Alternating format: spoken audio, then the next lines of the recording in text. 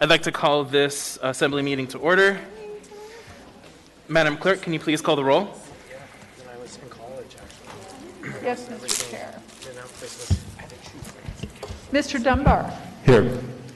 Ms. Kennedy has asked to be excused. Mr. Peterson has asked to be excused. Ms. LaFrance. Here. Mr. Rivera. Present. Ms. Quinn Davidson. Here. Mr. Constant. Here. Ms. Allard. Here. Mr. Perez-Verdia. Here. Ms. Solotel. Here. Mr. Weddleton. Here. You have a quorum. Thank you, Madam Clerk. Next, we have the Pledge of Allegiance. Ms. Chase, can you please lead us in the pledge?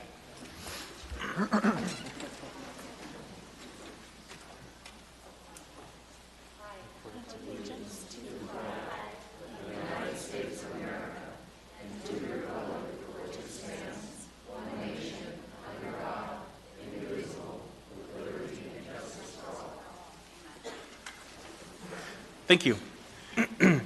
Next, we have the land acknowledgement. Ms. LaFrance?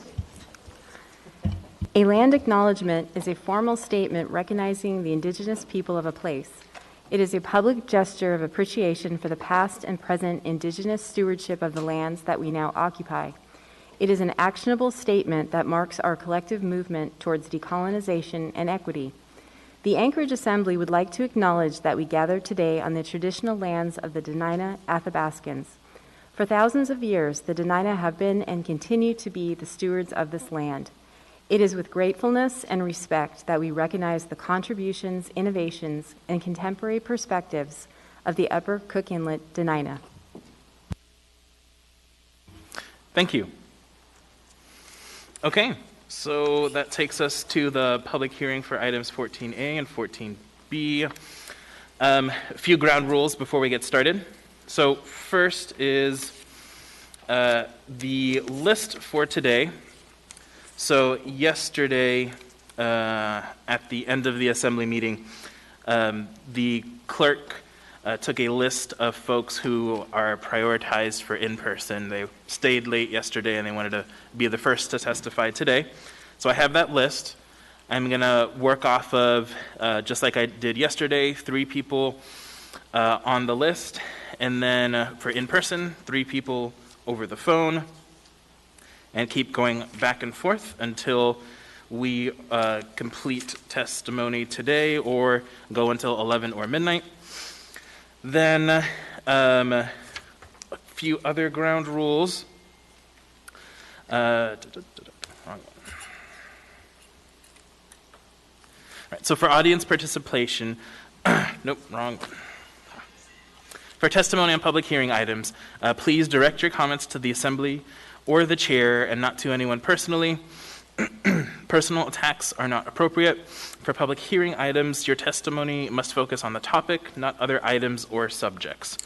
I will, as chair, work to maintain decorum at this meeting and ask for your assistance.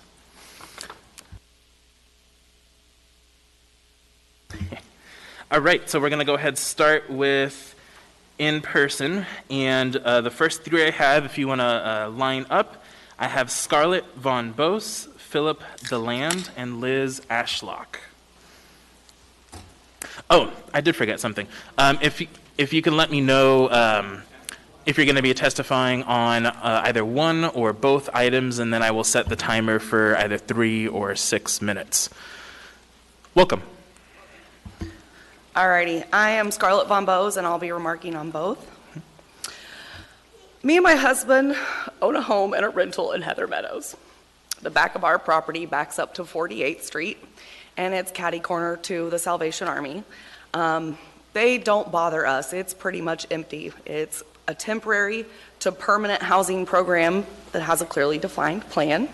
But like I said, it's pretty much empty. Tell me to my face that I won't be accosted by homeless people when I walk with my kids to Cuddy Park. Tell me that you know that my children and I will be safe when we walk around our neighborhood. Tell me how many times you've picked up needles off of the playground or called Parks and Rec to come clean up human crap off of the toys at Cuddy Park. Tell me that this shelter will not attract even more camping in our neighborhood.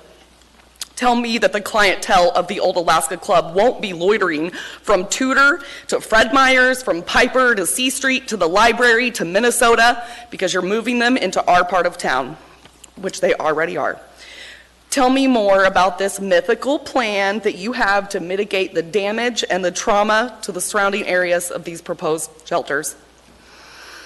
You have not given us a well-defined plan, because that doesn't exist. If this plan is so well thought out and so wonderful for this community, then why can't you share it to ease everyone's concerns? You can't share information you don't have. An article published July 1st by KTVA quoted an assembly member as saying this to the meeting at Geneva Woods in regards to the Golden Lion. "It won't be a homeless shelter, a treatment center, ? I want to know exactly what the plan is. We need a treatment center. We've been told that the footprint works without significant renovations, but exactly what that would look like? ? I'm a pragmatist. Walk me through it."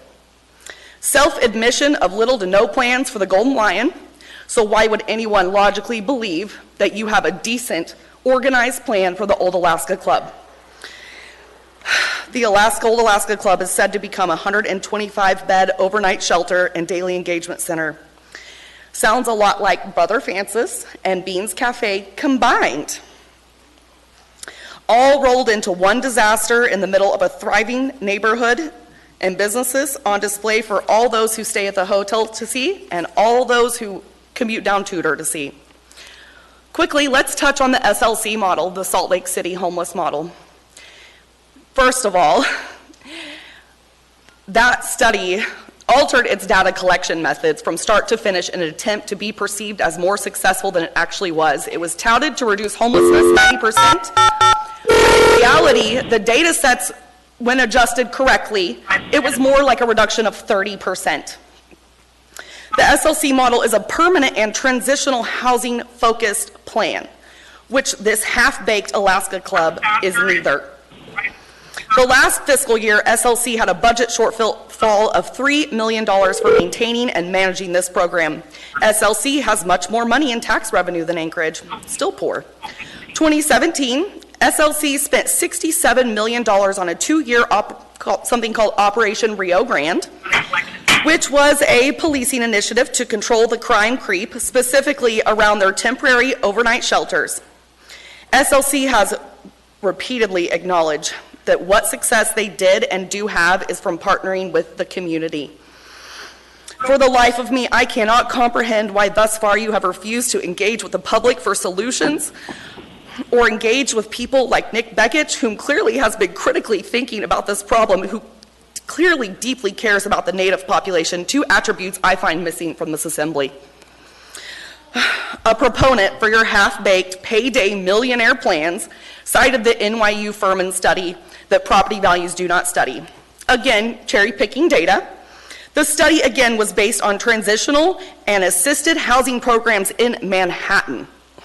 The study did find that for the first 10 years, property values did suffer, but rebounded about 30 years later. That study was also published 20 years ago about Manhattan, really relevant. NYU Furman has even tweeted that their data collection methods to the study were flawed and biased. I'm curious if you guys are going to pay me a whole year's worth of mortgage payments that are going to be washed away when you put this in. I'm also on the topic of garbage. It has been brought up many times. 3rd and Carluck is knee-deep in litter. Why would the clientele of these shelters suddenly start using the refuse receptacles once they are attracted to Midtown? Are you trying to tell me that Beans and Brother Francis don't have garbage cans, and then all of a sudden we move the shelter here and they're going to have garbage cans and it's going to be like clean and it's ridiculous. 2020-58 is 100% proof that this assembly knows this is a shit idea, that it would be necessary to keep it on the down low from the public to prevent outrage. Again, if this is such an amazing idea, why would you be fearful of the zoning process, public involvement, and impact studies? Hundreds of people are questioning this assembly and mayor's motives and transparency. And like we say in the South, if it smells like shit, it's probably shit. You know how Alaska has always been behind on the trends. You know what trend we're behind on today? COVID. It's just now starting to uptick in Alaska. You should be saving for a rainy day and implementing this money to secure housing for people who are suffering from the effects. Businesses that are suffering from this economic downturn, and boosting school funding, which had a $10 million budget cut last year. One way to prevent homelessness is education. Novel. Another trend we are behind on is preventing and managing homelessness. What you are proposing is not creative. It has been played out time and time again in the lower 48, and it does not make lasting and meaningful change. You were just told last night that a similar homeless warehouse was a failure in Juneau. FYI, the city is already being reported to the federal treasury by dozens and dozens of individuals for misuse of CARE Act funds. If this weak plan that you are shoving down Midtown's throats doesn't get you ejected next term, mismanagement of money and owing the federal government certainly will. It certainly seems odd that you claim to be able to ease our minds with your plans, but yet you have not produced anything of substance for us. Who is going to pay for this for years to come? SLC did have some success because they fiscally planned it out for 10 years. I'm an oil heiress, so I know about oil money, and it's trickling, and it's probably not going to recover, especially domestic oil. So if you're hoping to fund anything on the oil gains, good luck with that. Are you going to raise homeowner taxes again to pay for this? Because you haven't planned it out? Because I like to drink some wine? Am I the one who's funding this plan? This plan is a wet Band-Aid on an actively bleeding wound. You know very well that this will have a severely negative impact on Midtown. You know that this isn't thought out to the degree that it should be before you go about wasting money on buildings and pissing off your constituents. I implore you to Google how to admit you are wrong. Then we can all move forward for a solution together. Your best course of action at this point is to open your brains to other solutions, stop kissing yourself in the mirror, and withdraw these proposed ordinances. I yield my time.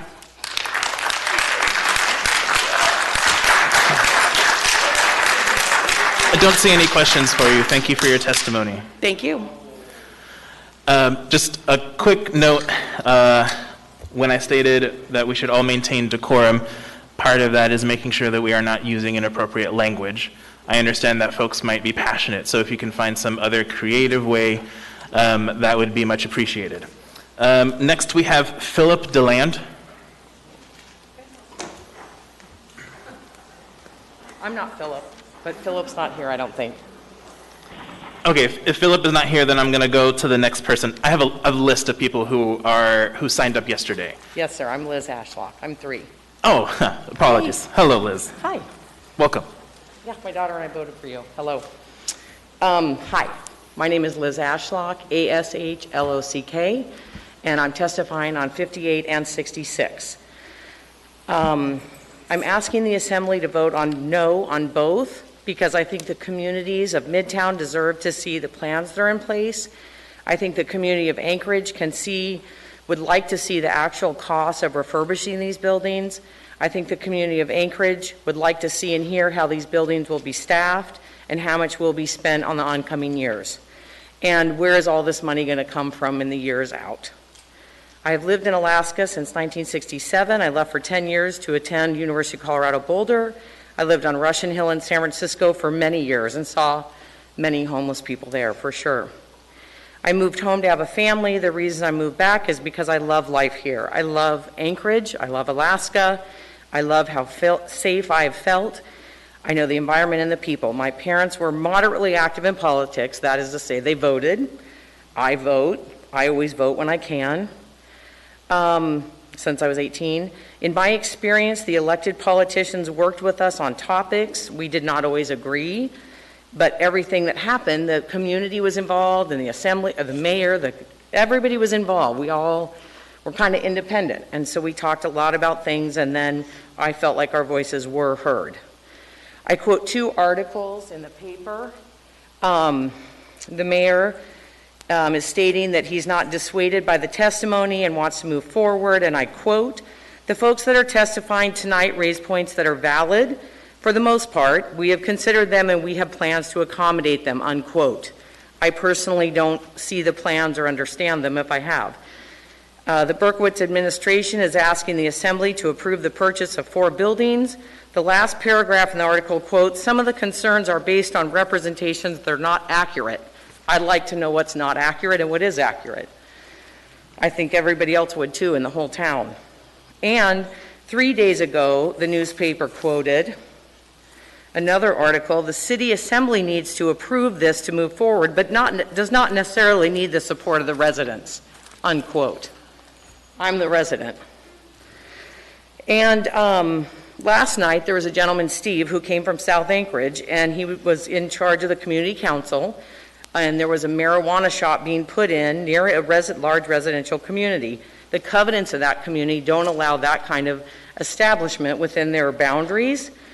The community council voted no. I thought he had valid reasons, and 90% of the assembly voted yes. All of these statements confuse me and they concern me, and it seems like there's a new way of doing business in Anchorage, Alaska. It's been my experience that elected officials represent the community that voted them in. Myself and my daughter, we voted for you, I told you. At our community council meeting, it was said that Geneva Woods won, that it is not just that neighborhood or the neighborhoods that's being voted on. There's many more topics. I tried to collaborate with my neighbors exactly what was said, which we don't know because witnesses are not reliable, but it felt that we were not being heard. With the testimony of the last 3 nights and in the last 60 days, I feel that there's no better way to describe the proceedings as being more autocratic than democratic. Firstly, I'd like to discuss item 58, which is changing the zoning. We live and choose to live in a city where zoning rules are established to keep the city looking appropriate, working appropriately, running well. To quickly change a zoning rule so that one building will function as somebody wants it to seems unacceptable. Anchorage was established in 1964, and soon after that came zoning. In 2005, 29 zoning regulations were adapted for the suburb of Girdwood. Why? For the reasons above. You want that city to look good. You want buildings to be safe. In November, when we had the big earthquake over a year ago, many buildings in Eagle River did not make it because there were not the right zoning rules. So those buildings did not make the earthquake because they were not safe. Back to the ADN articles that I quoted earlier, our administration is saying that our zoning is many years old, is not worth having, and does not need public input to change it, in my opinion. The administration is rushing, I believe, because of executive powers. It feels to me that this is an abuse of power, that executive power is put into place for COVID to help this whole city. And I don't know if that's happening. I'm also confused where the money is coming from. I've seen 3 different ways the money is coming, how much and where, ML&P, CARES. It's my understanding that CARES should be used for issues that have arisen due to COVID. Again, as a lifelong Alaskan, I don't think drugs and alcohol have become a problem March 17th, 2020. The mayor was quoted as saying, the urgency is also winter is coming. Again, not a COVID issue. It's my understanding that ML&P monies were going to be used for part of this, and it was supposed to go to Clitheroe Center, which someone mentioned last night a couple times. That's already established as a treatment center. It's in bad shape. It has staff. It has a plan. It has grounds. It's functioning. It just needs money to rehabilitate, in my opinion. I've not seen any expert identify these 4 buildings as useful for helping addiction or homelessness. Are they in the right location? Does the city have people to run it? It's extremely difficult to find a psychiatrist or a psychologist in Anchorage, Alaska for businesses already. Where are all these people going to come from? Last night, a man named David spoke. Someone's already spoken about him. He helped in Juneau, far less people. But he was insinuating that exactly what we're doing is what he was fixing. I think that was a very valid point from an expert. Finally, I'm very, very concerned about the Golden Lion Hotel. I've been to a lot of meetings about the expansion of the Seward Highway. In every single plan, in the least, I saw the property was going to lose its parking. In the most, the whole building was going to be demolished. Apologies, Ms. I hear my Ashlock, but time. your time is up. So- I have a question for you. Mr. Perez-Verdia? Okay. Well, thank you for your testimony. I really appreciate it. I really felt like it was really thoughtful, and there were a lot of things in there that were really important for us to listen to. I have two questions for you. One, do you feel like you've been heard? No. Okay. And the second is that the decisions that we're deliberating, that you're giving us information on, do you understand that those, we haven't voted on those yet? That we haven't made a decision about either of those yet? I do believe you're under contract with Golden Lion. Oh, sorry, your microphone is off. Yeah. I'm not techie. Thanks. My daughters aren't here. I have understood that you're under contract for the Golden Lion, so to me, that seems like things have kind of moved ahead. So the administration can't move forward on either of those unless we vote for it. So the Right. process is that we listen to you, and that helps to inform the decision that we're going to make. And then after that, then we have to question the administration and get more information, and then ultimately we have to make a decision. But your testimony is vital because you're bringing up questions that maybe we hadn't thought of. You're bringing up ideas that are really helpful to us as we begin to come to the process of making a decision. So I just want to make sure you understood that we haven't made the decision yet. I have. I'm just quoting that the papers Right. are acting I like it gotcha. doesn't matter. I just want to, and I want to Yes. thank you Thank very you, much for your sir. testimony because Yes. I wrote down a number of things you said that were really great. So Thank I you, sir. appreciate it. Thank you. I have another question. Ms. Allard?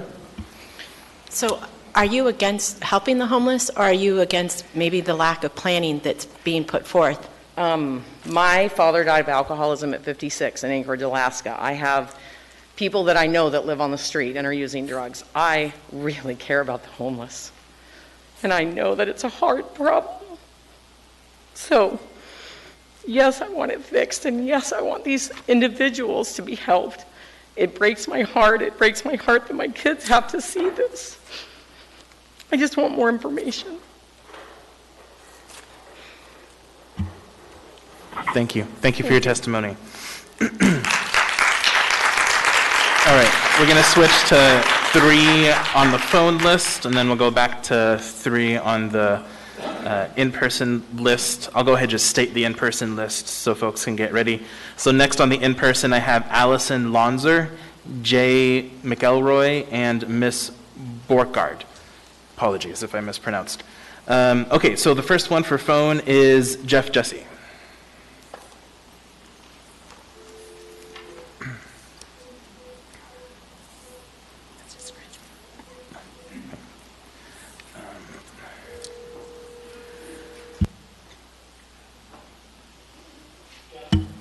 Hi, Mr. Jesse. This is Felix Rivera. You're with the Anchorage Assembly. We are on phone testimony for items AO number 2020-58 and 66. Will you be testifying on one or both items? On both items. Okay. I have set your timer. Welcome. Well, thank you, Chair Rivera, members of the Assembly. My name is Jeff Jesse. For the last 3 years, I've been the Dean of the College of Health at the University of Alaska, Anchorage. For the previous 23 years, I was the CEO of the Alaska Mental Health Trust Authority. I'm an alcoholic as well. As to AO 2020-58, I think you're generally on the right track. Part of the problem with these types of services, whether they be shelters, transitional housing, or treatment facilities, is they occupy kind of a no-man's land in our zoning structure.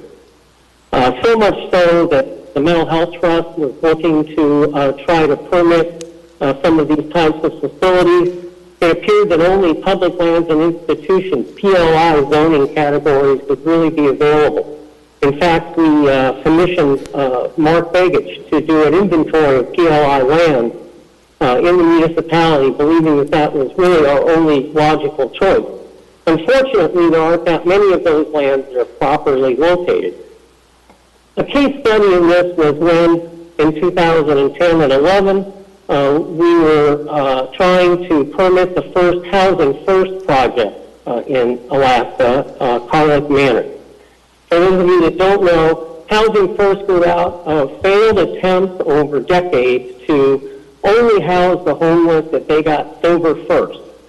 And what we learned is that for many people, getting sober just is too difficult and isn't going to happen. So the idea was to house them and at least get them off the street into a safer environment. Assemblyman Dan Coffey at the time thought this initially was a ridiculous idea to spend public money to allow people to continue to drink. And he learned and educated himself, and eventually Dan Coffey sponsored the ordinance that allowed Carl Manor to be permitted in that area. So some framework that allows this type of facility needs to be put into our zoning categories. Now, whether this particular ordinance is ready for that or not is up to you. I think it also, by the way, though, is appropriate that any of these uses under any zoning category should be subject to conditions, because as many people have testified, these are programs and services that have some potential negative impacts that need to be addressed. And while we're talking about Carlick Manor, I've heard these same arguments for so many years. These people want to be camping. Well, when we offered Housing First to 200 of the most high-risk, high utilizers of our services, those who are most vulnerable, over 90% of them accepted Housing First without a condition of sobriety. Well, they choose to drink. Well, the problem with that is that many of these individuals have been to treatment many, many times, some 10 to 15 times. Who goes through treatment unsuccessfully 10 to 15 times because they really want to drink? We were told the location was too dangerous, being located between 5th and 6th Avenue, and that people would be run down regularly. That didn't happen. And when all else fails, we stigmatize people by calling it the Red Nose Inn. Well, guess what? Carlick Manor worked. In 2017, the Institute for Circumpolar Health Services, at the request of AHFC and the Mental Health Trust Authority, did an evaluation of Housing First both in Anchorage and Fairbanks, which housed the highest utilizers in our system. EMS, ER, and community service patrol incidents all down. Police calls down. Health status up. Surprisingly, drinking down. The biggest problem the providers had is that the residents were isolating their room, and they needed to draw them out into the community. And I feel bad for the people that oppose that program and haven't had the opportunity to be informed of just how effective it was, and at least for those people who are willing to house, in reducing their impact on the community and improving their lives. Is Housing First the solution for everybody? No.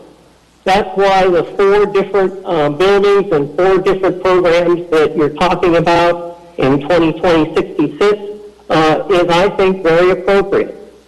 We need to specialize our services in order to meet the clients where they are, rather than where we would like them to be.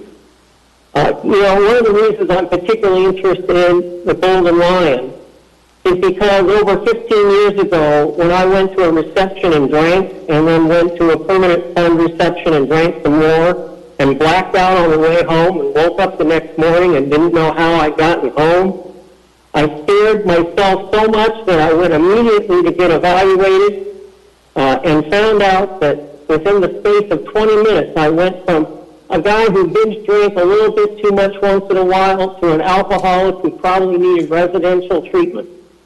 I was able, because of my privileged position as a state employee, to be able to go to intensive outpatient treatment, incidentally in the Lake Otis and Tudor area. We need to allow people to get treatment on demand. Thank you. Thank you for your testimony. Next, we have Ms. Kay Gajewski.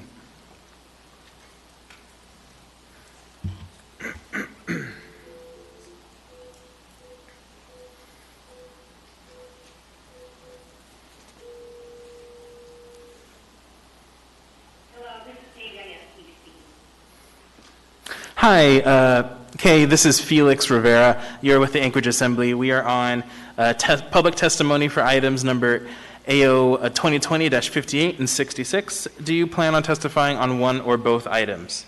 Both. Okay, I've set your timer. Welcome. Thank you. So And I want to thank you, Assembly members, for your service to the community. Kay, if you can mute or turn off the TV. I will. Yeah, that'll help. All right. So I'm going to speak towards the municipalities purchasing the Golden Lion Hotel to convert it to a drug and alcohol treatment center. I've lived in Fairview for 39 years, and I witnessed the oppositions to converting Carlick Manor Motel to a permanent center for housing up to 47 people who had been picked up for public inebriation 80 or more times. Opposers were angered that too many shelters were already in Fairview. Businesses were afraid that loitering would increase in their area, or people would stagger into the busy intersection of Fifth Avenue and Carlick. Due to the care residents receive at Carlick Manor, there have been no adverse instances in the some 10 or more years, I don't remember exactly how many years, of its existence. Residents receive 3 meals a day.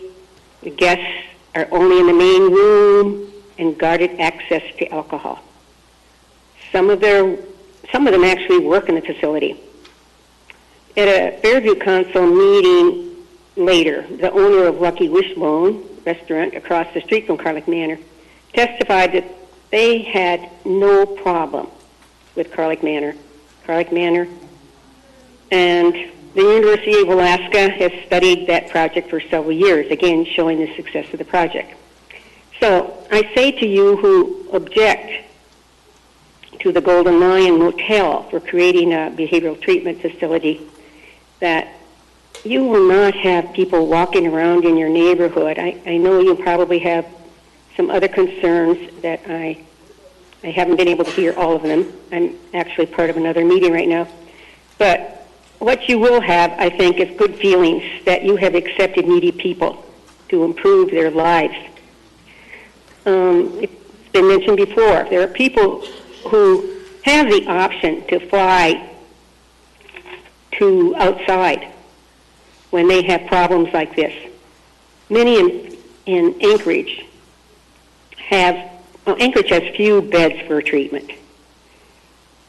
So they don't have that option to leave for treatment. So we're talking about people that have,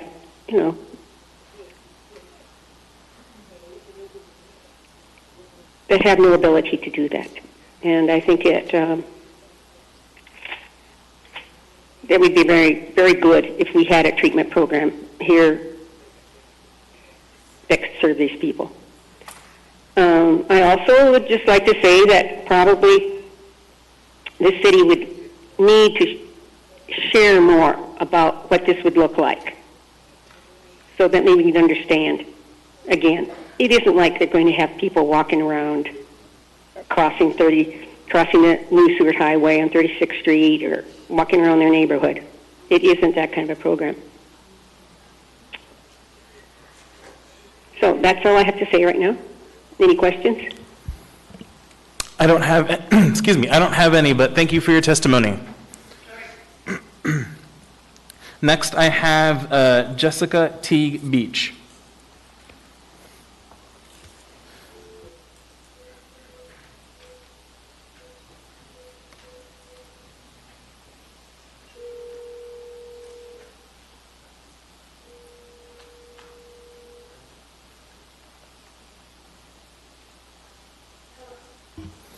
Hi, Ms.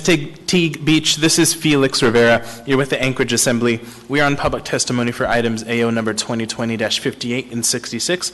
Will you be testifying on one or both items? Both.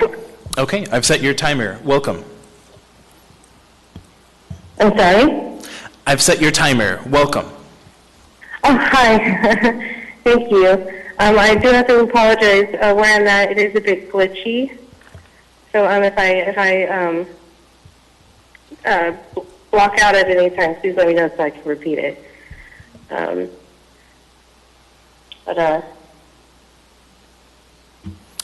We hear you loud and clear, so please continue. I believe she got disconnected. All right, let's go ahead, try her one more time.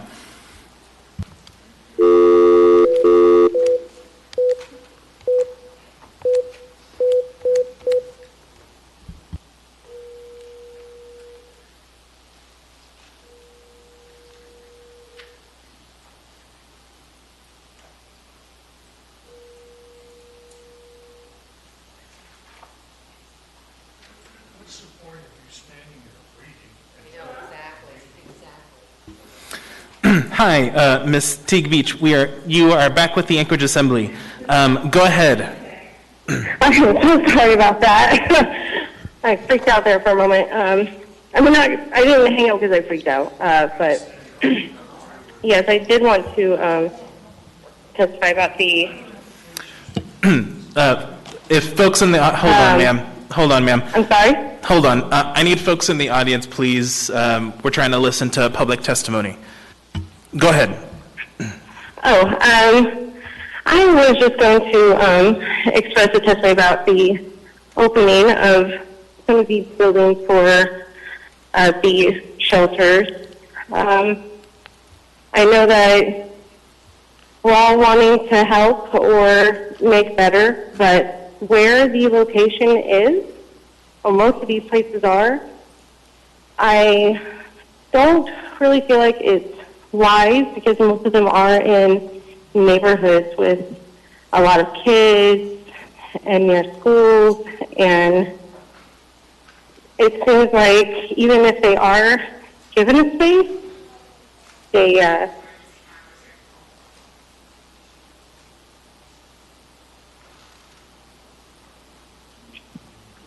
oh, okay, I got you again.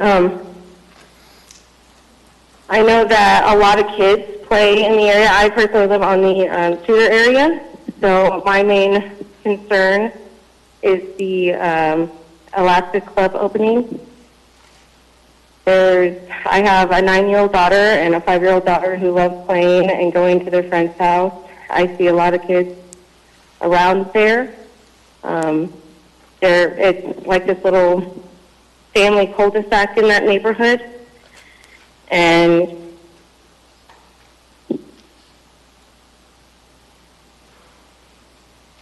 the fact that there's also a lot of woods and trees, it gives the people who would utilize the new shelter to pretty much camp out in the woods there and in the trees, and not really, I guess you say, using the utility that they're given, and instead camping out, which is dangerous because of the fact that even I will go with my girls and we use those to play in or camp. And we used to live in Mountain View, and it was actually quite scary. We ended up not going to the Lions Park anymore because of all the homeless there. And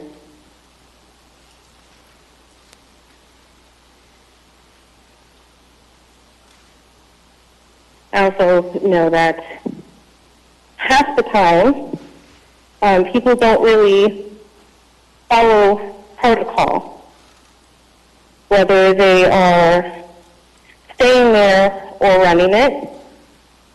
And the fact that the neighborhood hasn't really had a chance to get to know about what is truly happening, it's kind of like we're given a yay or nay real quick without any real information, real knowledge about how it's going to work, if the rules will be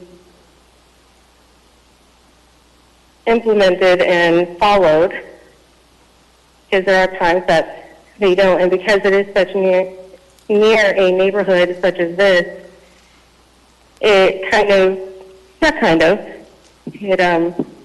most certainly makes me nervous, because we all know how it can be. I personally have been homeless once, so I do know what it's like to be homeless. But I also know that if you use what is given to you, you can.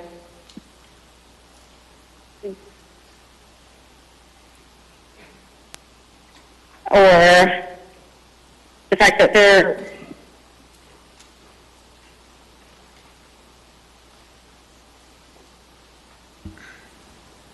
Have I glitched out at all so far? I'm sorry. You have a I little figured bit. I'd ask.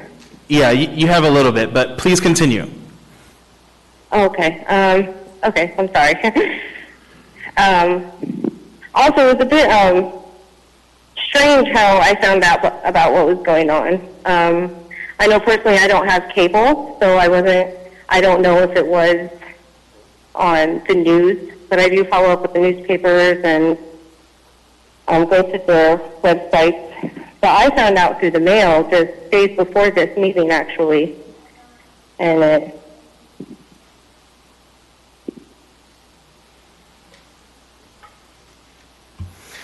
Ma'am, you cut off again. And it wasn't even, it was in my mail, but my neighbor was the one that actually told me about it just before I even saw it, because, you know, my mistake, I don't check my mail every day. But the fact that I wasn't even, it wasn't really, I guess you could say, popularized or had a lot of attention, I don't think it gave enough people a chance to actually give their opinion or show what they believe what would happen around their neighborhood. And one thing I've learned from over here on Tudor is that homeless shelter in the area is not a good idea. I've heard a lot of people saying a resource center instead. That would help better, but to be honest, even Apologies, then, ma'am, all but of us are usually pretty your time nervous. is up, but I have a question for you. Miss Allard. Thank you. This is Jamie. I didn't catch, what neighborhood do you live in? Oh, I live on Tudor, so the one building that would be near me is the Alaska Club. Okay. Have you actually witnessed any drug use with the homeless? I'm sorry? Have you witnessed any drug use with the homeless? In that area, actually, there is barely any homeless people hanging around that area, which is what makes me feel safe about my child running over to a friend's house literally 3 blocks away. And she's 10.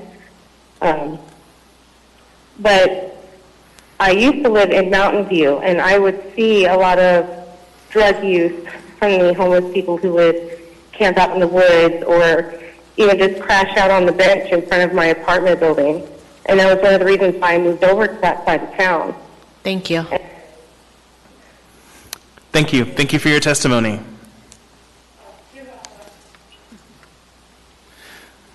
Next, we'll switch to the next 3 for our folks who signed up for in-person testimony. So first I have Allison Lonser. That's me. Great. Welcome. Thank you. Again, I'm Allison Lonser, L-O-N-S-E-R. I'm here to testify against... Oh, could you step closer?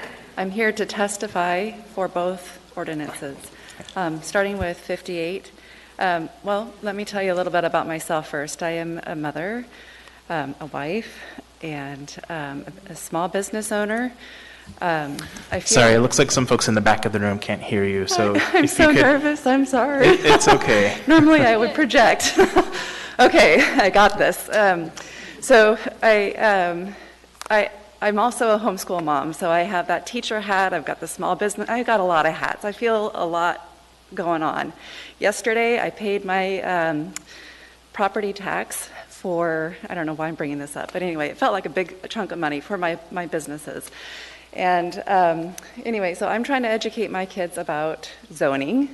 Why am I here? What are we doing? And zoning is an important issue. We all know this, and I explained to them that we need so much parkland. We don't want to put a McDonald's next to a mansion. We want to make sure that things make sense.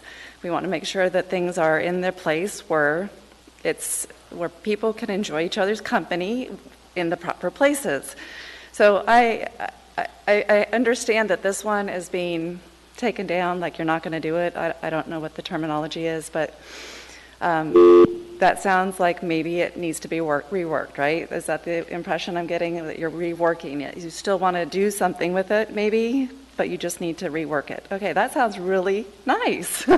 So let's transfer that sort of action to 66.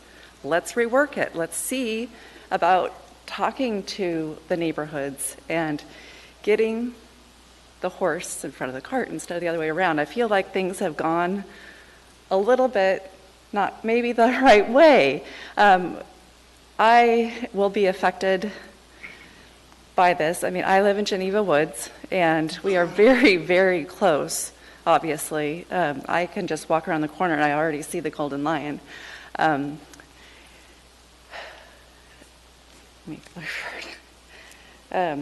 So anyway, this is why, well, okay, so I wanted to recap what I've been hearing. I've been educated a lot by being here. I didn't care for government in class, but all of a sudden I'm paying attention. So good job, you guys. You put it in my neighborhood, and all of a sudden I'm awake and I'm learning. And I have learned a lot by listening to all of the community members who have been here. We've had, it sounded like an economist.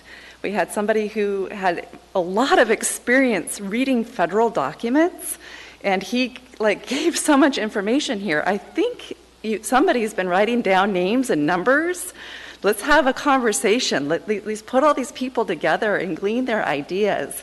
I know you guys have been working on this for a really long time, for years. This homeless problem has been around for years, right? You guys have been working on this for years, at least some of you have. And it's a very important issue. It's a hot topic. I feel like I'm jumping around a little bit, but I think you're going to understand.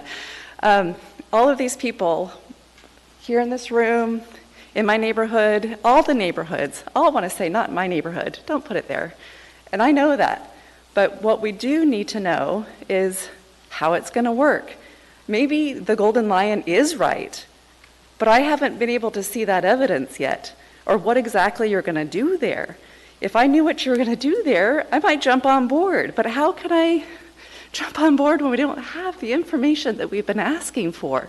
So fine, keep this a thing, an ordinance, but let's talk about it some more. Can we do an action that says, give us some time to give the public the information that they desire?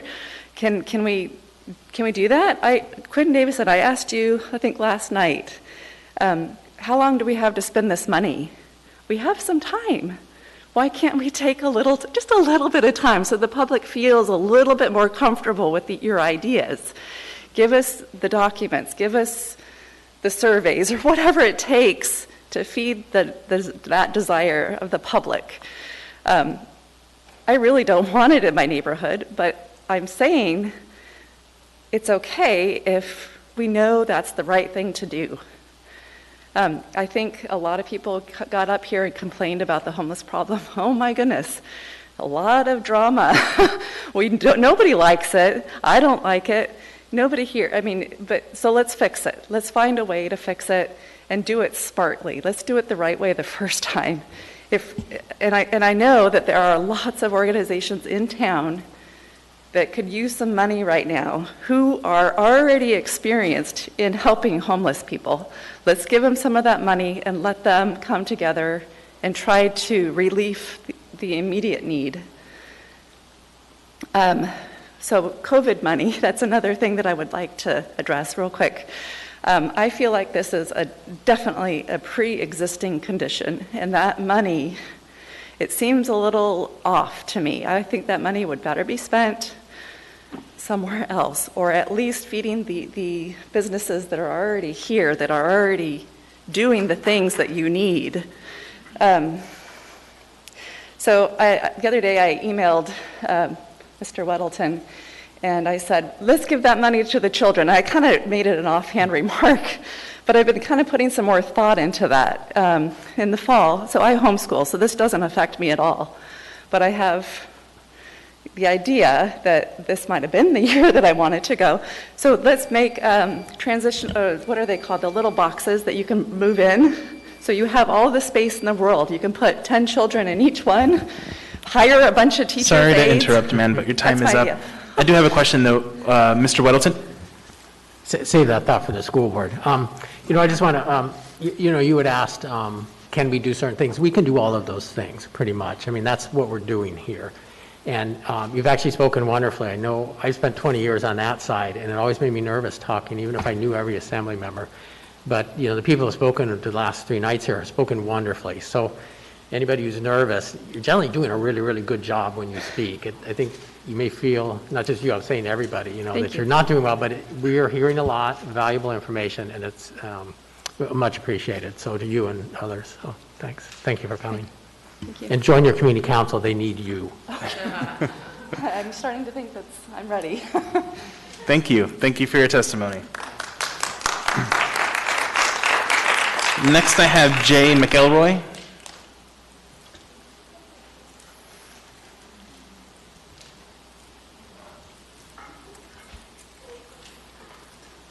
Welcome. Thank you.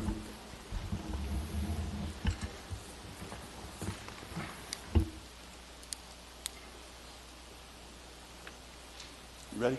Are you testifying on one or both? Pardon me? Are you going to testify on one or both items? Both. My name is Jay McElroy, and I'm testifying on both.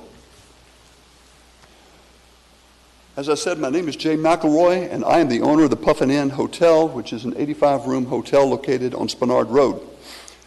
I'm also an electrical engineer, graduated from Texas A&M when I was 21 and up in Prudhoe Bay when I was 22. And I worked the next 15 years doing engineering project work for Ohio and BP up on the North Slope oil fields while starting the Puffin Inn. Therefore, I've had over 4 decades of project-related work in Anchorage, Prudhoe Bay, Lower 48, even as far away as Madagascar off the coast of Africa.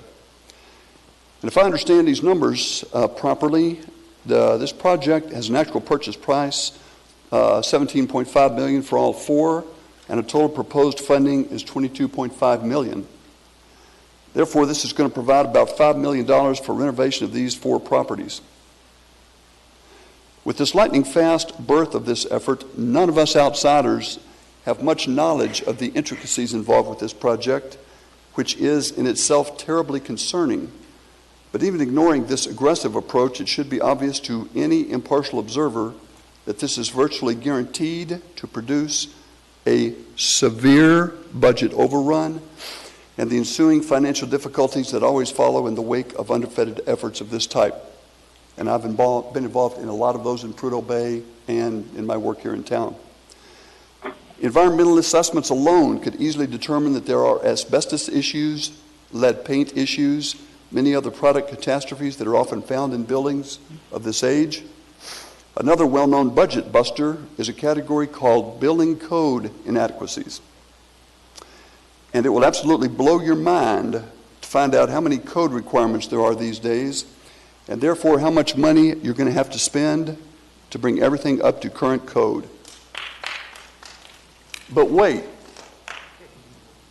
you've actually posted some wording of this proposal on the screen, and it's now clear how you're going to deal with this one. All of us average citizens are required to strictly follow building codes and specifications.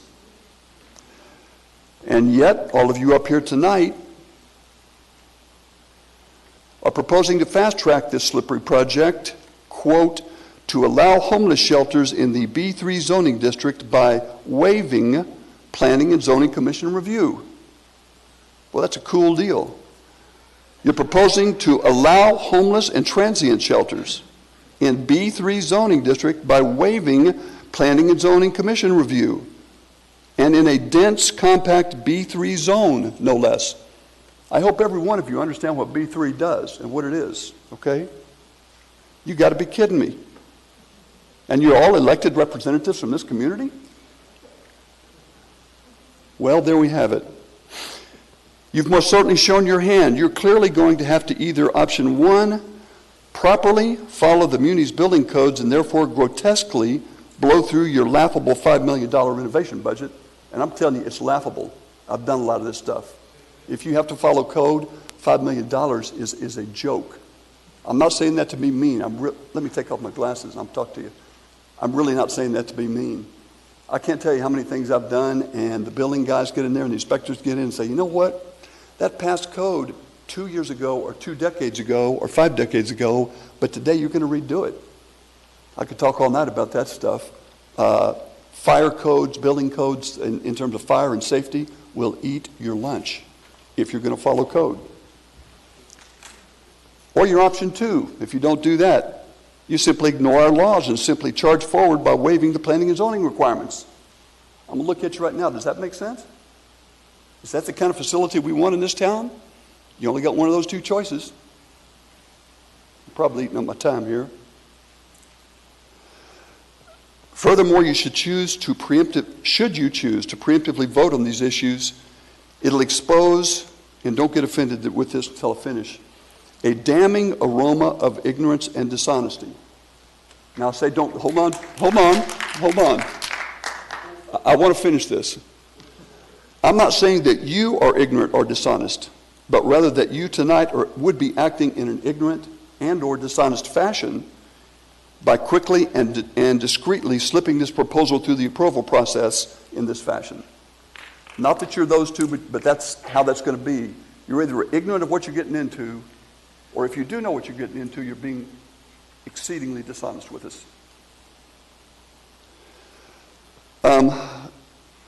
This is going to affect businesses throughout all of these communities radically. Now, we've heard testimony tonight that all these individuals well behaved, they stay in their places, and they're not a problem. I've been out in that Spenard area for 35 years. I started the Puffin Inn back when there was nothing or not much out there. We've worked very, very hard, and I've been a very minor piece of it, but I've been a part of it, small piece, to really build that community up into a respectable entrance and exit for travelers that are coming in and out, and the community itself. Been hard to do, but we've worked hard. And one of these is going to be in that area, right there in a tourist area. The others, of course, are in other areas of town, which are equally as important. But that's going to be a major, major aspect. And on the question of homelessness, I wonder how many of you have done research on these issues to know really what this clientele is like. I would certainly assume and hope that you have. Nevertheless, I'd like to refresh your minds with some pertinent data that I dug up myself that sharply contrasts with some of the, what I might call, misinformation that you've heard over the past 2 nights. Apologies, sir, but your time is up. I have a couple questions for you. Ms. Allard? I can't hear you very well because you're taller than your mic. Thank you. Yes, So my husband's a structural engineer, and I have gotten an earful about this whole situation with the building, the renovations, and everything. My question to you is, what type of engineer? I have a couple. What type of engineer are you? Electrical. An electrical. Electrical control systems, computers, and that kind of stuff. So have you reviewed or been able to look at, or have you tried to dig around and see what the Muni's plan is with the engineering and the remodeling and the upgrading and the fire codes and everything else? You said a mouthful. Can you And- get closer to the mic so I can hear you, or maybe you can actually adjust Can I to bend that. it? There you go. Thank you. How about that? Can you hear me now? I can hear you now. Thank you. Can you hear me now? I won't see. In as much as I've only been alerted to this about 72 hours ago, as many people have found out in that length of time, I've not had a chance to even look at one drawing of any type. I've spent a lot of time just investigating whatever I could investigate to prepare my presentation, but haven't looked at a single drawing. So I don't know how far any of these, I might call them upfront designs are, or if there are any. I assume there are some by virtue of the fact of you asking me that question. You don't know either? I wouldn't know. Okay. So I guess my other I'm not question. trying to put you on the spot. You don't have to. I'm no, good. I So don't then know. my question is, so we're talking upkeep and remodeling. It's going to be substantial. Is that your professional opinion? If just knowing a little bit about going in and It's going to be far more than substantial. And I want to say this, I'm not trying to sit here and scare all of y'all because you think I'm opposed to I'm not opposed to the projects per se. The speed of the projects is I use the word, the damning part of it. I know from the stuff that I've done on the slope and here in town, if you are required to even come near meeting building codes, you have no concept of how much money and difficulty and time that you're facing. I've done these. I've taken old buildings and tried to go in and ask for variations with things and say, well, it doesn't quite fit here. Well, you need to rip the door out, and you got to enlarge the room. Handicap access, I didn't mention that one. But I could go on and on. It will flat eat your lunch. I have taken a building and ended up spending more in renovation than the cost of the building. And that is that's absolutely true. Far more, probably 50% more than the actual cost of the building. And I thought I was going to spend maybe 30 or 40% of the cost of the building. I spent 150% of the cost of the building because we ended up having to do stuff by code and bring it up to code in a number of areas I didn't know about. So. Thank you. I have a couple more questions. Mr. Constant? Thank you, sir. You seem to have some experience with the process. You've made that clear. You suggested there are two alternatives. Either you don't know or you're intentionally doing something malfeasant. And I would offer there's a third alternative that we've already discussed, the fact that 58 will be delayed, postponed, and reworked because it does fail at certain elements, Planning and Zoning Commission review and all of that. So that issue we've already discussed, and you'll see that comes. Do you understand what happens if this is approved? What's the next step in the process? Do I understand what happens if this is approved? I can't say that I thoroughly understand it because I've not read all of the details with it. And as you know, many of these undertakings have massive amounts of paper with them. So right. I've got a conceptual aspect of it, and to the extent that you seem to be challenging me, rightfully so. No, that's rightfully so. I'm open to hear whatever you want to say about it. So this is an authorization to proceed. The funding will become available. But then what happens is the mayor and the administration through the real estate department conduct their due diligence in each of these properties. I assume you've done some property transactions? Have I done property transactions? Yeah. Many. Right. So once you come to the point where you have a preliminary agreement, a purchase and sale agreement, then what happens? You go and do a deep inspection, figure out the costs, and then if it works out, great. And if it doesn't work out, then you say, we can't buy this building. That's the traditional method, and I believe that's our method. And so I'm hopeful people understand that if even this is authorized, it doesn't mean we buy those 4 buildings. It means we then take the step where we have a purchase and sale agreement and we do our due diligence. So that's the next step. It's not simply, if we buy this, we are either ignorant of the process or doing something. Anyhow, thank you, sir. Understood. And if I may comment to that, I guess what I'd say to that is that what I said tonight, whether it applies now to prevent you from making a preemptive move in some fashion that might endanger the project, or at least to give you a heads up to what you're going to be into if you do take that next step. Because I suspect that many times that first step is a definition, sometimes followed quickly by financial commitment. So if there is going to be a financial commitment made, whether or not that actually gets done, once that commitment's made, it's many times hard to reverse it. And it feels to me like this is going to be a financial commitment, whether you start the project or not yet. Once the commitment's made, that money is, all the projects I've done, that money's there, and it's hard to get it turned around. Is this a financial commitment type thing? I'll be brief, that we would put down consideration for the contract like you would in any other deal, but then that transaction wouldn't happen until the contract is fulfilled after all the due diligence and all the parties agree, just like any other transaction. So there are many steps. Then it would come back to us for approval. Right. Thank Okay. you. I have one more question for you. Ms. Salatel? Oh, I'm sorry. I was going to ask the same question Mr. Constant just did. Thanks. Okay. Thank you for your testimony. And I do appreciate your perspective. It's valid. You're welcome. And anybody wants to talk to me about it, I'm willing to talk to you.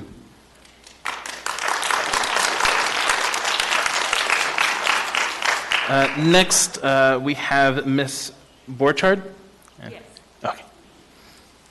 My name is, I'm the opposite of Jay. Okay. My name is, am I coming across? Okay. My name is Rosemary Borchard. I'm a 45-year resident of Anchorage. My children and grandchildren were born and raised Sorry to interrupt. Are you testifying on one or both items? both. Okay, thanks. My husband and I own businesses and real estate in Anchorage. For the past week, I feel as if I've been partaking in an intensive seminar on Anchorage homelessness.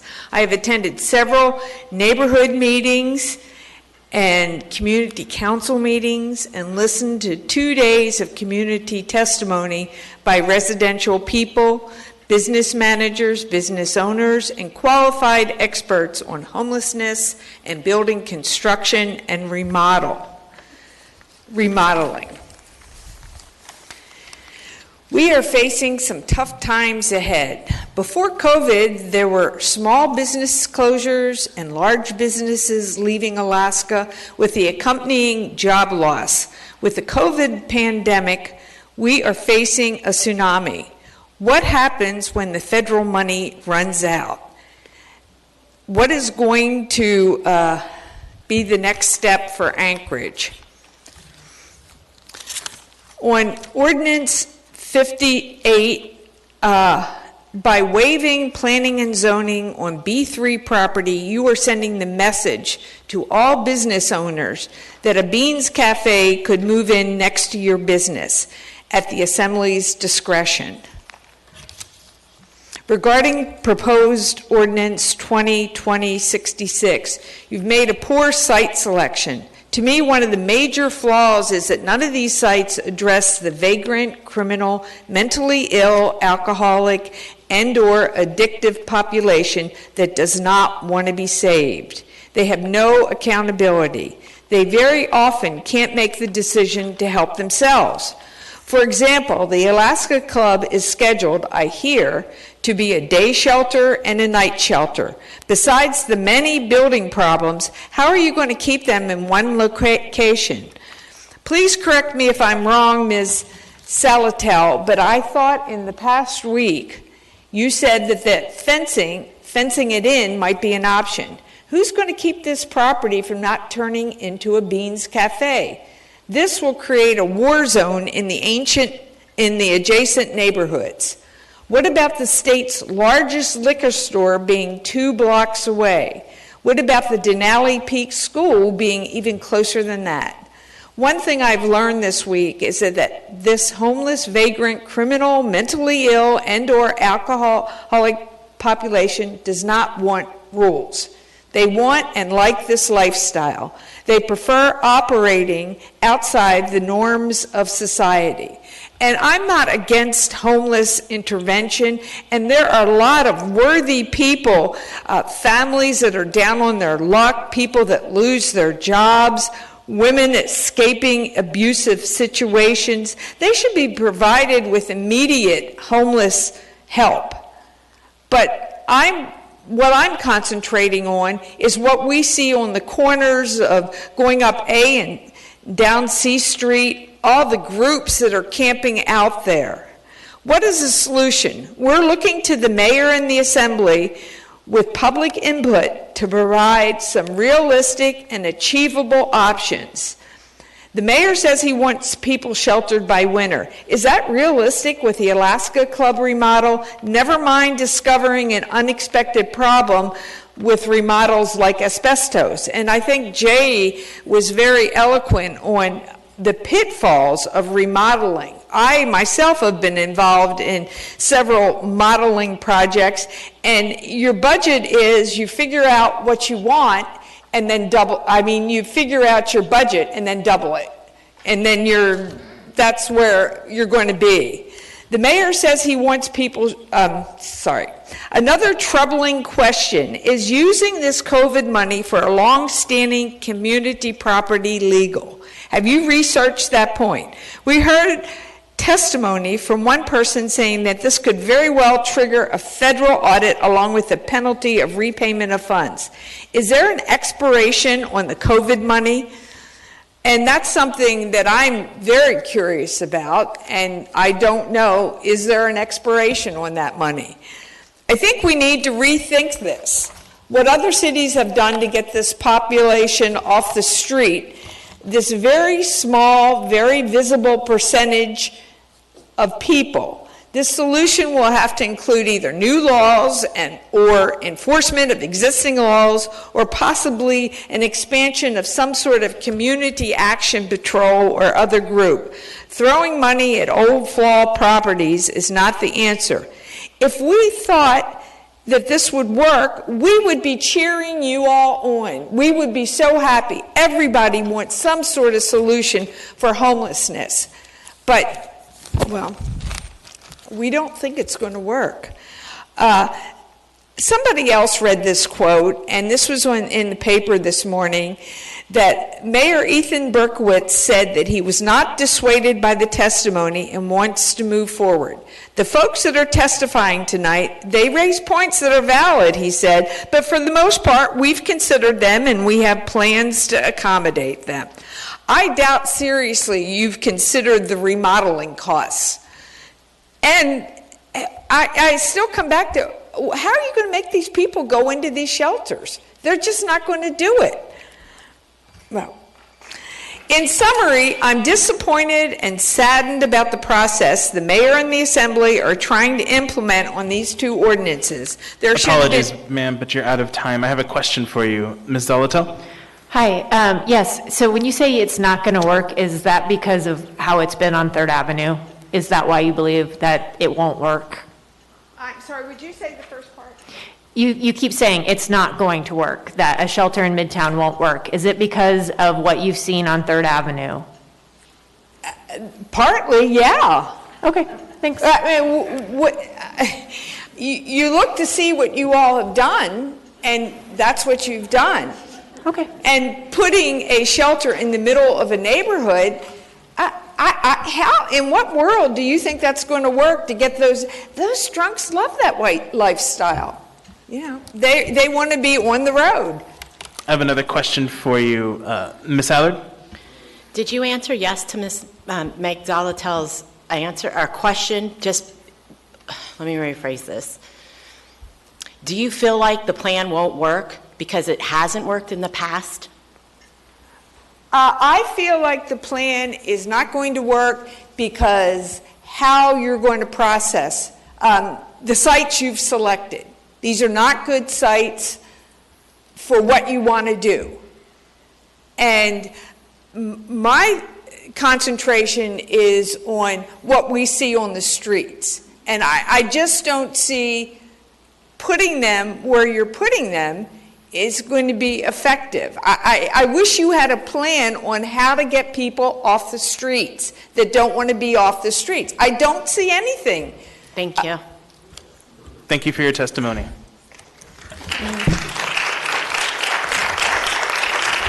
So we're going to switch to the next three for phone testimony.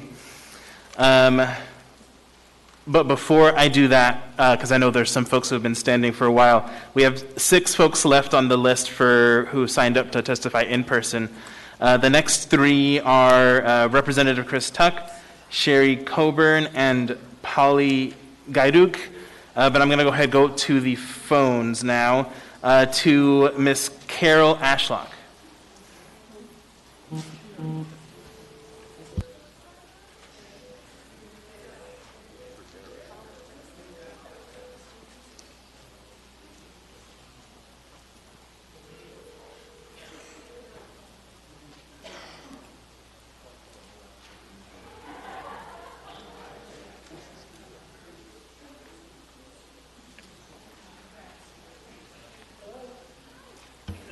Hi, Ms. Ashlock, this is Felix Rivera. You're with the Anchorage Assembly. We are on public testimony for AO number 2020-58 and 66. Would you like to testify on one or both items? Both items, please. Just okay. For a moment, please. Let me turn this up. I've set your time. Welcome. Okay. Are you there? Can you hear me? Yes, we can hear you. Okay, thank you very much. Like that, I want to start out by acknowledging the work that everyone is doing. There are a lot of points that have been made. I would also like to make a point that putting this 3 days in a row, even though you all are sitting there from 5 or 6 to midnight, just like all of us are, typically one would take it over to the next assembly meeting or within a couple of weeks. And many people feel that that's a strategy.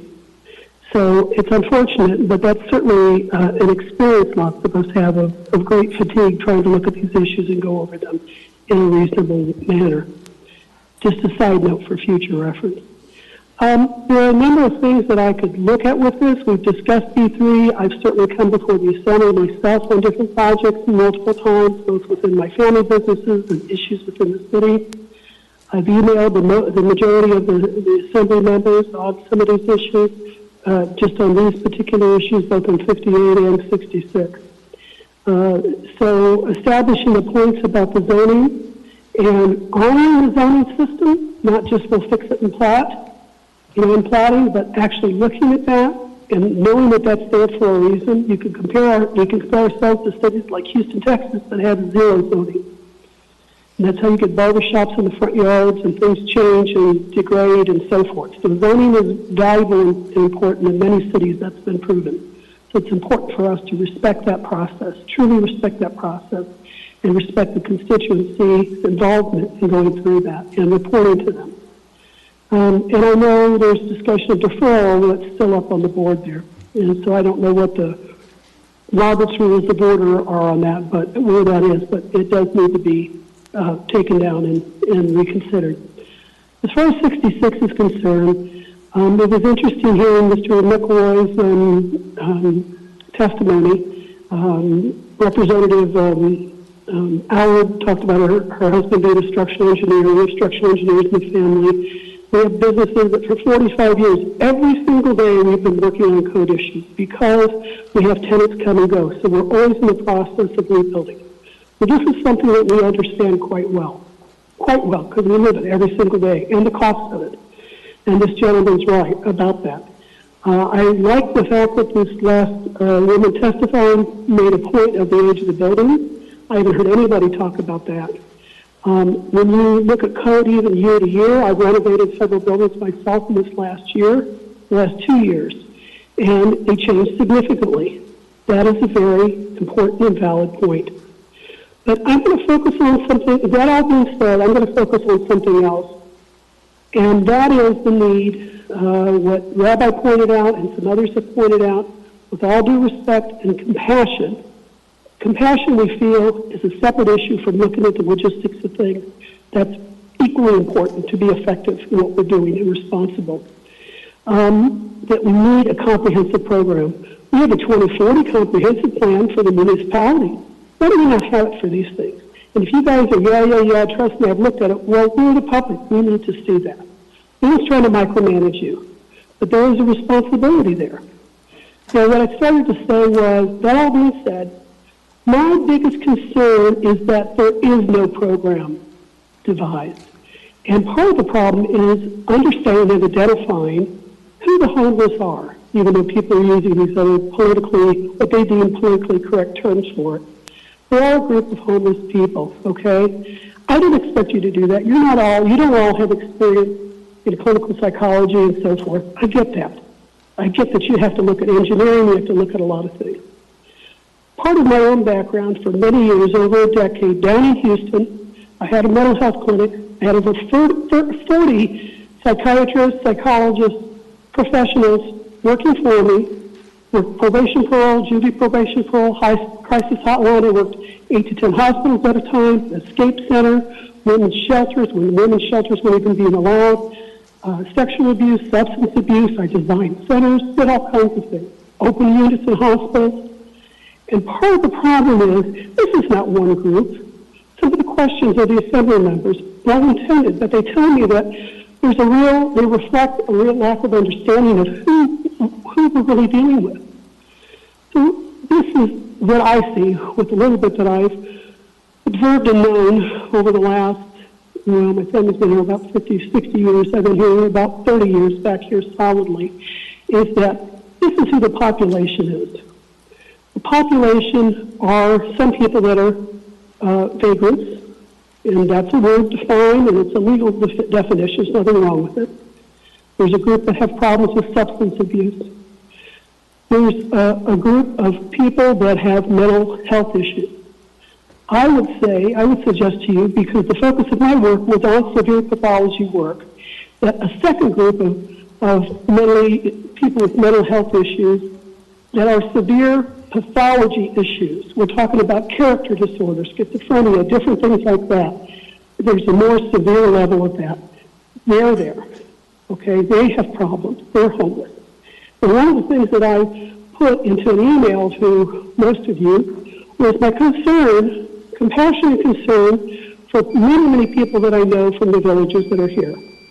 And many of those people that have come, not everybody, but a great deal, have come because the traditional cultural way, when there's a family member getting Apologies, treatment, and we know this but your time is up.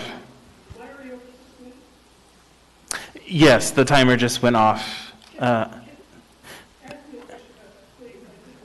are people that have come to help their families. They're Actually, not I have a thinking about question for you, their Ms. money. Ashlock. Mr. Constant? Thank you, Carol. Just a quick question from me. I'm curious, just briefly, a little bit more about your idea of the social service comprehensive plan. Okay, I think it's interesting to see some of the people that have testified, and then there are other people in town like Lisa Slaughter and other professionals. I'm not talking about a foundation that wants to throw $100,000 at something, but there are a group of professionals that need to come together. These are areas of specialization, Christopher. They take a great deal of specialization. And the people that need to come together also within the Native community, with ANMC, South Central, the corporations. We need to be able to bring in a cooperative effort, then to put a comprehensive program together, not one size fits all, so that when somebody comes in, and even if they're arrested, that's okay. They come in, then the police department makes their referral, or the judge that they're before, whatever. They go into treatment. They go over to this halfway house. They go there. They go do this. You don't get the cart before the horse and buy the building and then say, what are we going to feed the baby now? And you don't try to push everybody into Carol, one. thank you. I could come up with names for you. I agree I'd be with happy to do that. you that that's what we need to do. And in some ways, we are doing that, but it for sure needs to be strengthened. Thank you. Thank you, Ms. Ashlock, for your testimony.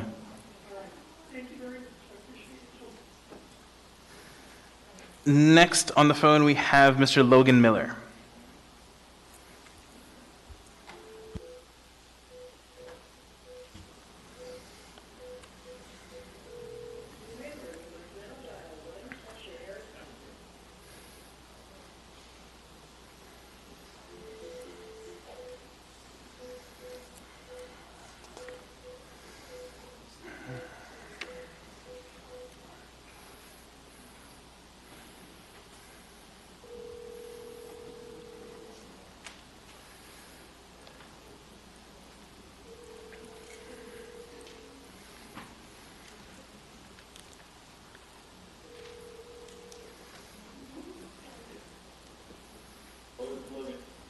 Hi, Mr. Miller. This is Felix Rivera. You are here with the Anchorage Assembly.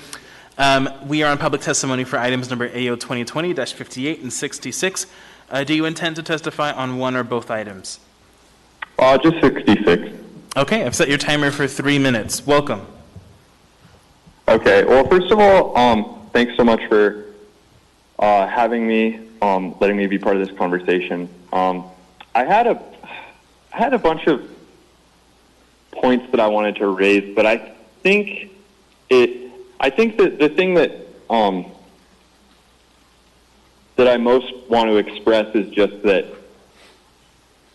these conversations just feel incomplete to me without more input and engagement from people with lived experience with homelessness and the other issues that we're talking about addressing. So I guess I just hope that whatever we do going forward, that our conversation, that we really try to center the voices of those people. That being said, I support 66.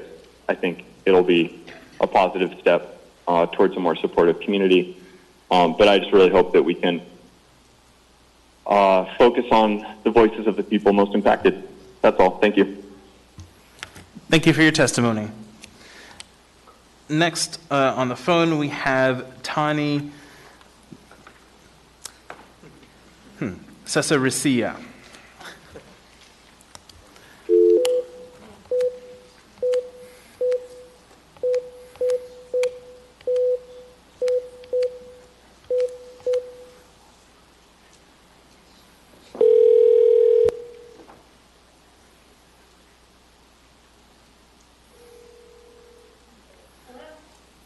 Hi, Tawny. This is Felix Rivera. You are here with the Anchorage Assembly.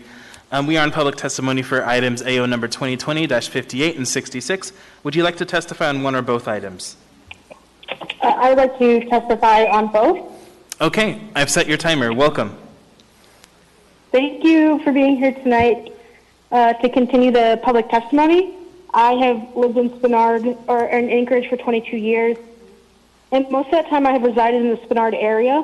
Currently, I live just down the street from the proposed purchase location of the hotel in Spenard.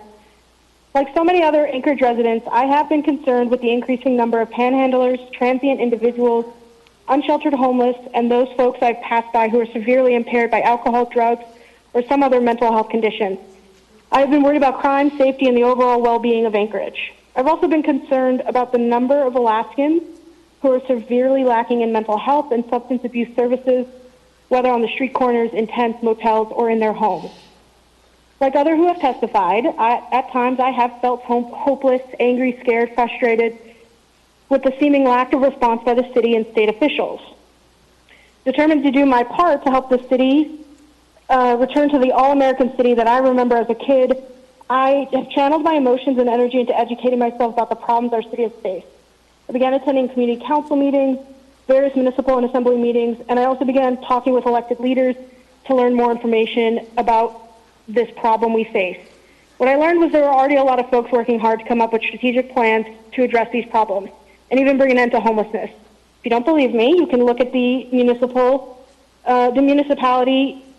of Anchorage Housing and Community Development Consolidated Plan for 2008 to 2012, or even the 2018 Anchored Home Plan, which was the strategic plan to end homelessness. I share all of this as the very reasons I support the Assembly approving the ordinances that allow the purchase of these 4 properties.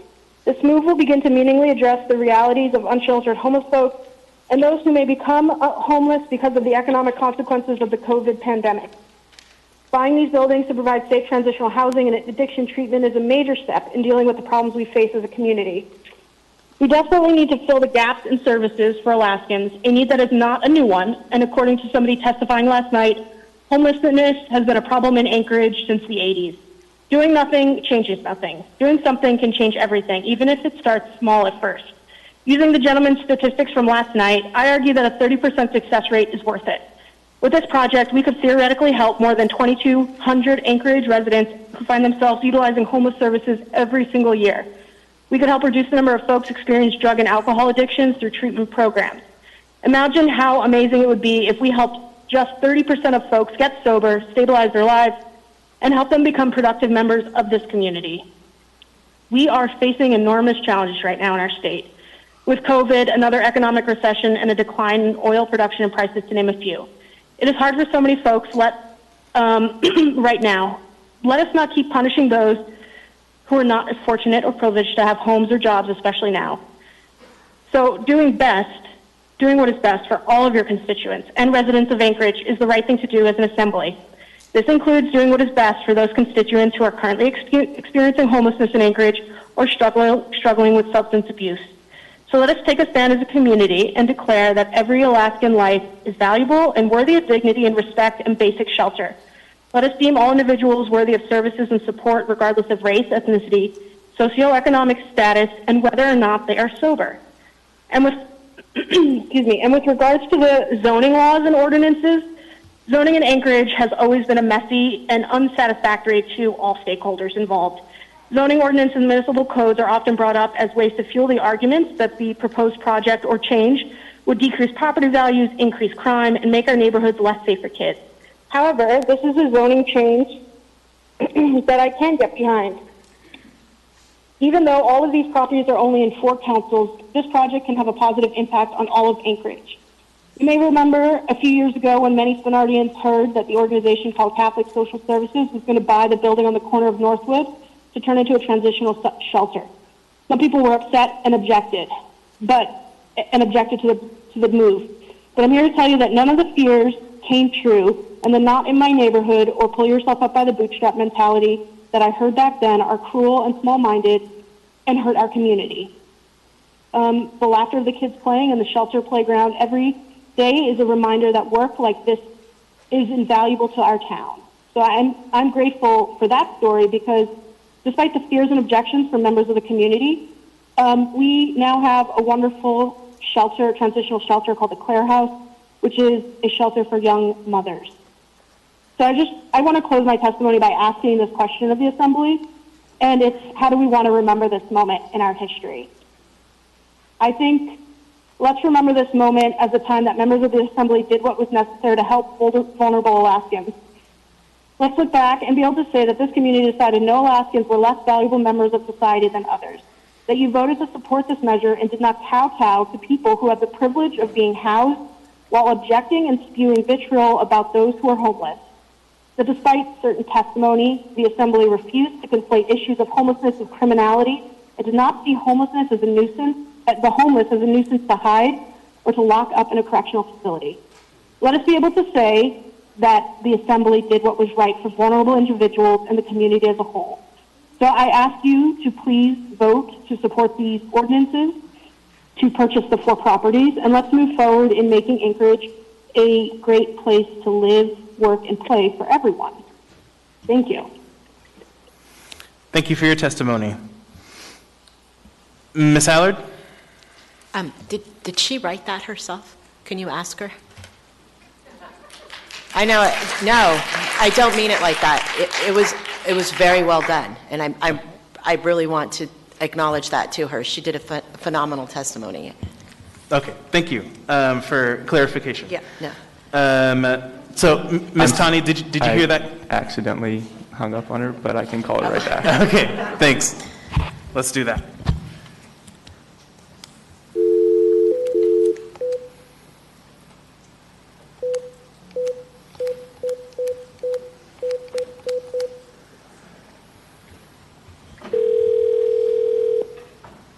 Hello?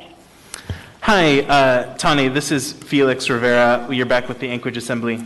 Hi, Tani. This is Assemblywoman Allard. I just wanted to tell you that I might not agree with all your points, but I wanted to ask you, did you write that yourself? Because it was very well done, and thank you very much for your testimony. I did write it myself. I can't hear. First day of hearing everyone's testimony, and I actually have a longer version of it, but I had to cut a lot of things out because 6 minutes is not Tani, a long thank you time, very much. so I appreciate happy to it. share the long version with everyone. Well, if you'd like to send it to us, Assembly members, I'm sure we would appreciate it. Thank you so much. Thank you. Thank you for showing up another night to hear testimony like mine. I really appreciate it. Thank you. Mr. Weddleton? Since we spoke with her, I guess I don't have to mention this, but I will anyway. She has spoken to us about marijuana issues. She's works for the Chamber of Commerce, is very knowledgeable of things. And I think what you've seen is good, strong involvement with her community council. She has a good backing on the processes of the city and the kind of work that we have been doing for many years. And that gives such great strength to her comments. Thanks. Thank you. Thank you for your testimony. We're going to switch back to in person, starting with Representative Chris Tuck.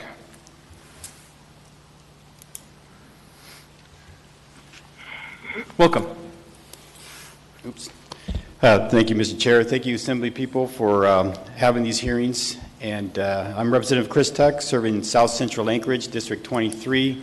Also have Heather Meadows neighborhood, along with Windermere, Diamond Estates, Taku, Campbell.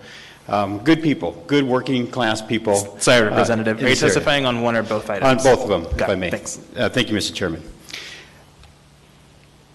This was brought to my attention a little bit less than a week ago when I got a telephone call from a constituent saying that, hey, I've talked to my Assembly people, this is what's going on, there doesn't seem to be a whole lot of answers, and so we have some concerns.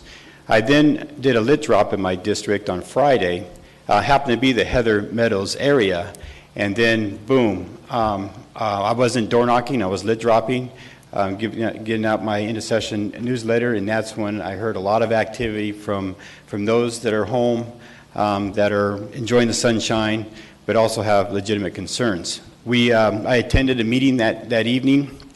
It was made up of Geneva Woods and Heather Meadows group, and I was impressed with how organized everybody was and how deeply concerned, but also some of the solutions and the ideas they had in trying to help solve the homeless problems that we have today.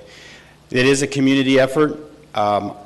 It is going to take everyone's involvement, but I think what's going on is people are feeling like they're being imposed on.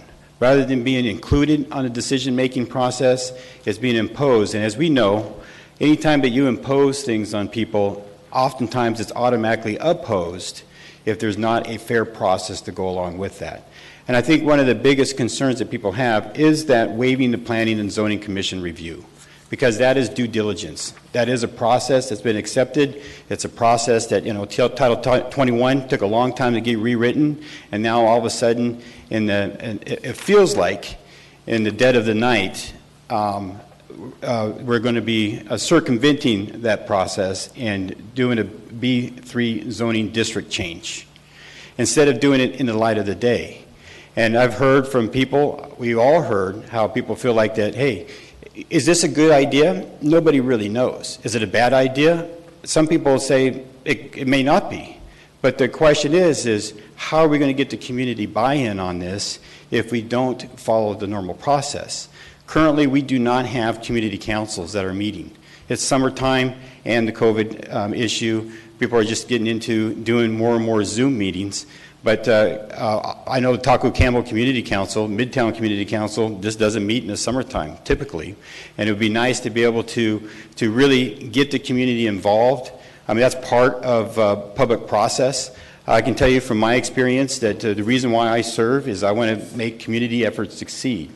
And to do that, you have to give faith in government. And I'm hearing a lot of people losing faith right now because of the fast track. I serve as the chair of the Legislative Budget and Audit Committee. Nobody even knew what the Legislative Budget and Audit Committee did until this year with the $1.5 billion coming into the state of Alaska on the CARES Act. And so it's my committee that I chair that distributed a lot of those funds through the governor's RPLs. Now, is that the proper process? There are some of the money that came into the state of Alaska. Once a program is established by the legislature and once the funding source is identified by the legislature, that yes, it is an appropriate process. But when we don't have a system set up, and if there is not a funding source for that, it was not the appropriate process. I got a lot of pressure from the community. I got a lot of pressure from people in this room that said, let that money out, regardless of the constitutional issue of following the process that way. And now we have $290 million in business assistance program that is not getting out to the community. About $7 million has gotten out to the community. About, I think there was 35,000 applicants, and that's because a proper process was not followed. I know democracy is messy. We heard Winston Churchill said that, yeah, democracy is the worst form of government except for all of the others. And there's a lot of truth to that. But however, there's a genius to democracy. And that's how you refine ideas. I don't claim to have all the solutions, but I know through dialogue we can come up with some really good solutions for our community and for these efforts right here. The state of Alaska has fallen flat on doing a lot of things that need to be doing, providing resources and facilities for people that need mental illness treatment, health issues, as well as job training and substance abuse and alcohol abuse problems. When we passed Senate Bill 91, I warned, and my staff said that was one of the best speeches they've heard me ever say on the floor, was talking about how we're going out of order. We needed to put money up front to get these resources out so that we can provide facilities. Because when somebody gets arrested or goes into the hospital or goes to their family and says, I need help, you have a small window of opportunity to get that person help. If you do not take advantage of that opportunity, the next thing you know, they're jonesing, they're trying to get their next fix, and they'll commit whatever crime to be able to make that happen. And that's what I hear going on today, is that people are concerned about their communities and what might bleed into their neighborhoods.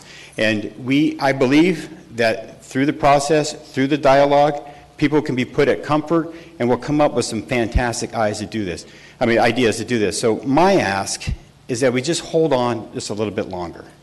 We have the money out there. Municipality has their money from the COVID money. I know there's concerns whether it can be spent for this or not spent for that. I know that the federal guidelines were very specific that you can't use it for lost revenues. You can't use it, you have to use it for the pandemic. And one of the things I don't like about their guidelines is they said, hey, even though you have lost revenues, you can't use this, but for Anchorage, for doing the right thing and shutting things down, I think we should be able to use it for lost revenues because we don't have the pandemic that other people do as a result of that. But I do have a question for you. Yes. Ms. Allard? Representative Tuck, or I can just call you Chris tonight. I have a question for you, and I'm going to put you on the spot. And I understand that you're never supposed to ask a question unless you already know the answer. But I'm going to go out here, and I don't know your answer. You were finishing up with it slightly. Do you think that we are being good stewards and using the CARES Act fund in the right way, and that we might or might not get audited, and the taxpayers are going to have to pay all this money back? Well, I'll answer that in really two parts. The first part is when the governor came out with his RPLs, it was one RPL for all the money to go out to the municipalities. And had the Legislative Budget and Audit Committee taken that up as it is right now, we would have been in deep trouble. Okay. And then he changed that to doing about 124 separate RPLs and plus one blanket one for all of the municipalities and local governments. And that was to push the responsibility onto those local governments because we never ever set the guidelines for that. We have federal guidelines. Now, $30 million was given to the Inspector General of the U.S. Treasury to be able to audit and investigate. And I can tell you from Chair of Legislative Budget and Audit, I'm already having people saying we need to audit what's going on because it's not really the local communities that are responsible for that. They're responsible to us, the state entity, but the state is ultimately responsible to meeting those federal guidelines. Can I do a follow-up? I just have one more question for you. So I understand that we need to bring to the public when we're discussing, for example, AO 2020-58. But in your professional opinion, do you think that AO 2020-58 might come back written differently, but the same thought process under just a little bit of tweaking with the B3 codes? Because in order to go forward, wouldn't we have to adjust B3 codes? No, I'm not an expert with municipal ordinances and your procedures. So what I'm hearing the question is if we change the B3 zoning, I'm not sure if I understood the question. Can you mind repeating it? If we change the B3 zoning to fit what we're trying to do, we're going to probably take it off, kill it, however everybody's being told in the public. Do you think that it's going to come back to work just a slight bit different, but it's going to be enforceable, right? Possibly. And let me just make sure I understand the question. So you're saying that if this gets amended? Introduced as something different. Oh, introduced as something different that's easier to enforce based on the CARES Act guidelines? Yes. Yes, I see what you're saying now. I'm sorry. Thank you. Yes, I mean, it's possibly that it's doable, yes. Okay. The guidelines are the guidelines, and I know that our congressional delegation is working really hard to make it so we can use it for lost revenues, because why should the state of Alaska be punished for doing the right thing when other communities didn't? They had the pandemic. We didn't have the overload of our hospitals, the overload of our healthcare system like other places have. So we as the Assembly could come back and introduce it properly to help? Yes, I believe so. Thank you. Yes, most definitely. Thank you. Ms. Zolotel?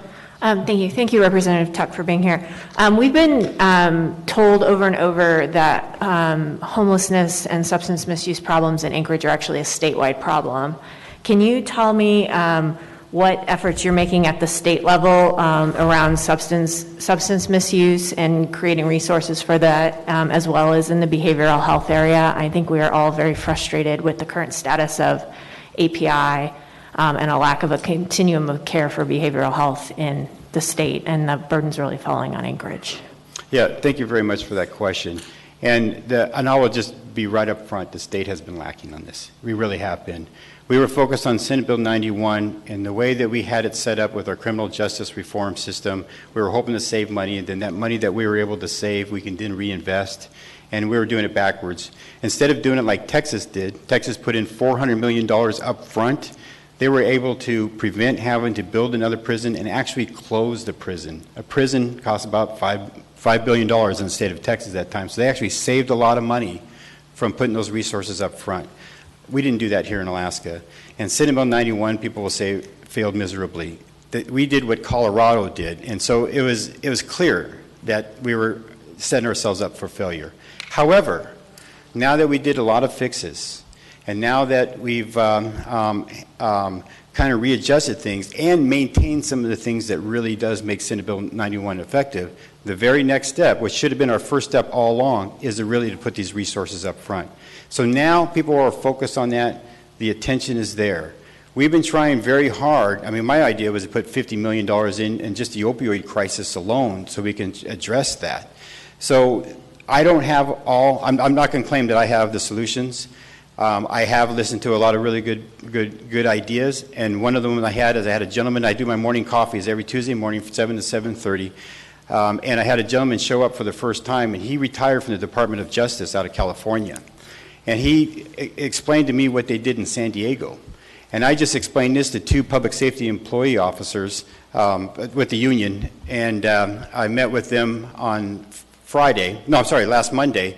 And I mentioned about the San Diego model, and they said, yeah, we were just in San Diego for training, and we were shocked that there is no homeless. You don't see it. It's not apparent. Everybody has problems, but they were able to address it in such a way to get people help and get people services. And so there is some examples out there that I think that we can follow.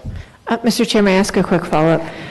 I appreciate the response, and you referred to Senate Bill 91, but I'm a little bit concerned because it's all around this idea of the criminal justice system. What are your ideas, or what is the state doing to make investments in substance misuse treatment and behavioral health treatment? Because that's why we're looking at things like this. We have been left holding the bag, and we are hearing from our constituents to do something, whether it's this or not. So I want to work with the state, because this is a lot to take on as a municipality, especially when we don't control the state psychiatric hospital and those resources. So I guess I'm frustrated, and you happen to be the state representative here. So taking it out of the criminal justice context, I guess, if you know some concrete ideas, or things in the works. If not, I would like to keep the dialogue going, because we really have got to get on this. Yes. So we also at state level have very limited resources right now with our budget situation.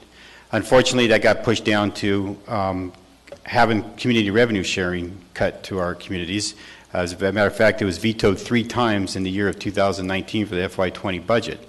And that's one of the reasons why some of the way the RPLs are written, that it's really, the governor vetoed it 3 times. So if you don't have a program set up, you don't have a federal funding source for that already, how in the world are you able to do this now? That was one of the arguments that those that have brought up the constitutional issue on this. But let me I backtrack a little bit. So one of the things is and we've heard from other people talking about converting the Palmer Correctional Center into a treatment center. We had problems with API this last year, some very serious problems when the governor brought in Donna Ardwin, and she's part of those organizations that privatize your mental institutions and then profit off of that. And I got to say, Representative Zach Fields and others did a very good job of exposing that and stopping that. We got to get API back to where it's really serving the community as intended. We got to use the Mental Health Trust Board and the resources there and being as effective as possible. There's still a lot more that we can be doing at the state level and partnering with you at the municipal level. Now and I share this with everybody, the most difficult job I think in politics in the state of Alaska is your job. Because you are on the ground, you are face to face. Legislators are a little bit once removed from that. But you guys have it right here. You know, we have it down in Juneau.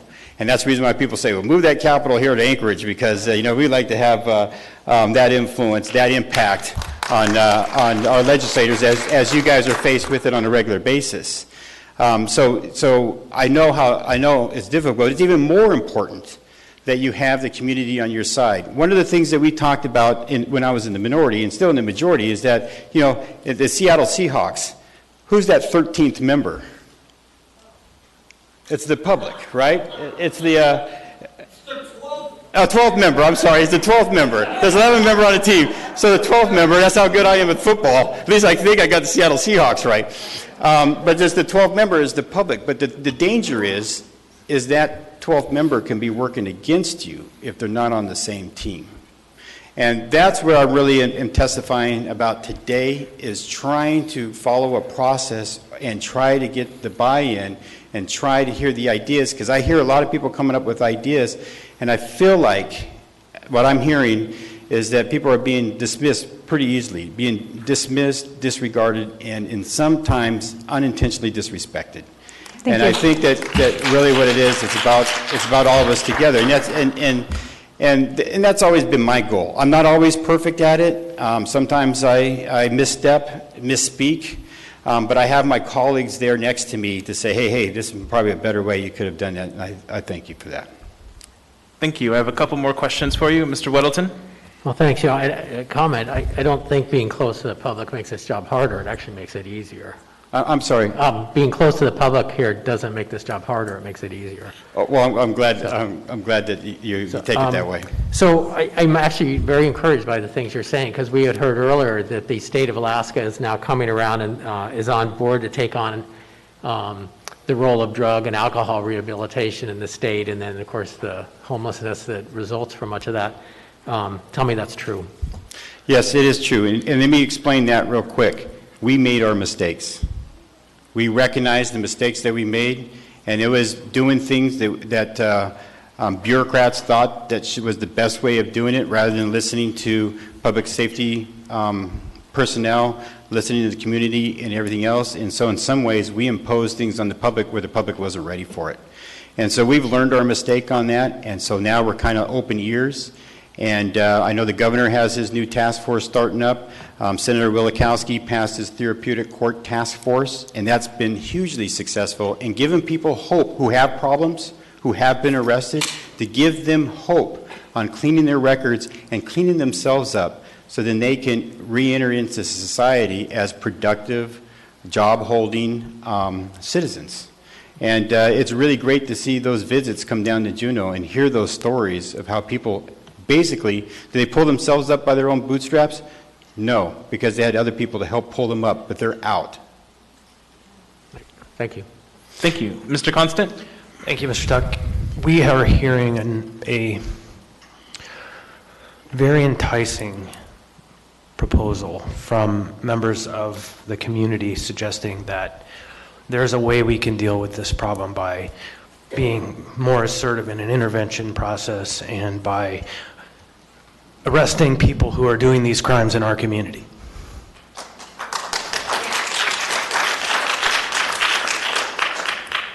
And what they're suggesting is that effectively we start jailing people for misdemeanant crimes.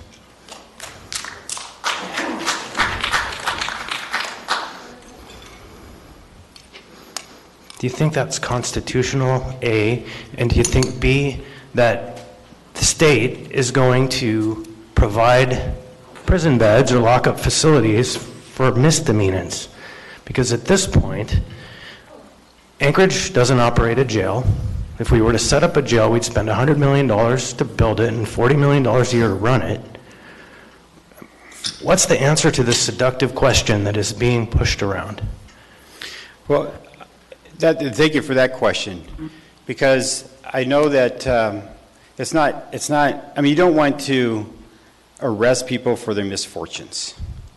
However, there is a fairness that has to go along with that as well. If somebody's breaking the law, then I think the laws need to be enforced equally. And I think there isn't a constitutional obligation to do that, to treat everybody equally, whether they're committing a crime or they're not committing a crime, and giving equal opportunities as well. And I don't think anyone thinks that jailing people is a good idea. There might be some people out there that don't want to see it, and so they're okay with the idea of jails. But I think that anyone that really wants to genuinely solve the problem, and I'm not talking about treating the symptoms, I'm talking about really diagnosing and solving the problem. But sometimes you can't do that until you have them in your care, whether it's at a hospital or being detained or in some other means. And we heard testimony from people saying that a lot of people don't want the assistance. But I'll tell you that a lot of them are scared about the assistance. They're scared about the change.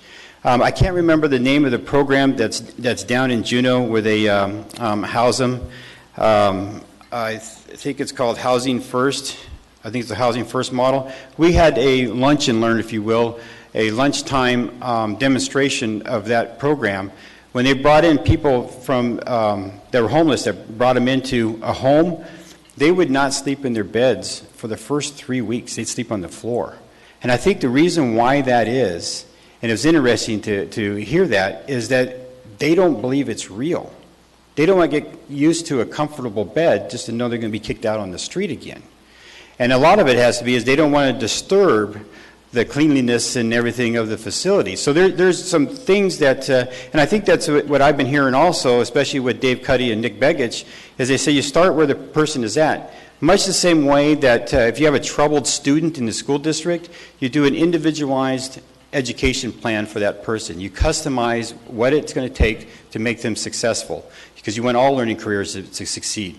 It's the same thing here. I think we need to do individual progress plans to meet the person. That's where the therapeutic courts are so valuable.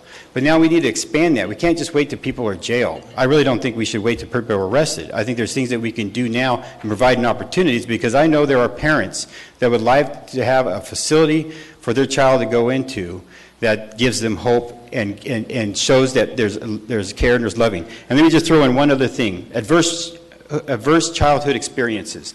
To me, that's post-traumatic stress injury for a younger person. It's no difference. It's a traumatic experience that happens that affects a person the rest of their life. And I know that doctors now are asking a series of questions. I think there's 20 questions. And what they've noticed in the medical field, that just asking shows that you care, and just showing that you care, a person will heal faster from whatever ailments they have by just asking those questions, especially dealing with adverse childhood experiences. So just, when I predicated that question about jailing misdemeanors, just in this room alone, and no disrespect meant to anybody, people clapped, right? That's the seductive and scary part of that whole conversation, is where does that go? And for my part, that's a state responsibility. The courts are the state, the jails are the state, and when we do this process, we run them to your facilities, and then they get pushed back out on our streets because there's nowhere for them to go. And so there's a fundamental flaw in all of this. And I would just close with, would it surprise you to know that one of the 4 projects that we have on the table is a Housing First program in Spenard? So this is exactly what we're doing and more if this passes. Thank you. And so with this right here, I mean, going back to the other ordinance, so if it gets approved tonight, that's only to move forward. That's not really appropriations. That's just allowing to move forward, but there'd be another appropriations. The approval of the contract would be later. This would just authorize them to proceed with the transaction, and then the negotiations would happen. Thank you. I'm sorry we've taken so much time. Yes, so I want one last question, and then I want us to continue with public testimony. Chris, so my question to you is that, it'll be quick, just 2 questions, and if you can just give back just short answers so we can move on. Sure. Do you feel members of society, when they commit a crime, not necessarily, when they commit a crime, they should be held accountable, and if that means that they've broken the law and they do have to go to jail, is that okay? Well, if that's our statutes and that's our ordinances, we definitely need to enforce it uniformly. Otherwise, what happens is people think they can get away with this. The next thing you know, they try getting away with something more and something that's more and more, and it gets worse and worse. But I want to also add that one of the things that we're looking at legislatively, and this is Senator Tom Begich working on this, is expungement. That once a person gets treatment, once they get there, they can have a clean record to go back out in the workforce and be able to get a job and be productive members. So there is the carrot and the, I didn't want to say that word because I don't want to give that impression, but there is, same with a child. You got to raise up a child with discipline. So there is a possibility with the tough love of them individuals committing some sort of a crime, going into the prison or going into jail, that they could technically, while they're in there, be diagnosed and say, okay, we do have some issues, and then we can bring them into maybe a mental health facility or any other care, vocational rehab. But you are looking at this.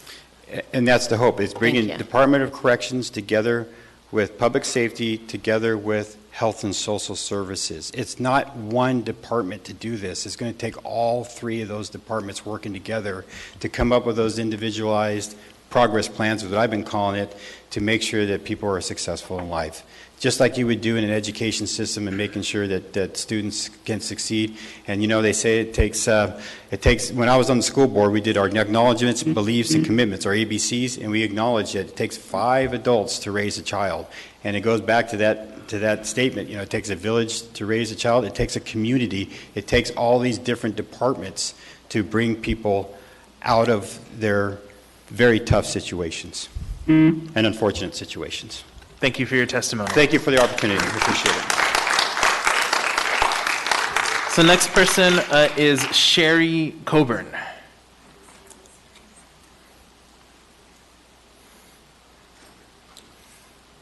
Welcome. Thank you. If you hear knees knocking, or a sound, it's my knees knocking against the podium. But I'm Sherry, and I am grateful for this opportunity. Sorry to interrupt. Are you speaking on one or yes, both? I'm speaking on both, yes. Okay, thanks. Thank you. Briefly on the 58. So just to give you a reference point of where my life experience has been, I worked for the Oregon Department of Corrections in the criminal justice system. I was a real estate agent. I was an eligibility tech for the state of Alaska with Department of Health and Human Services. I'm currently a professional field interviewer, and so I have a rich background in encountering people from all of these different issues that we're talking about today. I first want to say, before I go any further, and this is just something that I noticed, and I want to publicly recognize Miss Allard, Jamie Allard. She's the new kid on the block, and I just really have been impressed the way she's just jumped in full board. I mean, she's on the learning curve, trying to familiarize herself with everything, and it's been impressive how, you know, when I first got here, I've been here since the beginning of the testimony was on Wednesday. And I didn't know about it until the 13th, that night before. I happened to hear about it, and I was very alarmed. I hadn't had a chance to review any of the codes or any of these things before us, but my gut just got sick. And I came. And when my first experience on Wednesday was, I just really didn't feel that we were heard. My perception in my gut was there was already a decision made. And last night, I was happy to see more questions coming from this body. Tonight, I really appreciate what Mr. Perez Varida said when he said, I want you guys to know, we are learning from you. And guys, that's the way this is supposed to be. This is our city. This is our community. This is where we live. This is where our children play. This is where we do business. This is where we make our friendships and our relationships. This is too precious and too important for us to take this situation lightly. I have been feeling like this situation we're just a little off course. I want to go back, let's revisit what was going on in 2015. The new administration just came in office. We were all worried. I mean, when I moved to Alaska 6 years ago, it was June of 14, so exactly 6 years ago, I was so excited about coming to Alaska. I'm like, oh, Alaska, it's so beautiful, and the lifestyle here is amazing.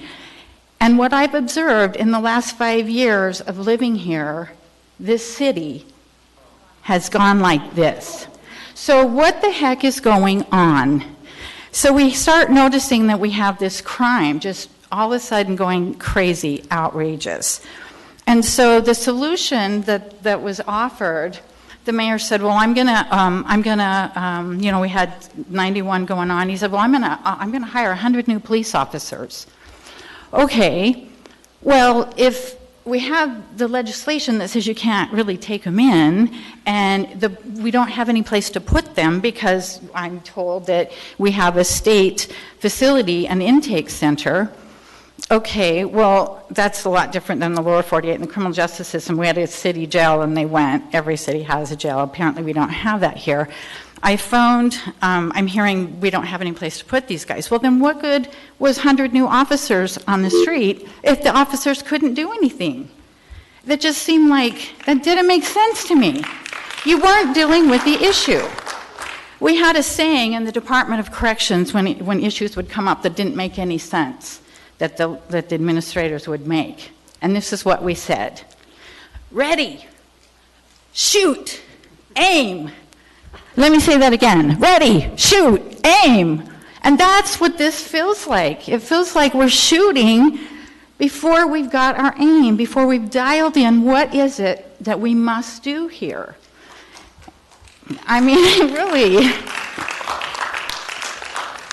I feel like the issue of homelessness is we're getting off track.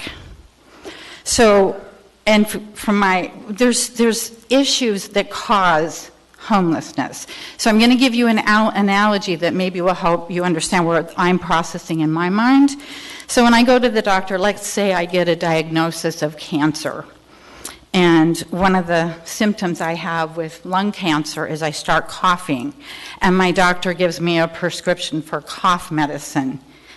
That's treating that symptom, but it doesn't do anything for the cancer in my body. And I feel like the solution is treating the cough. We need to start breaking this down because it's too overwhelming. I get a sense the Assembly and the mayor is overwhelmed with this issue. It's a big one, and it's scary, and it hurts. And I've heard really powerful testimony from people that have lived it much more closely than I have. And my emotions have been stirred, my heart has been broken, and I appreciate that we have this opportunity to come together and talk about this, but I think we need to break it down. We wouldn't have homeless if we didn't have criminals, if we didn't have the mentally ill, if we didn't have drug abusers. The number one cause of preventable death in the state of Alaska is opioid addiction and opioid overdose. So where's the task force? Why aren't we zeroing in on that issue? When I worked for the Oregon Department of Corrections, the inmates left the release center with $25, a bus pass, and a condom. And we said, good luck. That's not a good support system, and I don't know what it is like here. I'm sorry to interrupt, ma'am, but your time is up. Oh, I'm not done. Yeah, I'm sorry. Thank you for your testimony. I'm not done. So, have you emailed us your testimony? No, but I can. So, Travis, I mean, I can don't you give have her our it. email? My printer wasn't Yeah. working, but that's why I scratched notes. But Yes, if you can go to Travis, he'll get you the email. Thank you. So next we have Polly Gaiduk.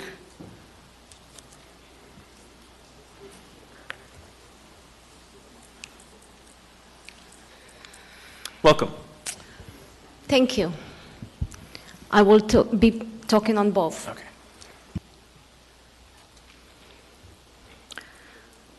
Hello, my name is Polly, and I'm not so good in public speaking, but I will try my best. I've been a resident of Alaska for 23 years and 21 years in Anchorage. I've seen a lot of change in our communities all over the city the last few years. I would like to testify for both ordinances, and I am absolutely against them. You can hear from my accent that I was not born in here. I'm from Israel. I lived all over. Never used to lock my house door. I trust people, sometimes too much. I came to the States with $50 in my pocket that my mom borrowed from friends. I worked my ass off to get where I am today. I was up and down many times in my life, just like somebody gave example yesterday that he was shopping with his mom and calculating his food. That was me too. I do believe Anchorage has a huge problem with homeless people, and I would love to be part in it, helping to make it better. But spreading the bad misfortune of 3rd Avenue through the whole town, it's a bad idea. I just closed on my house a week ago in Geneva Woods. And prior to that, I lived in not such a good area of town because I have 2 dogs, a cat, and I had really hard time finding a rental place in a good location. I work nights. I try to sleep during the day. The last 3 years have been really stressful. Where I live, there isn't a huge homeless population, but there is enough.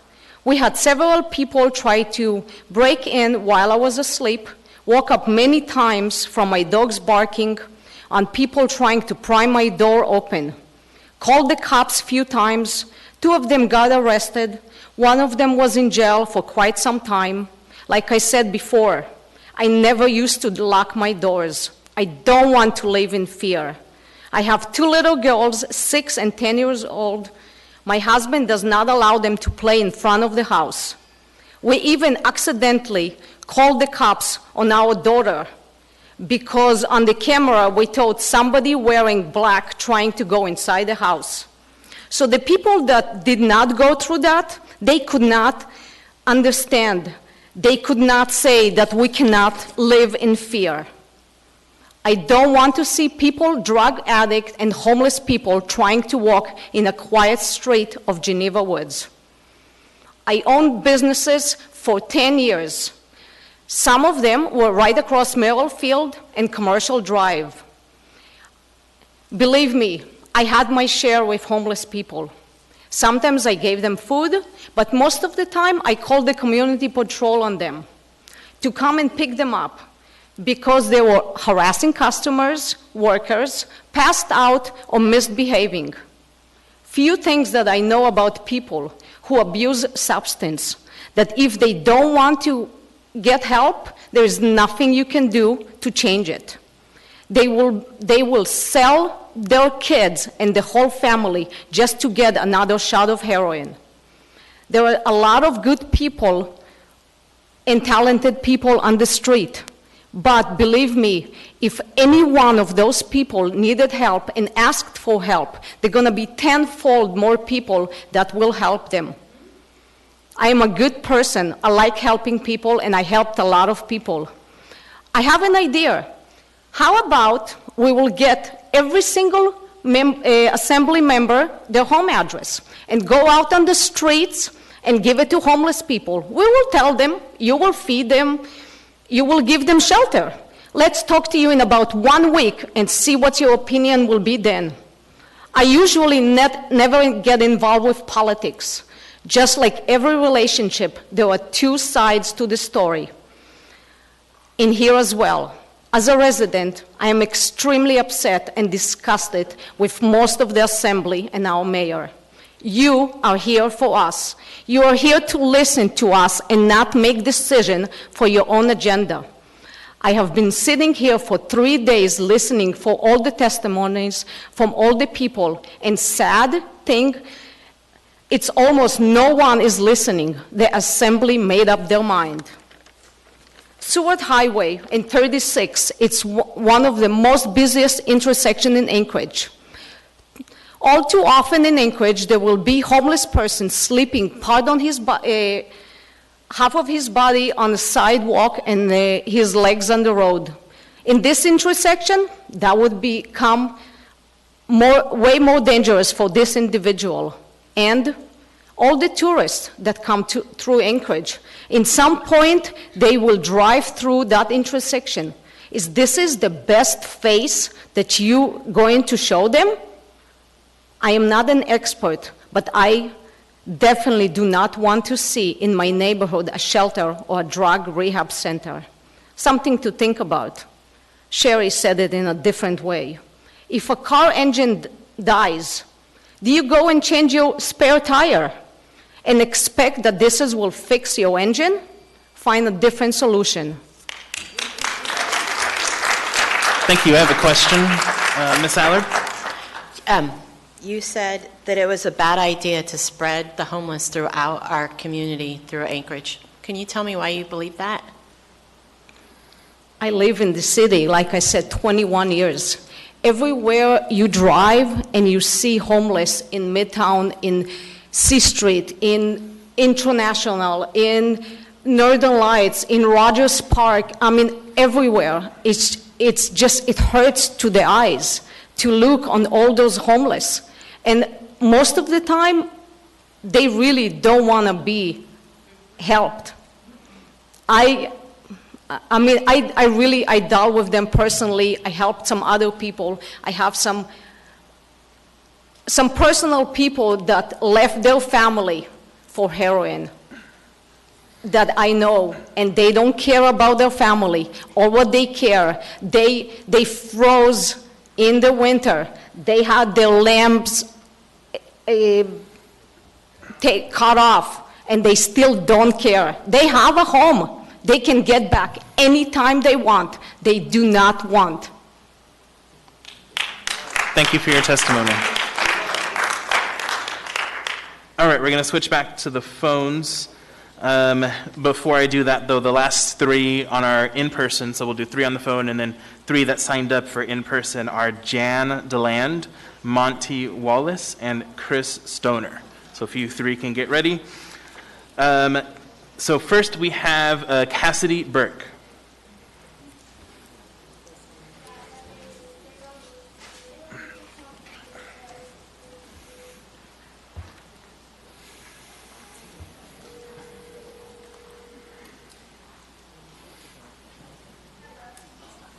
Hi, Ms. Burke, this is Felix Rivera. You're with the Anchorage Assembly. We are on public testimony for items AO number 2020-58 and 66. Will you be testifying on one or both items? Both items, please. Okay, I've set your timer. Welcome. Thank you. My name is Cassidy Burke, and first of all, I want to say thank you for allowing phone call-in. I am currently waiting back for my COVID test results and would love to be down there, but obviously it is safer if I am not. I live in District 4 off of Old Seward near some of the proposed projects. I also work in Midtown and downtown off of E Street, and I am in support of AO 2020-66 to acquire buildings to address homelessness and the mental health and substance use treatment needs in our community. This is the first proposal that I've seen that could really help our community address these needs on a larger scale basis.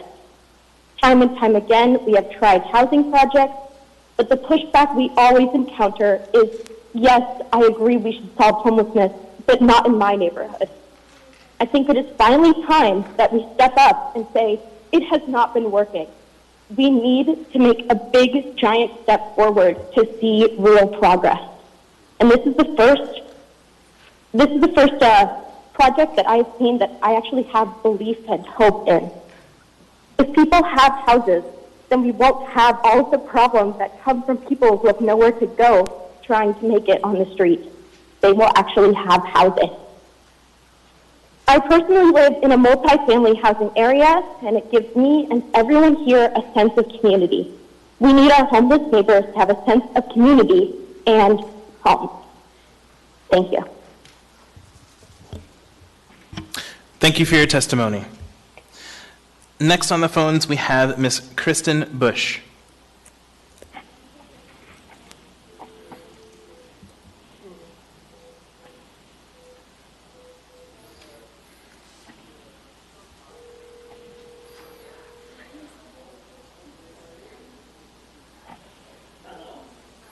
Hi, Ms. Bush. This is Felix Rivera. You're with the Anchorage Assembly.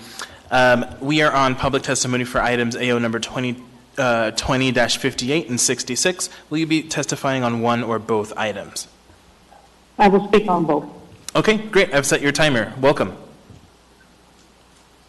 My name is Kristen Bush. I'm a resident of MOA for the past 12 years. Let me preface this.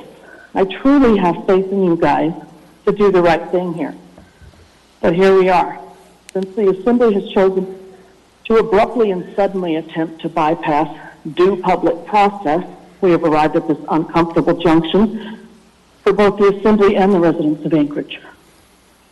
I strongly oppose the abandonment of the normal standard planning and zoning activities that would precipitate projects of this magnitude, frankly, any magnitude. This decision carries a multifaceted impact upon not only homeowners, business owners, traffic patterns, safety of children in schools, crime, and the lofty programs these would be designated for. As elected officials, each one of you, have a higher expectation to follow your own ordinances. If it takes 7 months to approve a kitchen, you cannot unilaterally eliminate your own ordinances to suit whatever whim is on the plate with the wrongful justification of expediency. Abandoning your own ordinances sets a dangerous precedent, one that tells the public that rules and ordinances and laws only apply to us, not you, and that is wrong. You are playing with people's lives and recklessly playing with the lives of the very people you purportedly want to help the most. I find it disgraceful and embarrassing that my local government would use a health crisis in order to circumvent the checks and balances that keep a well-designed city performing in a well-designed manner. This is not the movies. This shouldn't be Field of Dreams. If you build it, they will come. But come they will, and in numbers you can't even imagine. If you have done the work for the approach, cost, plans, why is there no transparency of that? This project specifically has none of the advanced prep work, no cost analysis, no budget, no studies of any kind. When assembly members have been asked about cost, they say, oh, it's going to be funded with portions of alcohol tax, some MLP money, CARES Act money. But in all honesty, you do not know how much it will cost long term or where it will come from, and you don't know any sort of realistic degree of projected success rates. You have not done the necessary legwork and reached out to the existing shareholders who help mitigate this problem in our town already to build a plan that identifies all the risks for both the neighborhoods and the people you're trying to help. Please do not hide behind COVID-19 saying this helps you house people for social distancing, as you won't be able to magically start housing people in a week, a month, or even 6 months in these structures. And they don't need social distancing. There are 0 COVID cases or outbreaks in the homeless population, and they are congregated in tight groups on street corners and sharing liquor bottles, food, bedding, needles, and you name it. Most of the extreme behavior homeless don't want to be in your shelters with rules and law and order.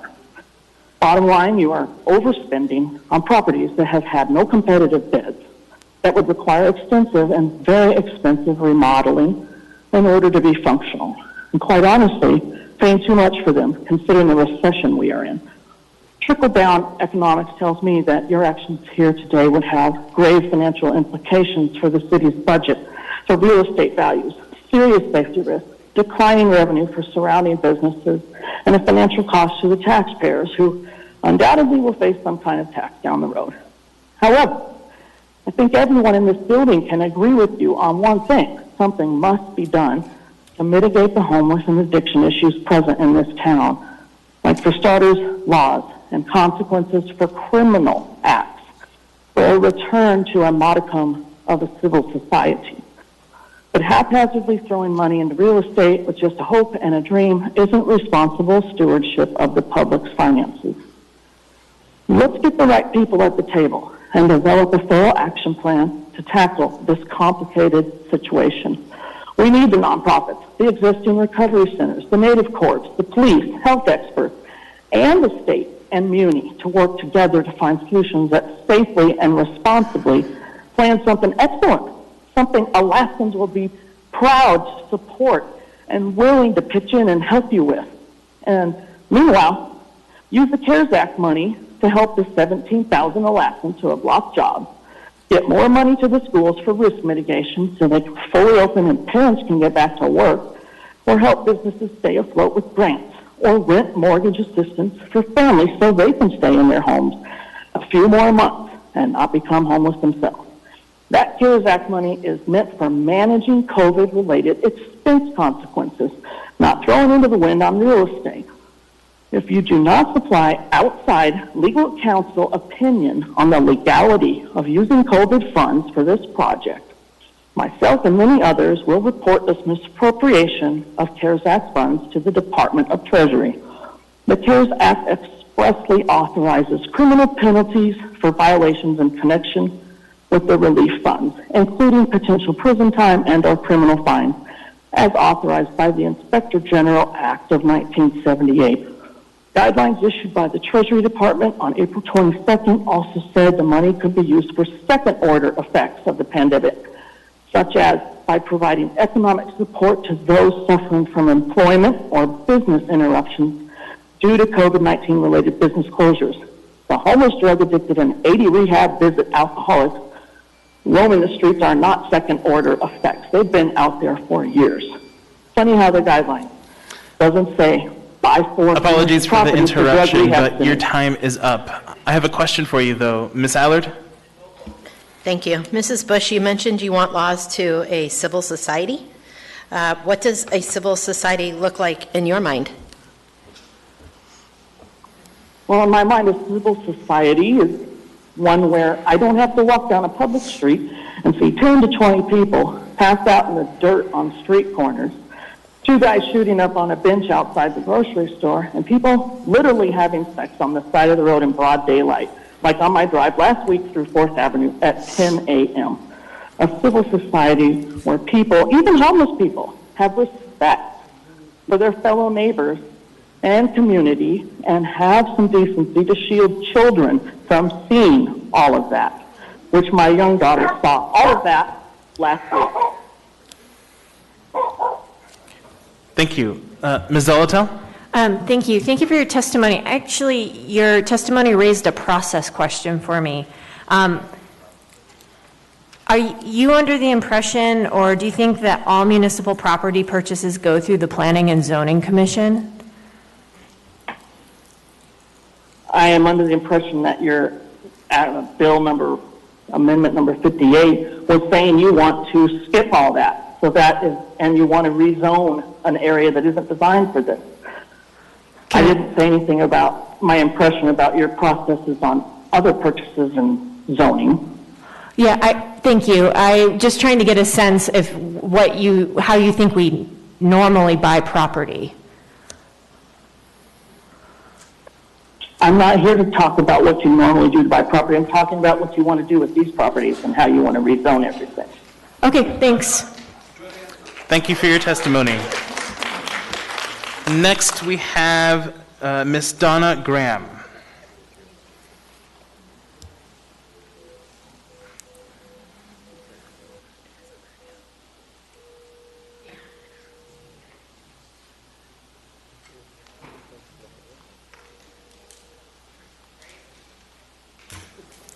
Hi, Ms. Graham. This is Felix Rivera.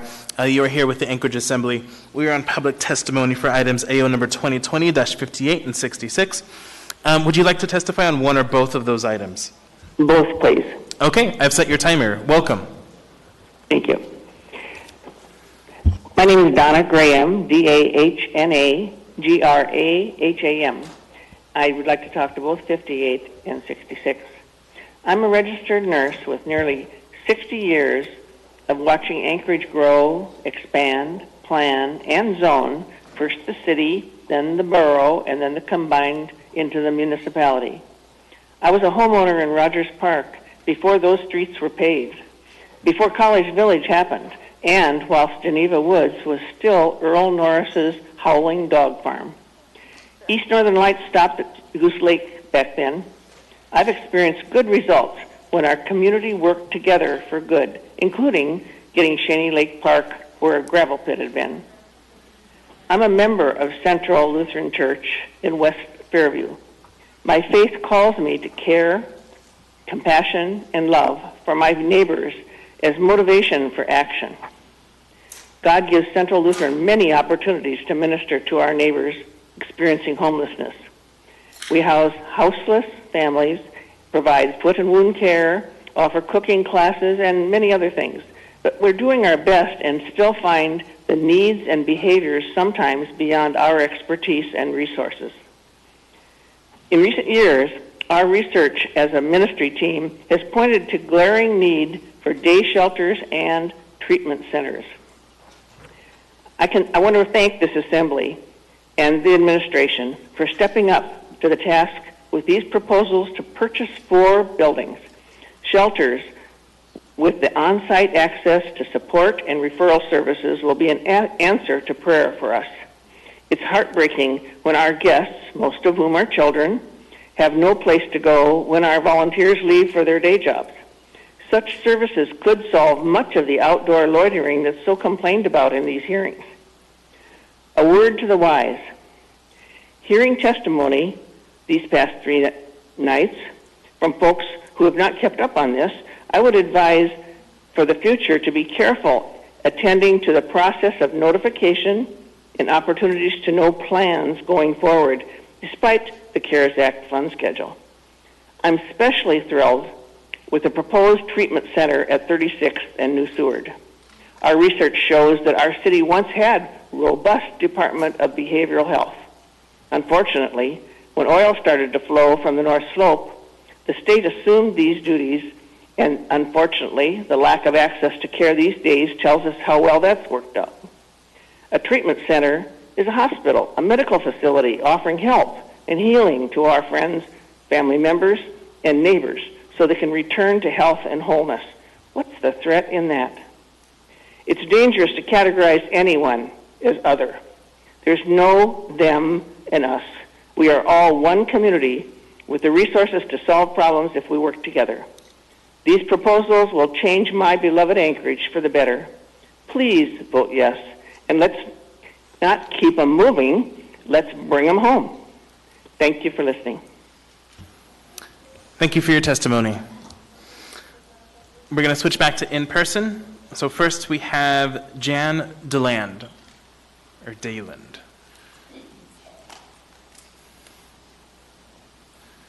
Okay, then we have Monty Wallace.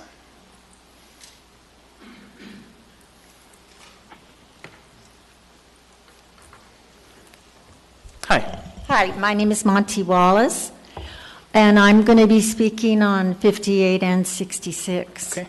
My parents moved here from Alaska from Oregon in 1970. They raised my 3 brothers when Eagle River and Anchorage were very safe to live in. I don't remember a homeless person from 1970 to 2000. I don't know where the homeless situation came from. But I know that they have to be held accountable for what they do. If they commit a crime, they need to be arrested. If they need treatment, they need to be put away. It's just like the animals that have gone loose in Anchorage. We have bears and moose in Anchorage. We never used to have this when my parents were living in Eagle River. They held the animals accountable. They were afraid of humans. If a bear came on my dad's property, he would shoot above its head. It went back to its den and it said, "That's not safe to go there. We won't go there." There were no bears in Anchorage. There were no moose in Anchorage then. There were no homeless. I've learned in these 3 days that we have experts in mental health, treatment, economics, real estate, construction, and I hope you have listened to these people. I think you need to bring them together because they have a lot of really good ideas that you don't have, and I think you're failing in every idea of homelessness that you have. It's not homelessness, it's mental illness, it's drug addiction, it's ones out there that they don't want to be picked up. I remember when Anchorage was beautiful, and you felt safe to walk downtown. You felt safe to go on a bike path. You felt safe to go in a park. Our taxes are paying for those parks and bike paths. I live 1 street away off Tekishla, from Tekishla Park, and when I was raising my son, we used to go in there all the time for Little League. We used to go for hockey. We used to go bike riding. I won't even enter Tekishla Park right now for fear for my life. I don't feel safe in Anchorage. I don't feel safe parking at Safeway because somebody will come and knock on my window and want money from me. These people need to be picked up. They don't need to be on the streets, and they're getting their way. there's no accountability. There should be vagrants laws. They should be picked up. If they commit a crime, put them in jail. If you don't, I thought you had a jail in Anchorage. And you should listen to Intervention 2020. It's intervening for these people that are really sick. They need to be helped where they're at, and that's what Nick Begich said. And I've watched chemo. Seattle is dying. Well, Anchorage is starting to look like Seattle, LA, San Francisco, and Portland, Mayor Begich, and it looks horrible. If you watch the end of Seattle is Dying, you will see that Connecticut and Rhode Island have a solution to the homeless problem. They picked them up, they got them all off the street, they did a treatment plan, just like what Nick Begich wants to do. I want you to listen to him. I want you to get together in a group with all these experts that you heard for 3 days. Get them in a group, get them in a room, and brainstorm till you can solve this. Because it's not getting solved right now. It's going to get worse as we go along. I want you to make Anchorage beautiful again for me.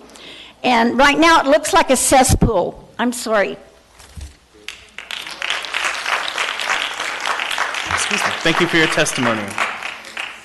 Next we have Chris Stoner.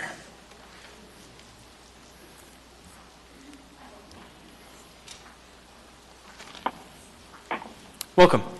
First of all, I want to thank the Assembly for doing your job. 2 of you have spent time with me on issues that we had with our business.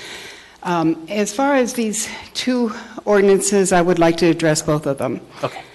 And don't think that I don't care for homeless. We took a 23-year-old young man that was homeless into our home. We helped him with his education. We got him into UAA. We helped him buy a car. We helped him get a job.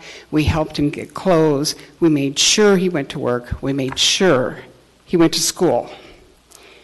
After living with us some time, he was on his own. He was arrested within 1 week. He was back on drugs. He robbed us, and he robbed several of our friends who had also helped him. So I have compassion, but I have some reality. So it's kind of a back and forth thing.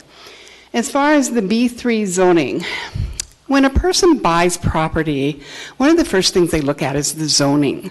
And you're asking that the city be able to waive that at their convenience. I am opposed to that. That's just wrong. You are not understanding the people that live in the communities live there for reasons. They choose where they live. As far as waiving Planning and Zoning Commission, I'm going to give you guys a list of things that I'd like to have waived from my business. This is our process. If you waive it for the convenience of you, you're not thinking about us.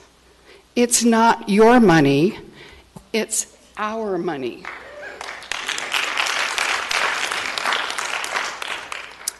Okay, I want to talk about some contracting issues. I don't know the city contracting rules, but I do know some common sense practices. So I have some questions for you, which I don't expect to be answered, but I'm hoping that you'll think about it. My first question, and I am going to try to get documents down the road. My first question is, when the city applied for the $22 million, what was the justification for what they wanted to spend the money on? As we as citizens see that application, it's my understanding that the city did not advertise an RFI. That's called Request for Information. This practice would help the city know who might be interested in working on this project, other than the 4 buildings that you've checked and apparently want to buy. The city also did not do an RFP. That's called Request for Proposal, for those who don't know that. Who authorized this, that it wasn't going to be an advertised purchase? And what is that person's legal capability under city statutes? Can we see copies of that justification for not acting with an RMP to the city as a whole? The city relied on the real estate department, and the public was not aware of this $22 million contract. I became aware on Tuesday morning and I own property that's going to be affected by this. Some Assembly members have talked about sending out an RFP to real estate agencies. Why not send it out to everybody? You guys don't know what buildings may be up for sale that aren't listed. Maybe somebody has a perfect building in a better situation that they want to sell. You're never going to know unless you advertise. Did the city research vacant buildings owned by this city? I think there's been some discussion on that. By the state and by the federal government here in Anchorage. There are generally many open buildings that the city might be able to use for this project. And it would just mean a simple transfer of ownership. If you talk to GSA and the feds, they have a list of those properties. What are the specifications for these needed buildings? I don't think it's been made public. It might be, but I can't find it. I'm not used to working with the city of Anchorage. I'm retired. I own a couple businesses. I do volunteer work. It's been frustrating for me to work in the city with the past. There's been a serious lack of communication to the city for the citizens. A project of this size should have been advertised for community input. All regulations and processes followed. My history with the city includes having to beg, and I mean literally beg, for meeting information, for dates, times, and places. The situation follows the same process. I, as a landowner, didn't know about this until the day of the first testimony. Citizens have stated over and over that they had no knowledge of this. I just don't understand that. I come from a government background where we did our best to inform landowners on projects that we might want to do. I'm going to skip some things because sometimes when you write a draft, you don't want to repeat it. And this is to the mayor. The ADN reported, quote, in an interview during the Tuesday meeting in the Assembly chambers at the Lusac Library, Mayor Berkowitz said he was not dissuaded by the testimony and wanted to move forward, unquote. There were 700 people here on Tuesday. You went through, about 20 last night, maybe go through 20 tonight, 20, 30 that first night. There's still a lot more people that wanted to talk to you. How can he say that? They're going to move forward. Doesn't he care about us? Going back to my contracting questions, one of the Assembly members asked a citizen if he thought there would be an audit on this project. Apologies, ma'am, but you are out of time. I have a couple questions for you. Oh, sure. Can I just say I would say yes on the audit. I think it's going to happen. Mr. Whittleton? Chris, welcome. Yes. So your business is right down the street from the Salvation Army Adult Recovery Center, which is closed right now, but it's operated for many, many years. How has that been? I can't hear you. Well, I'm sorry. So your business is right down the street from. For John. Okay. I used to be way down there. They moved me. Right down. Your business is very close to the Salvation Army Recovery Center. Have you had trouble? Yes, we live right next door to him. And not live there. We have a business next to them. You share a wall with them. Yes. Right. And how has that been? We've had pretty good luck with the Salvation Army, but they have years and years and years. I think it's 30 years in that building. They knew what they were doing. It wasn't anything new. But I can tell you, we have needles. We have homeless living in between us and them. They were stealing property from us and them. I had to clean it up. I'm 70 years old. I have a broken back. I was out there in the snow cleaning this stuff up. It makes me angry. I don't need to be doing that. Can I follow that? So, has that been in the last year? Can you hear me? Have you had that problem in the past year? I'm sorry. I am. It's okay. Have you had that problem in the last year? Yes. Yes. Okay, and they've been this closed winter down. we did, and we called the police. They didn't come. We were told to put signs of no trespassing up. We did that. They didn't care. As far as the fence goes, they brought ladders in and went over the fences. So I just want to make clear, so have you had those problems with the homeless around your business in the past year? Have I had problems? Right, next to your business? Yes, Okay. yes. Thank you. Mr. Perez-Verdia? Thank you. Hi, I'm right here. I will try to speak a little louder because I want to make sure, because these masks make it hard to hear, I Right, think. and I am, Okay, well, just two things really quick. One, it looks like you have a list of these questions. I'm wondering if you would be willing to either give it to us or email it to us. you can have it. It's strikingly similar to the huge list of questions that I posed to the administration a couple days ago based on some of the questions that were being posed by the public. yeah, my background is government contracting. Yeah. I So do believe you will be audited. I do believe that people in the audience for the last 3 days are going to contact the IG if you vote this through, these two things through. Right, and so I just want to make sure that we got those questions, because I think some of them are very good. Yeah, I'll hand it to you. Okay, and then the second is just making sure that you, and I think you do understand this, that we have not voted on this yet. So this is still being deliberated. So I we haven't understand that. decided at all on this yet. I do. Okay, I do. thanks. Okay, And thank you very again, much. thank you for your time and effort. This is a hard job. I wouldn't want it. Well, thank you for coming, and thank you for your testimony. It's really great. Thanks. Thank you. Ms. I have a Allard? question. So you said, wait, I got a question for you. Sure. You said your expertise is in federal government? Yes, And auditing? Army. Can you elaborate, please? I was a contracting officer in Afghanistan, all after-award contracts. That was billions, not millions, billions of dollars of the contracts. I deployed to New Orleans, where I had a $500 million contract to negotiate an award. I worked for the Corps of Engineers here in Anchorage for years as a contract specialist. Do you still work for the Corps of Engineers? No, I'm retired. I'm 70. I don't Okay. want to work Well, you look anymore. great. So years of experience. Okay, so tell me, so what departments did you work in? Did you work for the U.S. Army, Department of U.S. Army? Where did you work? U.S. Army Corps of Engineers here in J-Bear. I know, but you said you're a specialist in auditing. Contracting. Contractor. Mhm. Okay, so did you only contract within the Army Corps of Engineers for that entire duration? And negotiates them and helps award them. I understand. And then manage them. Okay, thank you. Okay, thank you. Thank you. Thank you for your testimony. Okay, we're going to switch over to folks on the phone. So first we have Charlie.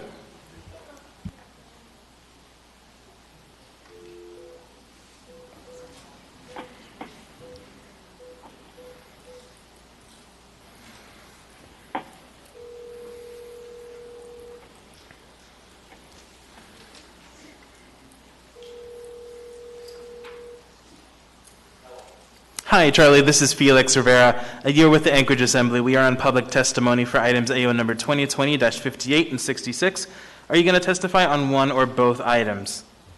Both. Okay, I've set your timer. Welcome. Hi, my name is Charlie. I'll be testifying on both ordinances. There's probably not a single person that has testified in the last 3 days that wouldn't want to help the homeless situation in this town. Sorry, I just ran downstairs. I lost my breath there. As owner of two businesses near Commercial Drive, I'm reminded daily of the problems associated with large numbers of homeless who are inebriated on drugs, discarding their trash everywhere and defecating whenever and wherever they want, getting into fights, causing problems, and stealing things. I'm not saying that all homeless people are this way, just the vast majority. I'm not an expert on the subject, but I don't have to be to know that spreading the problem all over the city more than it already is not the solution. I was appalled to find out several days before closing on our new house that the new house nearby about the plans to turn the Best Western into a rehab center. What could possibly be going through your minds to think that this is a good idea? There are so many levels of problems, it would be hard to list them all. Here are a few. How many of these inebriated people that wander into the intersection of 36th Avenue and Seward Highway trying to cross have to die before you think that's a good idea? Barely a building or so away is a birthing center. Less than a block away is a daycare. There are businesses and hotels that will lose business and whose property values will be diminished. But most importantly, this location is backed up directly to a residential neighborhood, a neighborhood that prides itself in the amount of trees and shrubbery it has. Unfortunately, these are exactly the type of places that the homeless like to set up their camps. Are the residents of this nearby neighborhood supposed to start cutting down the trees and trimming their shrubbery until it becomes a desolate scenery like 3rd Avenue? What about the kids? Are they no longer going to be safe to play outside? For those of you who think that wouldn't ever happen, have never lived near one of these facilities. So now the city has this money burning a hole in their pocket, feeling the need to spend it as fast as possible.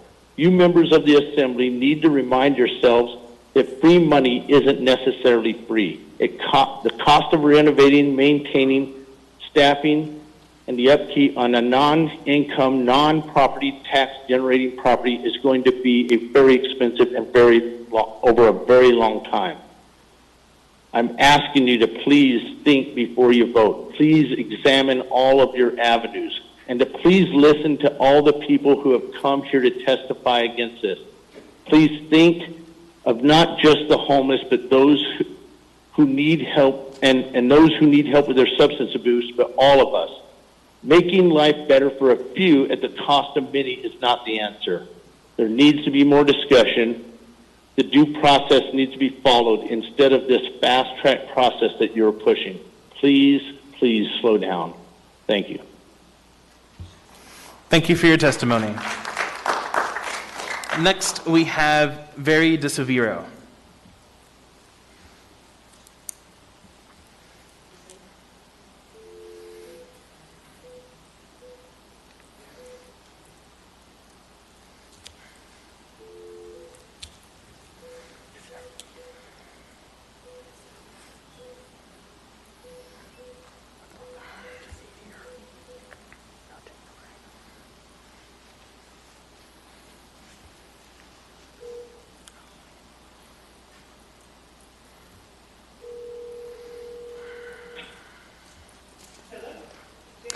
Hi, Very, this is Felix Rivera. You are here with the Anchorage Assembly.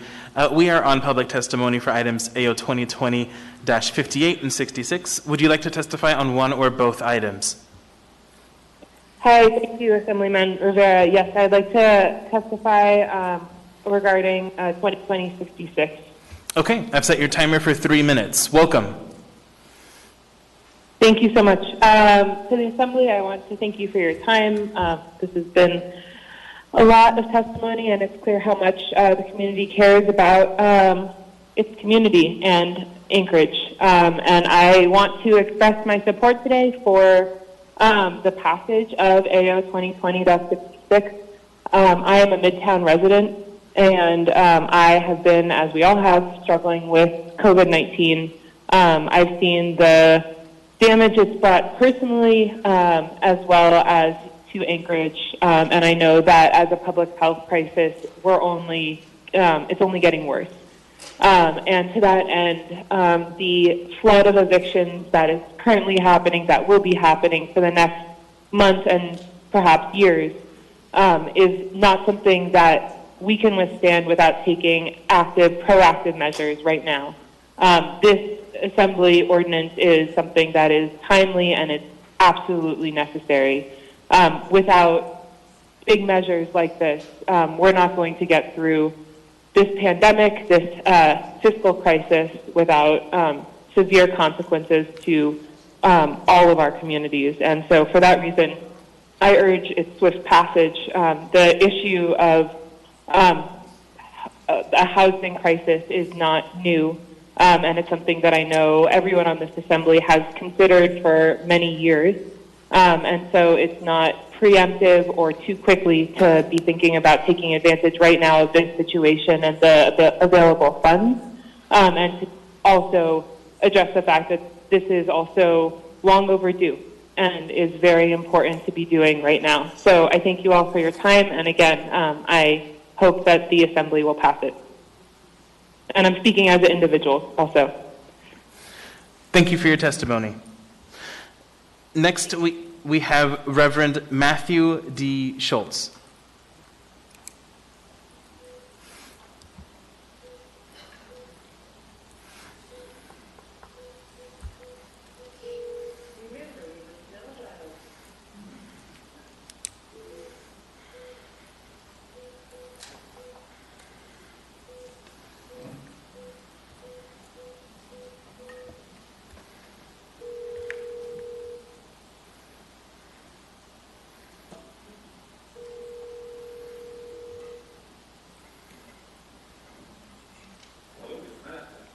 Hi, Reverend Schultz. This is Felix Rivera. You are here with the Anchorage Assembly.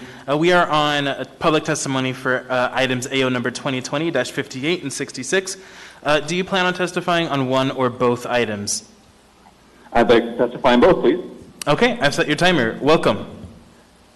Thank you so much, and thanks for giving me some time here. I'm the pastor at First Presbyterian Church, and I'm also on the steering committee for Christians for Equality and the Homelessness Leadership Council. I'm speaking in support of these measures tonight. In my opinion, this is a rare opportunity for us to change the game in providing effective and long-term care for our sisters and brothers who are experiencing homelessness. I believe that the people who are opposing this action are sincere in trying to find a plan that's the best way forward. This is that plan. This is a chance to provide cost-effective stability with services provided in a more complete, efficient, and long-term manner. This can be done while preserving safety in the surrounding neighborhoods. I hope that those opposing this action are doing so with compassion in their hearts, that they want to reduce homelessness so that no one has to have that horrible, horrible experience. This is the way we can all get there together. Being homeless is a bit like being stuck in a deep, deep hole with sides too steep and slick to climb out. And it does no good for us to insult them and stereotype them and dehumanize them and judge them, as has so often been happening. The people who are homeless are first and foremost people. They are human beings. They are children, moms and dads. They are your siblings, your neighbors, all of them with hopes and heartaches. They've fallen into this hole, and the best thing that we can do is to provide a strong and stable ladder so that they can climb out. This plan is that ladder. Thank you. Thank you for your testimony. With that, we're going to switch back to in-person testimony. I have gone through everyone on the sign-up list. So we're going to go ahead do the folks who have been patiently waiting, and I appreciate that. So we are going to go ahead and do 3 individuals, 3 and 3 in-person phone. After we do the first 3 in person, we're going to take a 10-minute break, and then we're going to continue. So with that, welcome. Yeah, thanks. My name is Dave Cavett, and I'd like to speak on both. All right. So first of all, I think I'm qualified to talk to this. Not as qualified as some of the other people because they've been just out of the ballpark good, but I think I am. At least in my mind, I think I am. All right. I think about the homeless all the time in the past several years. Driving to work, driving home. You know, I see them, but it's more than just that. I think about them. And I would like to do something positive about it, but it's a very complex issue, all right? And with that, I've talked to a lot of the big experts that have been talking, Janet Aquino and the lady who works with the mayor and the Reverend's wife, her daughter, I think, talked tonight. And these kind of people to get an idea of it, because it's not a one-size-fits-all situation. It's, you know, it's a universe of people or whatever. And with any group of people, whether they be in the city of Anchorage or the state of Alaska, it's a demographic, and you know, look at breaking those out into smaller subsets. You know? I don't think I'm up yet. So anyway, with that, you know, I don't think I have this right, but I'll give you my 2 cents on it, kind of thing. At the easiest to solve issue there are the recently homeless. It's a couple, they might be living in an apartment, they have lower income jobs, one of them gets laid off or fired or whatever else, loses his job. The other one, they can't make their payments, they have small cash reserves, which is common. After a little bit of time, the guy can't get the job back, they can't make the payments, they're out. They live in their car now. Okay, now they're homeless. But they were good society people for a long time.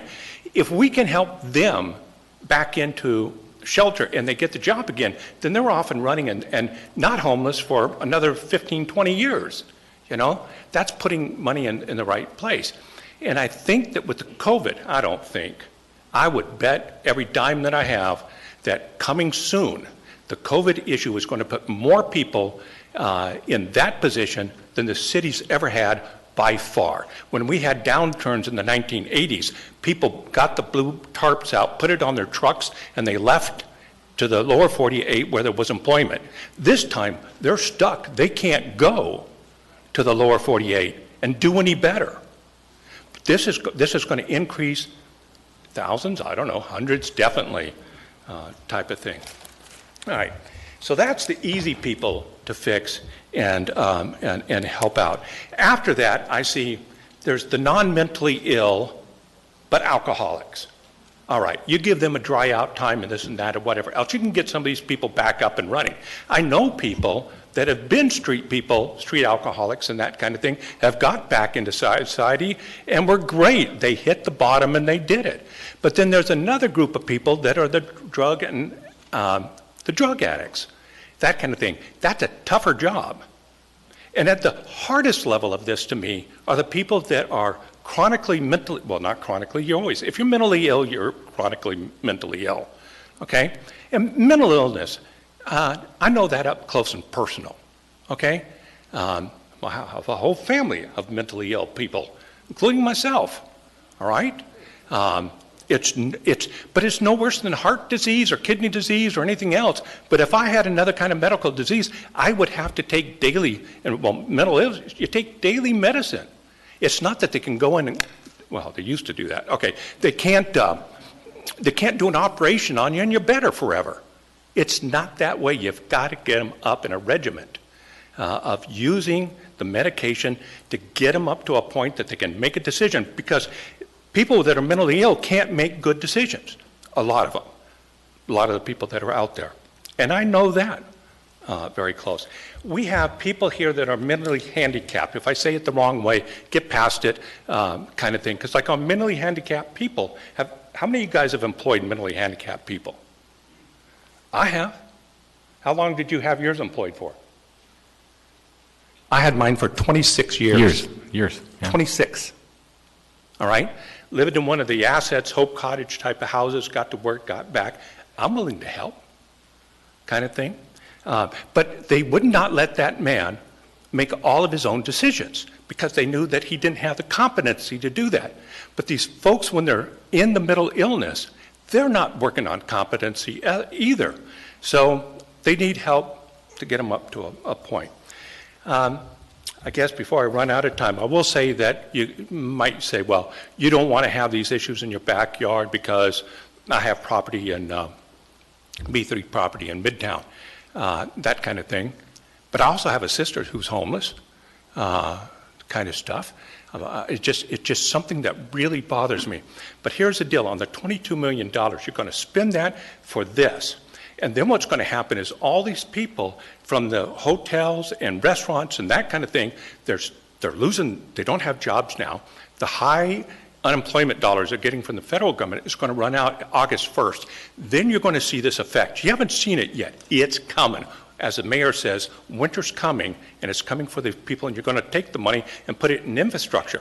The people that are at the bottom of this, the street people or whatever, I'm sorry to say, they're not going to be that affected by COVID. I have a little bit more, but I do have a question for you. Ms. Zolotel? Thank you, sir. Thanks for kind of your breakout there and your thinking about the different groups of people. And you were going to talk about a last group. Could you just shortly tell me, you were going to talk about a last group as you broke out the different groups of people, could you just give us a few sentences of what you were going to say about that last group of people? Yes. Back at the mic, though, please. All right, I'm going to sound a little bad here, but don't do that to me. This lowest part, the mentally ill and the addicted people. Now, I've watched studied the homeless counts that the municipality puts out from their once a year count. And I see that being like 1,450 to 1,500 year after year. So the amount of people coming into it and the amount of people going out of it stays kind of at a level because they die. You know, they don't reproduce and they just die type of thing. But they have not been gainfully employed for years, okay? So this COVID thing and people losing their jobs and stuff like that, that's not going to affect that base group, in my opinion, at all. It's a storm that just goes over the top of them.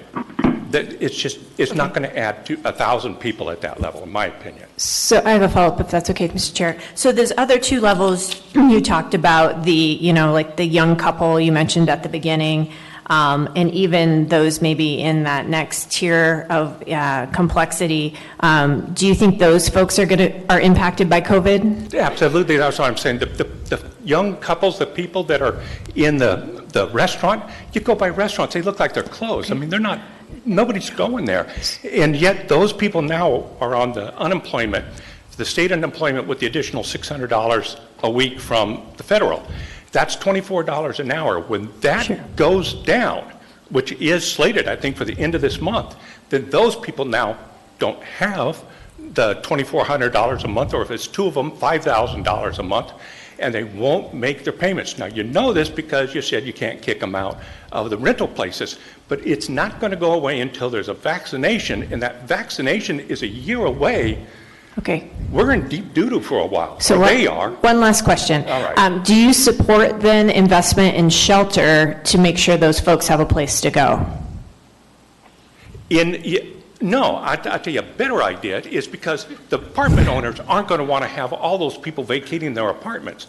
You can go in and subsidize them in place. Gotcha. Right there. Gotcha. And give them 90 days to try to get out of it or something, and maybe have to redo that, because what if 1,000 people leave out of the apartment units right now that are also now at lower levels than what they were before? They don't want to have that. Thank you. In my opinion. Thank you. I have one more. Mr. Perez-Verdia? Thank you. I'm right here. Thank you. I have my glasses off, so I'm No, it's okay. It's great. First of all, thank you for the breakdown. It really helps to make sure that you know and we know that there isn't sort of one group, right? There is all kinds of different people that experience this in lots of different ways. So I really want to thank you and appreciate that. And my question is, and it sounds like you would really appreciate this, it's fairly new, but have you seen the new gap analysis for homeless in Alaska? In Anchorage that was just released a week, 2 days? 2 days ago. If you haven't, I would really encourage you to look at it, because I think you in particular would really appreciate it. And you can go to the Anchorage Coalition to End Homelessness website, and they have it on there. And it gives a lot of the data that kind of you're talking about in terms of how it's broken down and what it looks like in Anchorage. So I just want to encourage you to see it. Was I out in left field? No, I think you're right on. So anyway, but I would encourage you to go look at it, because it'll give you that sort of picture of what's happening in Anchorage. All right. So thanks for your testimony. We really appreciate it. So lastly, I'm against both of them for right now. Thank you for your testimony.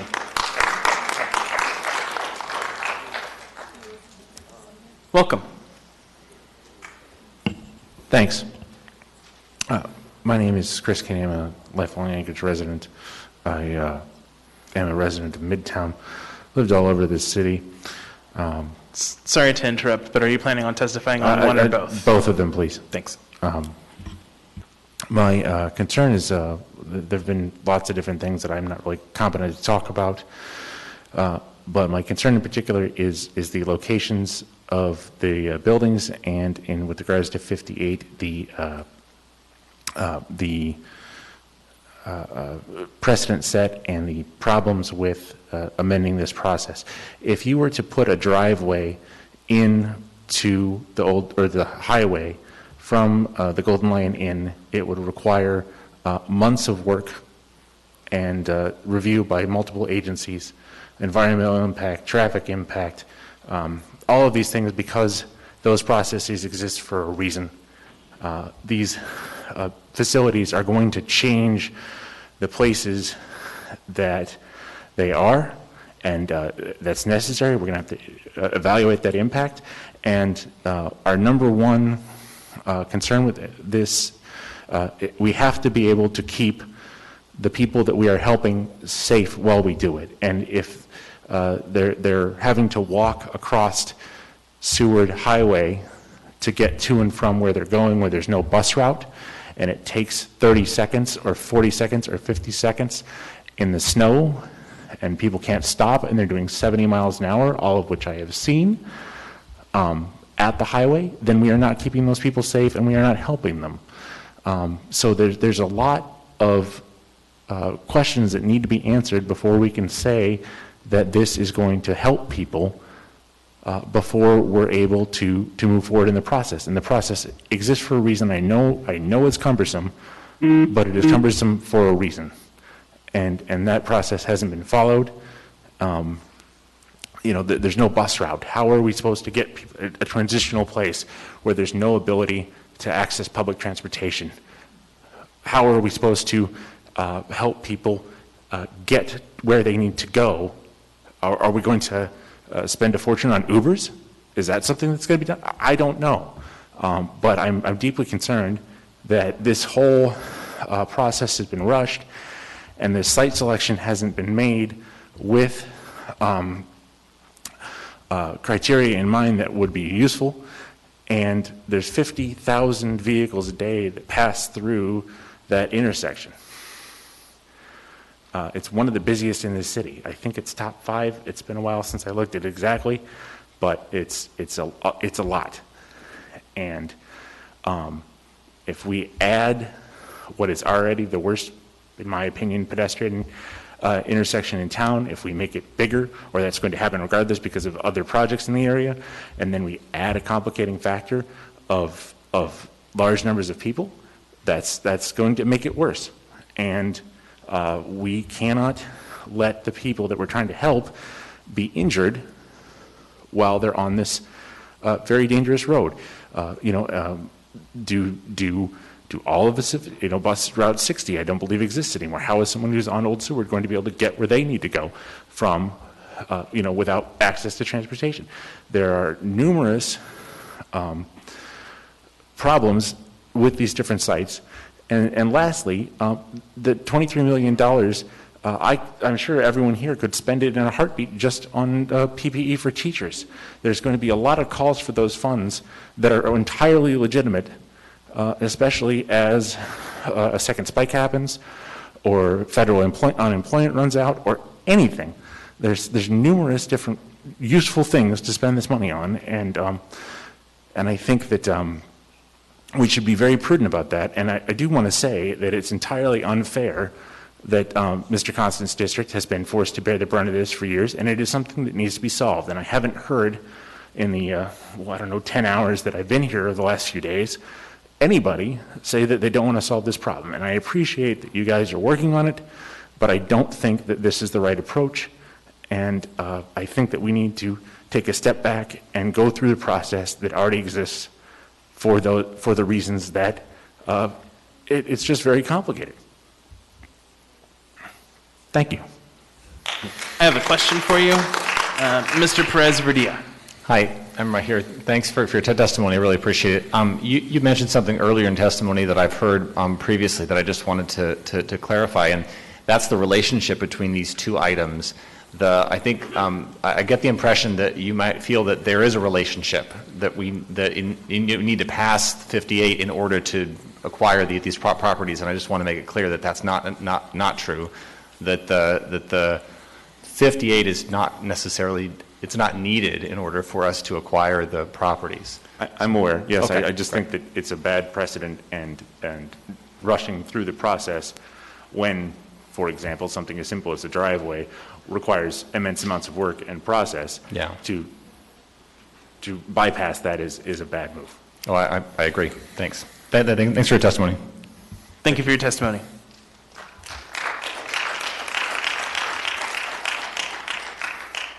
Welcome. Hi there. My name's Sagan Joyce, and I'll be speaking to both ordinances. I'm a lifelong Alaska, fifth-generation Alaskan. I was born and raised here in Anchorage. I volunteer down at the Downtown Soup Kitchen and have had all kinds of interactions with the Anchorage homeless population. I volunteer and run a soccer program at a Title I school and deal with families and surrounding communities that have impacts from what we're calling homeless. One thing that I'd like to discuss today is, I think, having grown up here all this time, I'd say seeing Anchorage is a different place than the days when Floyd used to stand on the corner. Spenard, Minnesota does not look like that anymore. It's a completely different city that we're in now than what I grew up in. And I guess one thing I'd like to address first is what we're calling homeless issues. So there is a homeless problem, there's no doubt. I think, in my opinion, God has created us all differently. I think these people that we're talking about, honestly, are people that are broken in a way that we don't want to look at in society, or we tend to not want to have that in our neighborhood. We don't know what the answer is. We don't have a good solution for it. And I'm going to share something with you that's close to me because it impacted my life. My grandfather was an alcoholic. He went through this cycle. He would probably call him, at certain times in his life, homeless. He went through this cycle of disappearing. I'd go down as a 15-year-old and have to retrieve him from downtown to bring him home for Christmas. He'd be gone for 3 months. He'd go to Clitheroe for 3 weeks, 10 days, whatever it was for the dry out. He'd go to Nugent's Ranch for three months. He'd come out, he'd do good for a long time, and he'd end up back in the cycle. He eventually died of an alcohol-induced stroke at a very young age in his early 50s. So the reason I bring that up is I want to discuss what we're really talking about. There's a difference between homelessness and what we're talking about, the way that we're viewing this community of people, which I think, if we're honest with ourselves in the community, this is what we're really talking about. We don't want Third Avenue spread throughout Anchorage. We don't want it. It's bad. I mean, it's bad. We just drove down Diamond 2 days ago. My son was in the backseat of the car, goes, "Look, Mom," and there's a guy standing there, obviously inebriated. I'm not saying he was homeless. He looked homeless, completely exposed on the sidewalk on Diamond driving down the road. We don't want that in our community. I don't want my kids, I don't want my wife to have to see that. It's not good for any of us.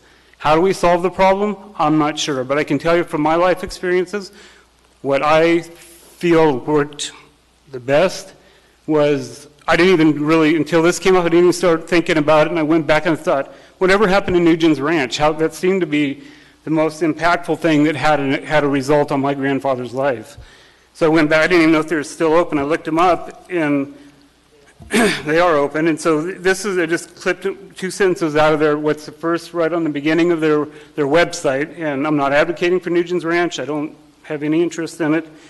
It says, this program was built around the basic premises of providing a recovery environment that is safe, structured, stable, and separate from the client's current environment that has contributed to their chronic alcohol and drug use.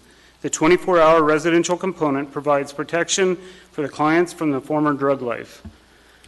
I don't think we can classify homeless as our problem. What we're talking about, homeless, I think we have, I could be wrong, I think we have the resources to help people that are homeless, that are financially reach difficult situations. Those programs are in place to help those people. What we're talking about are the people with mental issues and people who honestly have drug and alcohol addiction problems, and as much as we want to help, sometimes I believe we're enabling. We're putting all these programs out there. Yes, I want to feed them, I want to hug them, I want to clothe them, I want to help bathe them, I want them to stay alive. But at a certain point, we are enabling this situation. So unless we actually, not saying this is the right solution, but it was the solution that had the biggest impact. I don't believe taking that situation we have down on 3rd Avenue and spreading it throughout Anchorage is going to solve your problem. We can't force them to stay in these things. They have to have, it's between them and God. They have to make the decision that they want help. As much as I wanted to save my grandfather, I couldn't save him. My family couldn't save him. You guys can't save him. These 4 facilities wouldn't have saved him. He's got to have that in his own heart. He's got to make that decision. He's got to want to be cured.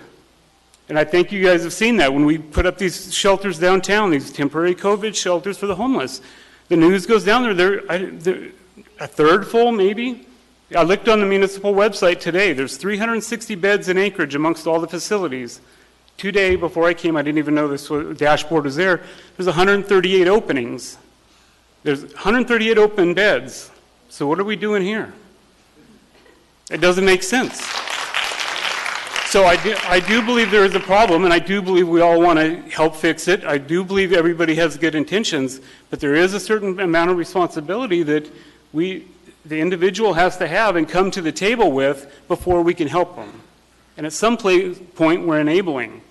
I do believe by not, I hate to say it, but when is it okay for people to walk into a store and walk out with armfuls of stuff? I've personally seen it, and not be arrested for it. I mean, what happens to our grocery bills go up because someone's got to cover the cost of that stuff that went out the door. But then once they get away with it once, what's the next step? All of us, everybody in Anchorage here has been impacted to some degree. Me just 2 days ago by seeing the guy on the side of the street. I have a business right down the road. Constantly the neighbors telling us, go out and lock your car doors because they're out there going through all the cars again. So.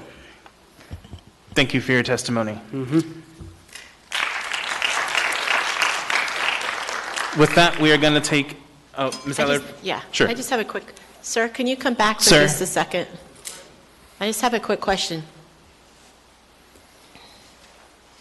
That last bit, I didn't catch it quick enough for you, but you said you have a business here locally? Yeah, I own a couple of businesses here. One of them's on B Street in Tudor there, and we're back up to the Cuddy Park, and we get constant, the homeless, not homeless, people have been camping out in the park on a regular basis, and they are going through the vehicles on a regular basis. So the neighbors will actually say, hey, go out and lock your car doors because they're coming around trying to open all the car doors again. So Based on your experience, what you're telling me is it's not a matter of these individuals just sitting around or anything. They're actually. I don't think there's no. I mean, let's just be honest, right? Crime? There is a population there that supports their alcohol and drug addiction primarily by ripping us off, right? Ripping assets off from community members on a regular basis to sustain that type of lifestyle. Okay, thank you. Thank you. I have another question for you, Mr. Perez-Verdia. Actually, I just had a quick comment. I wanted to thank you for invoking a memory of Floyd. That's those people who have been around a long time remember that, so thanks very much. Thank you. All right, so with that, we're going to go ahead and take a 10-minute break.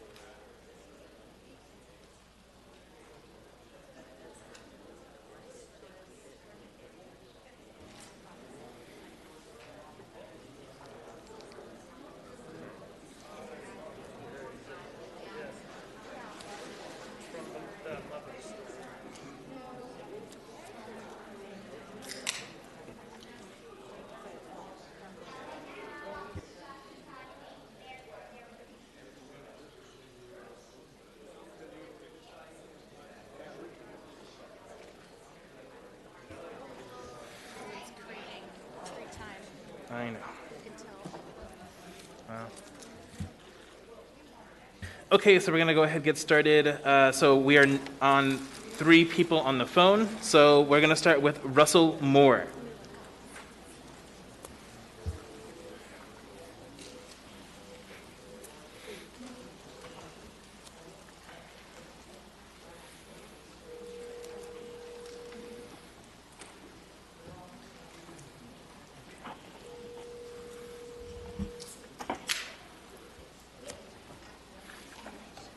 Hi, Mr. Moore. This is Felix Rivera. You're here with the Anchorage Assembly. We are on public testimony for items AO number 2020-58 and 66. Would you like to testify on one or both items? Only on 66, please. Okay, I've set your timer for 3 minutes. Welcome. Thank you. Members of the Assembly, thank you for the opportunity to testify. Thank you also for your patience during what must be a very challenging third night of public comment on these proposals. I live in Spenard, at Arkansas and McRae, right across from Fiore d'Italia. My family's been living in this home for 11 years. We're just a few blocks away from the proposed America's Best site. I'm here to voice my enthusiastic support for all of these purchases. My reasons are simple and have been explained far more eloquently by several who've spoken before me. These facilities are desperately needed. This is the right time, especially as winter approaches, and it is our civic and moral duty to meet our neighbors in need where they are and to help them in the ways they need to be helped. To me, the most frustrating aspect of this public testimony has been the parade of angry folks from around the Muni standing up and declaring that they haven't been listened to. Yet, when we're offered testimony from experts who've been involved in the planning, doing their best to help explain the plans and clarify the misinformation, those angry folks listen to none of it. The opposition to these purchases is, by and large, dug in and refusing to listen, bringing me to my closing point. Lots of angry voices these last 3 nights have demanded this assembly remember that it represents the public, seeming to forget that that public includes the people who will be served at the treatment center, at the transitional housing, and at the shelters. Government's duty is not to amplify the voices and the power of people who already have plenty. It is to protect, serve, and aid those without power and without a voice. I've heard more than one person lecture this assembly on leadership these past few nights. Most of these self-appointed experts seem to hold the view that leadership means doing exactly and only what the loudest voice in the room demands. But that's the opposite of leadership. That's spinelessness. Leadership very often means making the right decision, even when it's unpopular. It means listening to the facts and making the best choice, no matter how hard it is. I believe in you, members of the Assembly, and I urge you to pass this ordinance unanimously. Thank you. Thank you for your testimony. Next, we have Dylan Chamberlain.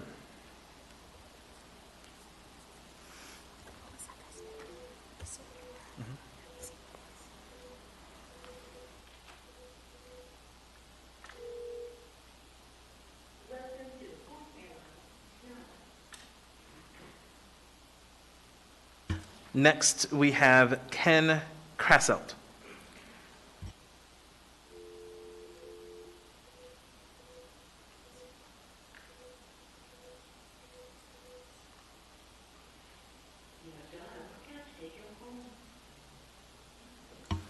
All right, we're back to in-person testimony.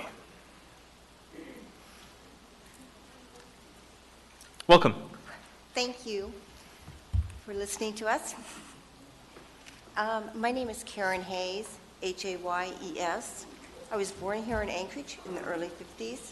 I've lived here. Sorry to interrupt. Are you testifying on one or both items? Both. Okay, thanks. Sorry about that. So I have lived and worked here in Anchorage for over 65 years. I've seen many mayors and many assembly members come and go. And I really think that the current administration is very bad about making up its mind that this is what I want to do and this is what's going to happen. For example, the gas tax, and nobody The administration did not want to listen or really pay attention to anyone as far as public's opinion and dissatisfaction with that. And part of the problem is that this is our money, and you are telling us this is the way it's going to be. And it's kind of like, well, everybody's supposed to wear a mask and this, that, and the other. But we are unhappy with a lot of the decisions. But anyway, one example of the mindset, and that's the way I feel in going into these two ordinances, is this is what we have decided, and no matter what any of us says, this is what we're going to do. And I strongly disagree with that approach or attitude in all dealings. Because, as I said, anything that affects us, which basically everything does, or the citizens, we have a right to have a say. That's why we elect our assembly people, is to speak for us. But you need to hear all sides and pros and cons, and you don't always, things skip you. You get kind of focused on one thing, and you just don't look at the overall broadness. But as far as, there's also the gas tax. Then there was also, in January 2019, there was the ordinance for the 12-year property tax break to encourage new buildings downtown, okay? Now, I listened to those hearings. One of the biggest problems is that, I understand the incentive to want to, but my biggest problem is the fact that the total ignorance, ignoring the earthquake zoning. And you voted, only one assembly person, I think, objected to the fact that you wanted to bypass any of those earthquake zoning areas and ignore them on the bluff areas. I really think this was right after the November 2018 earthquake. Maybe that area didn't get hurt in the November 2018 earthquake, but I was here for the 1964 earthquake. I watched Government Hill School get swallowed. I was sitting across the street from it, and it is, you never know what is going to happen in an earthquake. But there is a reason for zoning. And as far as zoning goes, as far as you wanting to just ignore it and do whatever you want to do, well, you know what? Citizens have to pay attention to those things. We can't just decide, well, we don't think this should apply, and you enforce that. In fact, I was turned in by my neighbors a couple of years ago because I had gotten a new dog, and she was going to jump the fence, possibly. So I bought fence extensions, put them up, whatever. So they come and go. You can adjust them. But anyway, so I got a nice letter from the municipality telling me that if I did not make an adjustment within 10 days, I was going to be fined $300 a day for my fence. Now, these were 2-foot extensions. I had a 5-foot fence. And I could raise and lower them as I went. It also helps with moose, because I have moose in my yard every year in the winter. But anyway, that's my opinion on waiving any zoning commission. You really need to pay attention and follow the rules, like everybody else has to. Then there is the other problem. Then there is another thing, and you're talking about, it's going on to 66, is you want to buy these buildings now. The mayor wants everything done by winter. Well, we know that's not going to happen. And as an example, the new APD, the Assembly approved the new APD moving to its new building in October of 2018, okay? It took 10 months before APD got moved into that new building. And that's a brand new building. You had to make changes, wall changes, I don't know, whatever, but that took 10 months. You didn't even have any code violations or codes to update or anything in that. So how do you think that you can possibly do anything before winter with these homeless people? Plus the fact that the Golden Lion, the newspaper says, you're only going to use maybe 26 of those rooms for beds. stressed for staffing and alter everything else.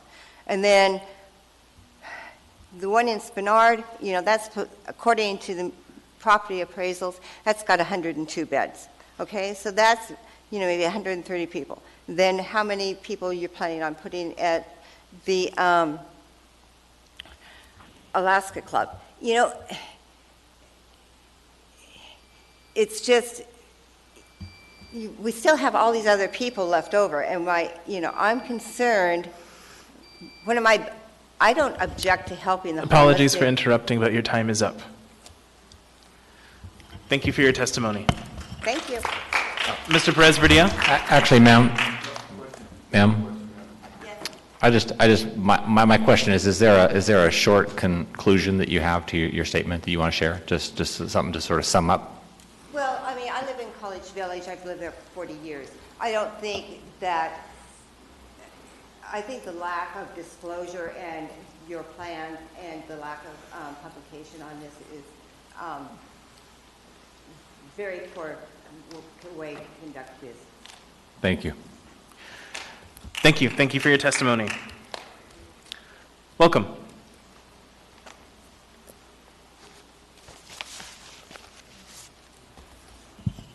Good evening.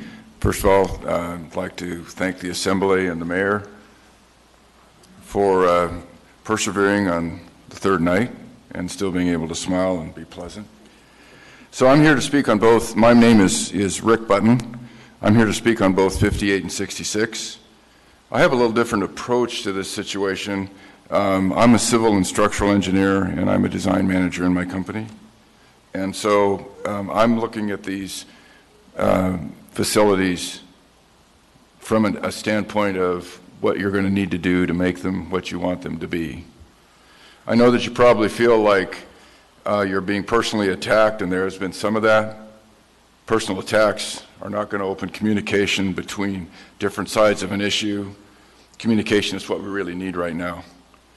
I've been following this issue closely, and from what I hear from the many is not that they do not want homeless facilities or they do not want to take care of these people. They feel that the proposed plan will not accomplish this purpose, and the money can be better spent with better benefit, with some organization and planning.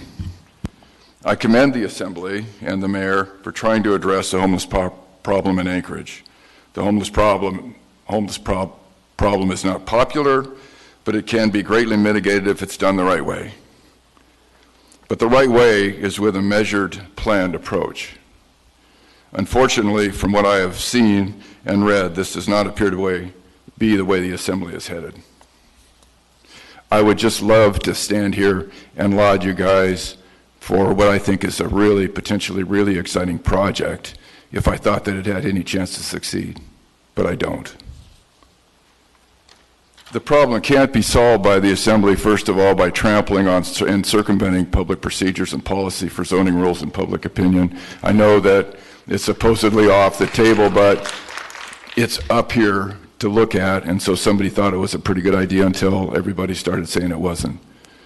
It's wrong of you as the Assembly to assume a king's position on the location of facilities and circumvent established public policy that you as the Assembly require everyone else to follow. And I've had to go through, I've had to get facilities permitted, and it's not an easy job. And to be able to wave your hand and say, I just want to do it here is just not fair. $22.1 million that you have, that may not be exactly the right number, will not cover the cost of purchase and renovation of 4 buildings that you plan to purchase. The buildings are at least all 20 years old, and one of them is much older than that and probably has asbestos that you're going to have to contend with. That will require more money to upend. Because these buildings are all old, you're buying old stuff, and the muni has a tendency to want to make everything perfect. This will require more money to update mechanical and electrical systems and it's required when you take a building and you change more than 50% of it, then you have to bring it all up to code. So you're buying a building and you're going to be responsible with these significant changes for all kinds of potential upgrades that you may or may not be planning on. I frankly think that the cost of what you're endeavoring is going to be, at the end of the day, between $35 and $50 million. Just a rough estimate is that you're looking at $200 to $300 per square foot to remodel a building, and that's what you're going to get into with, for instance, the Alaska Club on Tudor. You have a fiduciary responsibility to the people of Anchorage to spend the money wisely, and I'm going to assume that you're going to spend this money, and I don't have a problem with that, but I still think that there's a right way and a wrong way to spend the money, and a more efficient way and a more inefficient way to spend it. I design projects for a living, and planning is the key to a successful project and maintaining a project budget. No one embarks on a multi-million-dollar project without a defined project scope and a good cost estimate. Now, Mr. Perez-Verdia, you have said that if you approve this, that that's just the beginning, but what's going to happen is that the mayor's going to go buy 4 buildings, and I don't know how in the world you can buy 4 buildings that are not fit for purpose and expect to get them to go. And I'm going to go into the reasons for that. Hope I don't run out of time. I haven't seen anything in what I have read to show me that you have a plan. And what I do see that might be a plan is fragmented.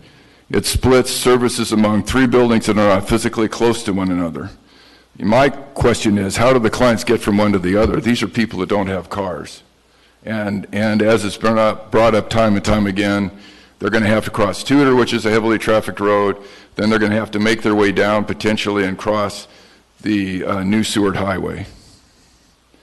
This project needs to have a central facility campus, so transportation is not needed except to and from the campus to bus lines or a central drop-off point. One facility would more efficiently use staff.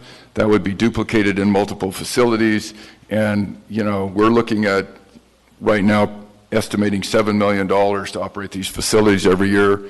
I don't think that anybody knows or you know where that money's going to come from. I mean, we know where it's going to come from. It's probably going to be higher taxes. There's just, you know, everybody's being squeezed. And I'm not being critical here. I'm just saying that if you think about it, why would you have 3 buildings with 3 maintenance staffs, 3 security staffs, 3 admin staffs, when we could put things together and begin to get some serendipity out of all of this? So it's not, you know, people that are up here opposing 68, which I do, is not because the concept... Apologies to interrupt, sir, but your time is up, but I have a question for you. Ms. Allard? Can you, I'm going to pull your thing. Can you finish that sentence? And then number 2, can you tell me your name again, please? Yeah, my name is Rick Button. Rick Button. Right. So I guess what I close with really quickly is what a new facility would be built for purpose. It wouldn't be compromised by trying to squish, you know, a round thing into a square hole or a square thing into a round hole. And I'll just add one other thing about the Golden Lion. My wife and I used to take dancing lessons there. And at 6 o'clock at night, with just a few cars pulling in and out of that place, it's hard to get on and off of 36. And if you've been over to the Alaska Native Medical Center, you know, they recognized they had a problem. They put in housing. That is a busy place. There's people coming and going all the time. There is no way that you can fix access into that hotel for the kind of, you know, pedestrian and vehicle load that you're inevitably going to have there. Thank you. Thank you for your testimony. Welcome.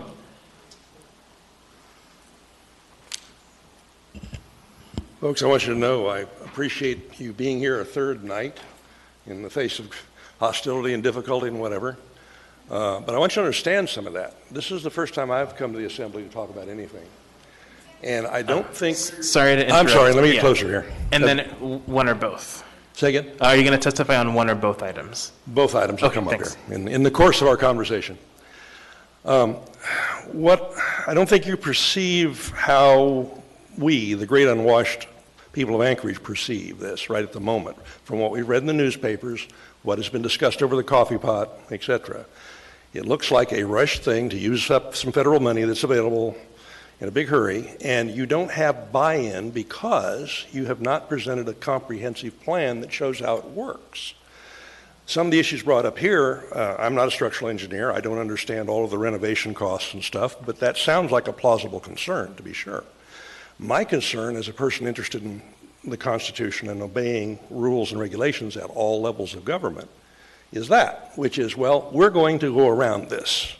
No, follow the process, because otherwise people will not have confidence in you, and at the ballot box next election time, they will remember, oh, those guys ignored us.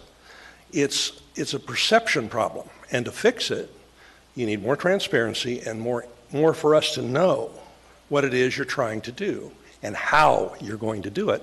And those long-term costs, those that live in Anchorage and own property, they're going to be stuck with it for the next 20 years they live in that house, and it's going to keep going up to cover this, and they're aware of that. So it's not a simple thing to them. You can appropriate the money, you can buy the property. We're all going to get to pay for it, whatever that total ends up being at the end of the day. So that is, I think, where your problem lies, is that you don't have buy-in from an awful lot of people. And whether that'll affect your political careers or other things, I don't know. But I do know that you could solve this by coming up, spend more time on it, come up with a good plan. I've heard some wonderful ideas here. Draw in some more input. Get some more people talking and thinking. There's some brilliant minds in this city, some really smart people. So at any rate, my goal, I would like to see no homeless people. But I think we're not addressing root causes of homelessness. Our society is breaking down, and we are allowing it to break down. Morality is kind of gone. Single parenthood is kind of an accepted thing. The lack of people joke about the nuclear family, but it always worked. And how do you become successful? Education and family and building something. And so we have people that are homeless. Well, what's happened to them? Well, they've fallen off the edge somehow. They've got involved in drugs, or they have gone through a bad employment situation, whatever. There should be means to help people.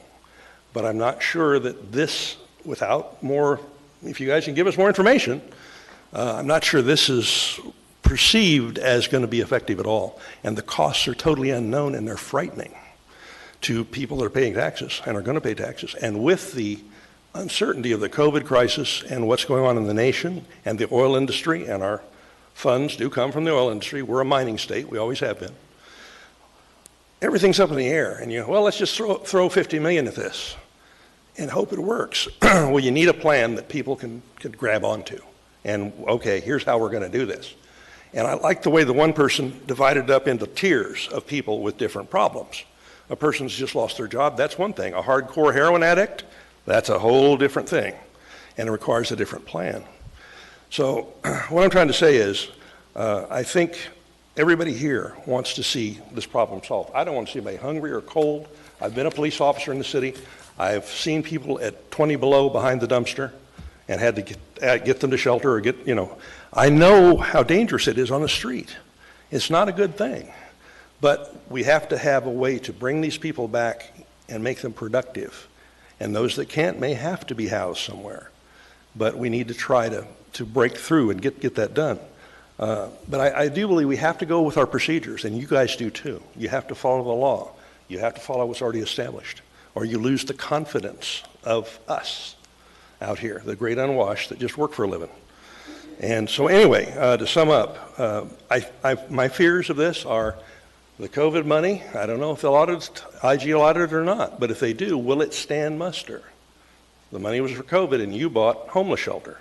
Well, is that for COVID? Temporarily, it is. Is it going to pass? I don't know. Are we going to have to pay it all back? I don't know. I've got a lot more, and I know my time's going to run out here shortly, but there's some other things here. The root causes of homelessness, I think that's very important we address those. I think you should engage the spiritual leaders of the community. The churches, we do an outreach several times a year where we go out to homeless people and take them food and water and talk to them about God. And we try to help in what little way we can. But I think there's a lot of people in the church and spiritual community that would love to help and love to be engaged in this. I think that's a possibility. Besides that, how about the accountability of the families of some of these people? I do know, from being an Alaskan since '81, that some of these people that are in town now were banished by their community. Well, that person is a citizen of or a member of his family and his native corporation, and they've kicked him out. So we get to pay for him and deal with his problems. Is that right? We need all, as someone else said, we need to engage the native corporations, state, local, federal. Everybody needs to get involved in this and see their piece of it. It's a bigger picture than just buying 4 buildings. And let's put in a center that does this and this. I hadn't even thought about the problem of getting people from place to place. That hadn't occurred to me. That's a real problem too. So anyway, and the other question I have is, what you subsidize, you get more of. As soon as it's known that, hey, just show up in Anchorage and they'll put you in a nice hotel room, you'll get more.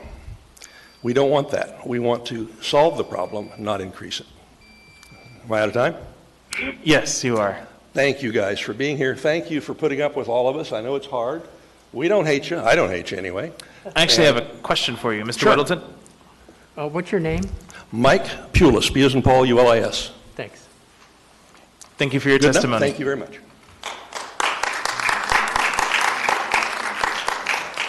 Okay, we're going to go ahead and switch to phone testimony. First, we're going to start with Carol Libby.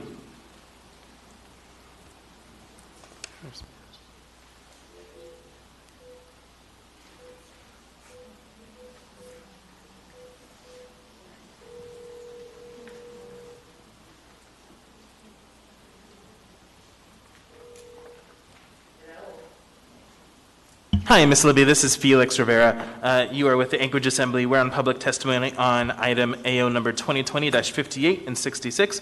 Will you be testifying on one or both items? I'll be testifying on both. Okay, I've set your timer. Welcome. Okay. My name is Carol Libby. I'm a member of AFAC, Anchorage Faith and Action Congregations Together, and St. Mary's Episcopal Church. I've lived in Anchorage since 1963. I want to thank you for the hard work you've done to get the municipality to a position where we can better address issues of mental health, homelessness, and addiction, and services that offer treatment and stabilization. There will always be challenges with an undertaking of this magnitude, and mistakes will be made. But this is an opportunity unlike anything we've ever had. The preparation that has developed over many, many years has given us a model for the community to provide successful shelter and a continuum of supported services. I come before you as a grieving mother who lost her son to suicide 15 years ago. Bobby loved the wilderness. From a young age, he thrilled at the chance of being on horseback and hunting for moose or caribou.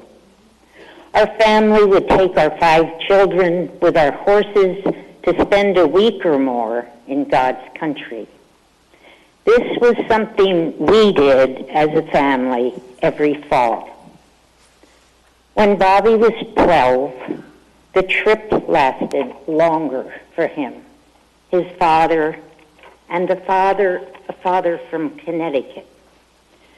The group had originally included our oldest daughter, her fiance, both college students, 2 high school daughters, and an elementary school son and myself.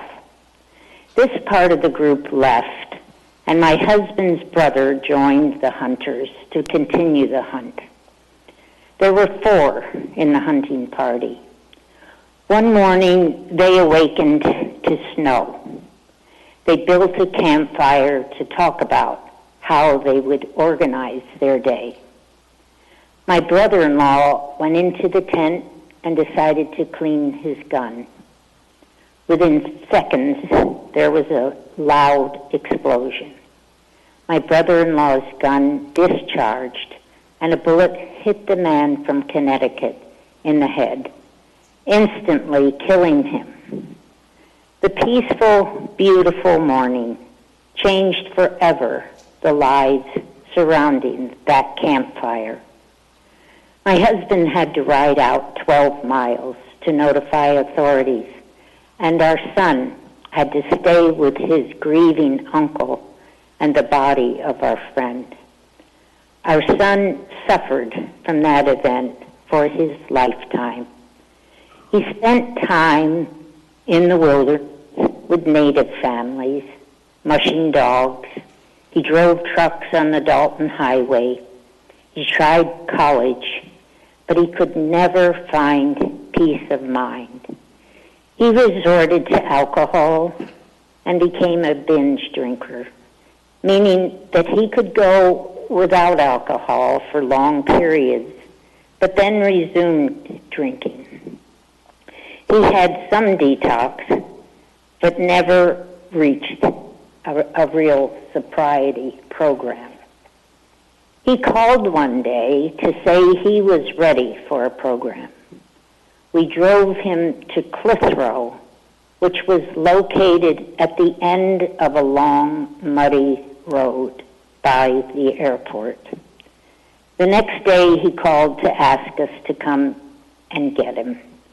He was totally disillusioned with the program. We were disheartened, to say the least. The following morning, we went to church. When we returned, we found the police at our home. Our son had taken his life. This has haunted our family for 15 years. The services Bobby needed simply weren't there when he died. Anchorage needs more services to support people like Bobby.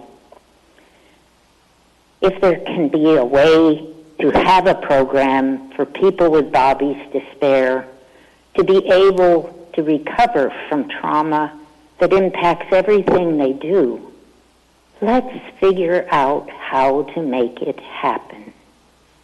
As this body figures out how to best provide safety net, I urge you to consider the humanity of those who need our help. I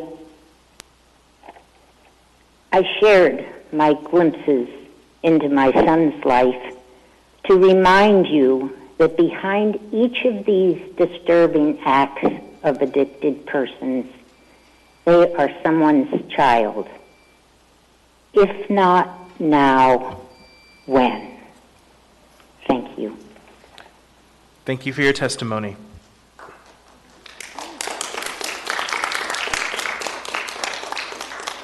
Next, we have Bessie Odom.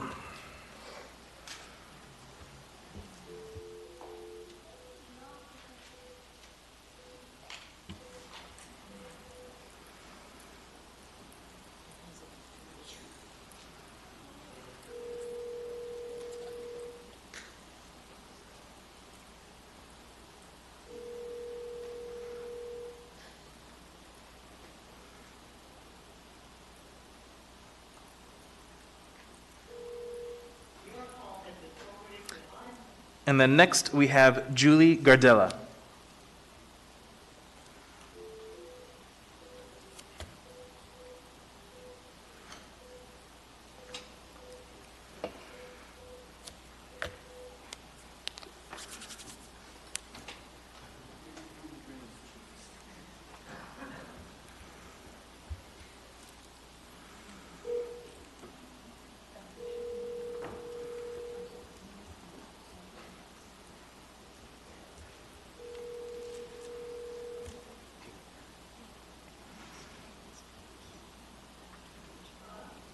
Hi, Ms. Gardella. This is Felix Rivera. You're here with the Anchorage Assembly. We are on public testimony for items AO number 2020-58 and 66. Would you like to testify on one or both items? I'm sorry, can you say that one more time? Yes, we are here for public testimony on items AO number 2020-58 and 66. Would you like to testify on one or both items? I am mixing up which number goes with which. Can you tell me? Sure. So 58 deals with the zoning issue and 66 deals with the property acquisitions. The property acquisitions. Okay, I've set your timer for 3 minutes. Welcome.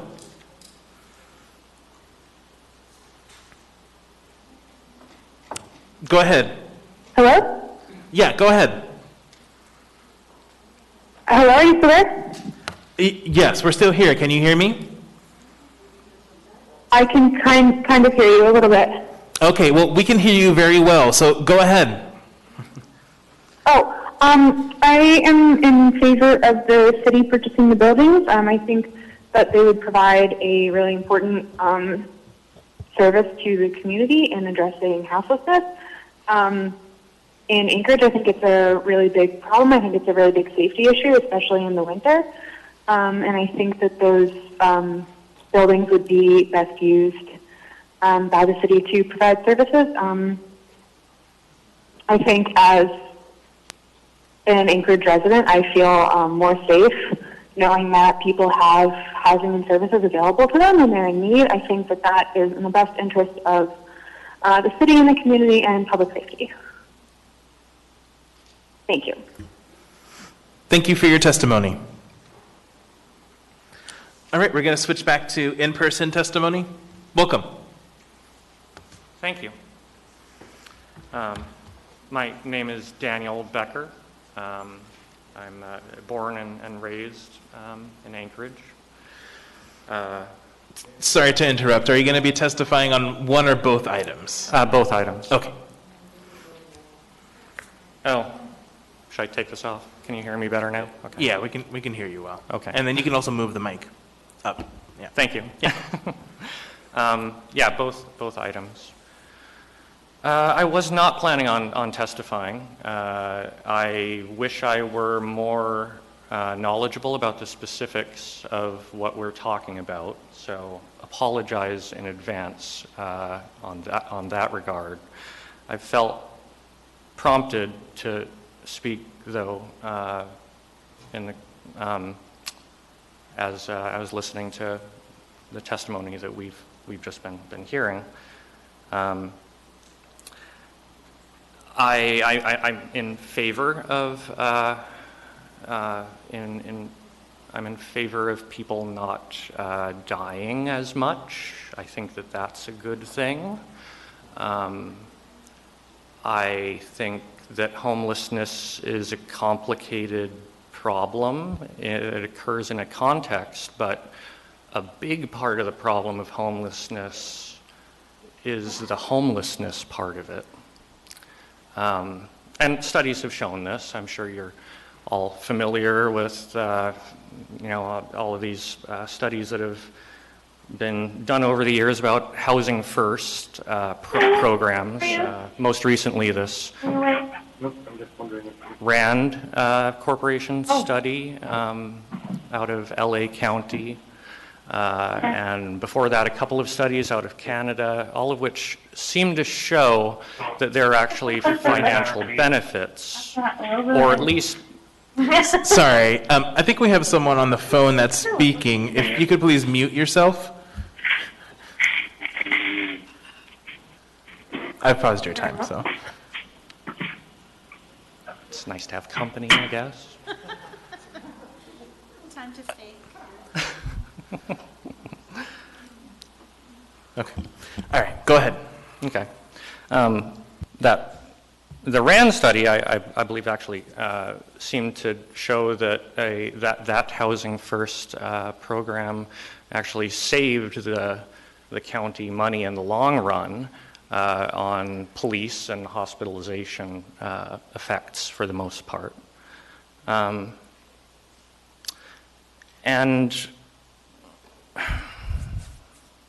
I don't know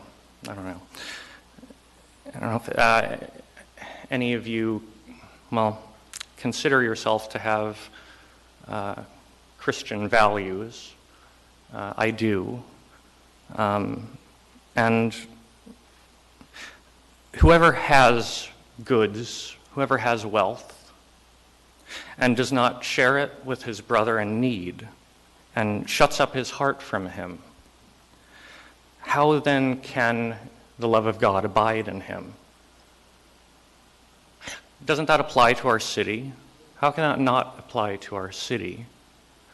And if you don't, if you have more atheist values, and I think it's even more obvious, simply, like I said, people suffering is bad. Human suffering is a bad thing that we should try to avoid on the balance.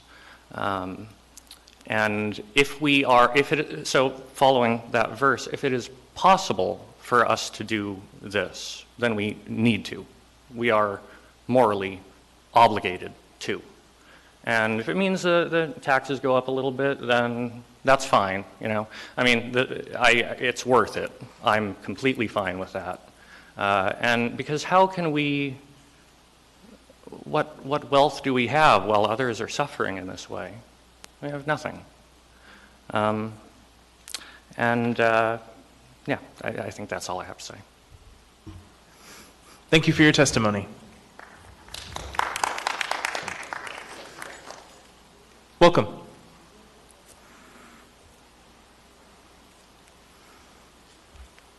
Thank you. I also didn't plan to testify, but I had heard that the mayor was planning to buy some buildings for shelter and for treatment. And sorry to interrupt. Are you planning on testifying on one or both ordinances? Both. Okay, thanks.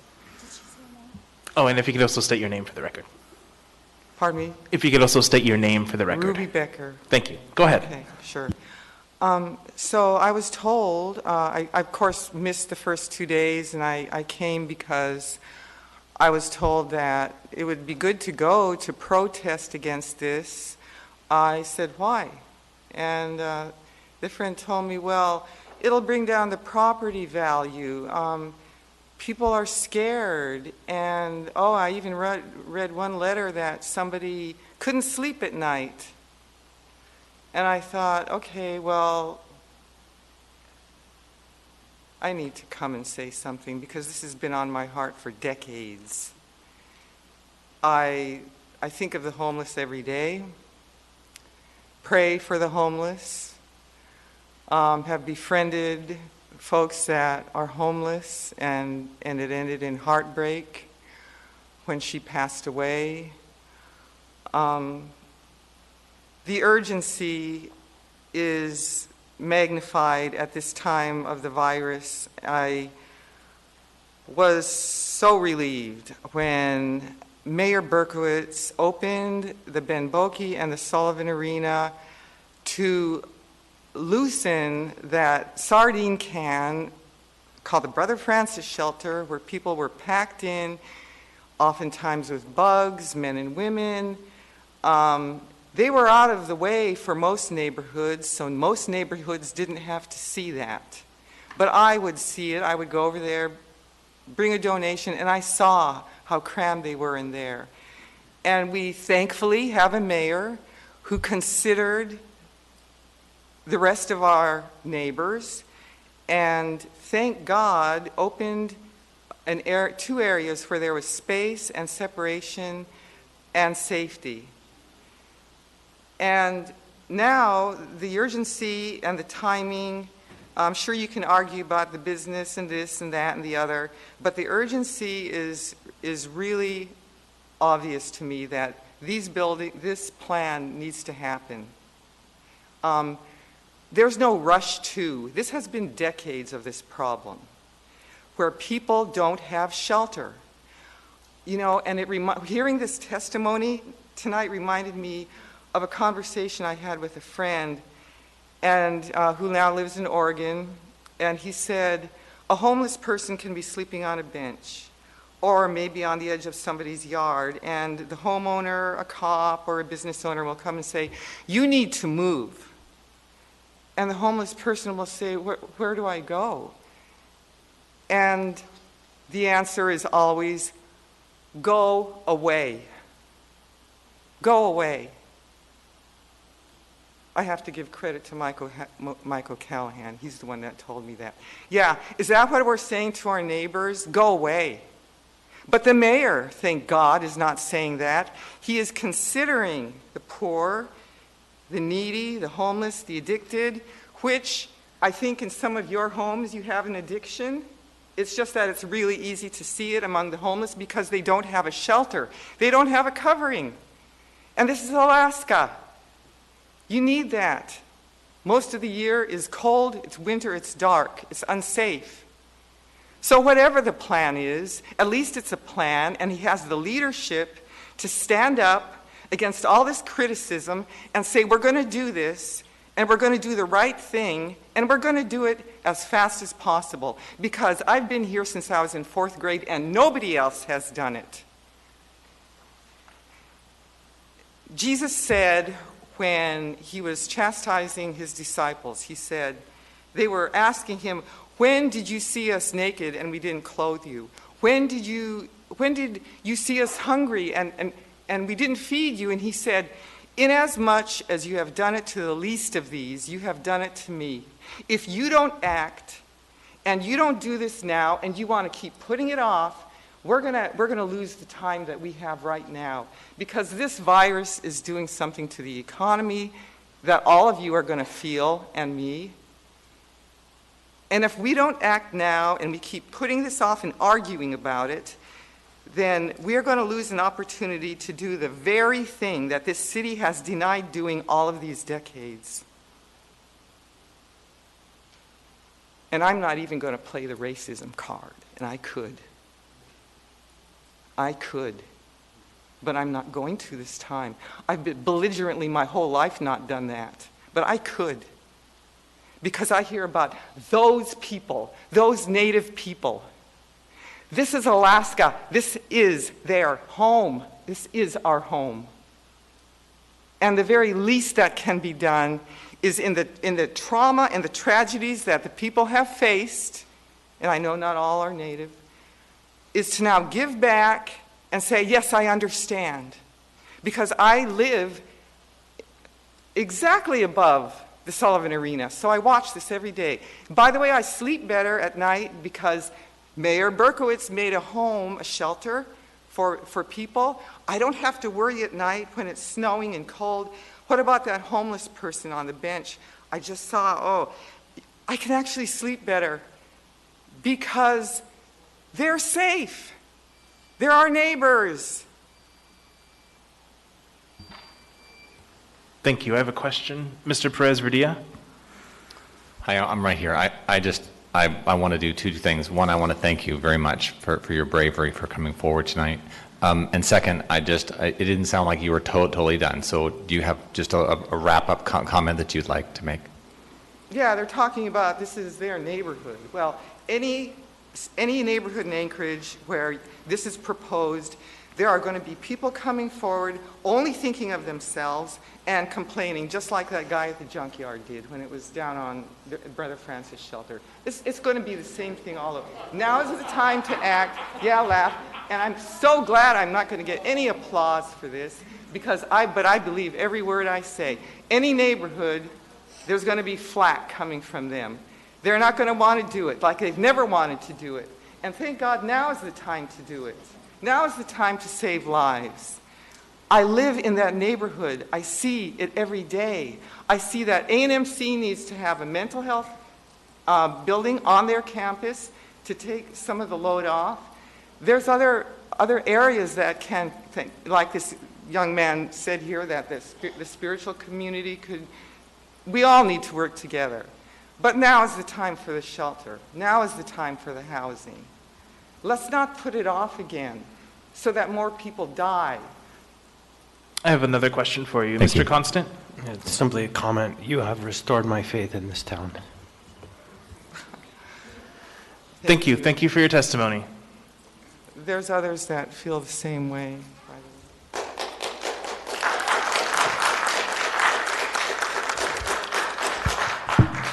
Welcome. Thank you very much. I'm not a professional. My only bona fides are that my older brother, was homeless and suffers from mental illness since the 70s, and the fact that my bedroom... Sorry to interrupt. Are you testifying on one or both? Both. Thank you. And my bedroom is the closest bedroom... And could you state your name for the record? Sorry. David Yeah. Grashin. Thanks. My bedroom is the closest bedroom to those... Sorry, folks are having difficulty hearing. If you could... Sorry. There we go. No problem. My bedroom is the closest bedroom to where that woman was murdered this past winter, and to where we had a homeless camp this last couple months. So I want to summarize what we've done over the last 15 hours. If my estimation skills are still working, I would say 95% of those that testified in person were against this proposal. Less than 5% were for it. And even if we count all the callers that you all must have asked to call in, we're still probably no more than 20% approve this. So out of curiosity, I'm really wondering, how many are for these proposals? Anybody in the room? I thought so. So let's break down the reasons and see maybe we can come to some consensus, see where we agree and where we disagree. I'm a very visual person, so I had to do kind of like a Venn diagram. And I did 2 circles here, and in the middle I said, what do we agree on? We agree that we want to help the homeless and drug alcohol abusers, not misusers, abusers. And so, okay, so that's what we agree on. What don't we agree on? Well, those that are for the ordinance, number 1, they say, we want to help the homeless and the drug alcohol abusers. Well, wait a minute, that's what we said. No plan, but this is what we want to do. And 2, we have $20+ million to spend. We have to spend it quickly, and we probably won't be audited and have to return all that money. Now, we just have heard nothing about what this plan is about. Last night, Diane Kaplan from the Rasmussen Foundation, first time I heard anything that might be happening at the Golden Lion, which is my neighborhood. And she said it was going to be an alcohol rehab, and that sounded, wow, maybe, okay, I can maybe live with that. But then I read the newspaper and I read online about what's going to be, and it says it's a substance abuse center. So now I can't even believe what these other people are saying as well. So let's say, who are those that are against the ordinance? Well, we're against it because it wasn't thought out, done way too fast, no written plan, at least none was given to any of us. This will not help the people that we really want to help because it's not thought out. It's dangerous to residents. It's dangerous to children at daycare. It's dangerous to the congregants at the synagogue and the church. And it's dangerous to those patients that are going to have to cross Seward Highway with the probability that someone will get killed. There's 5 liquor stores within a mile. The businesses are going to lose customers, and it's going to be dangerous for their customers. The CARES Act money is probably illegal, or certainly may be, and we may have to return it. The property values are going to go down 8%, and we just were given no notice. It's just incredible on such a large structure. So I said to myself, it's probably the same thing you all are thinking. How could this incredibly educated body of our representatives be so diametrically opposed to what at least 80% of us do not want to see happen? And mostly, if nothing else, because we haven't seen any reason. We haven't been given any reason. I see in this day and age that education can impart knowledge, but it cannot impart wisdom.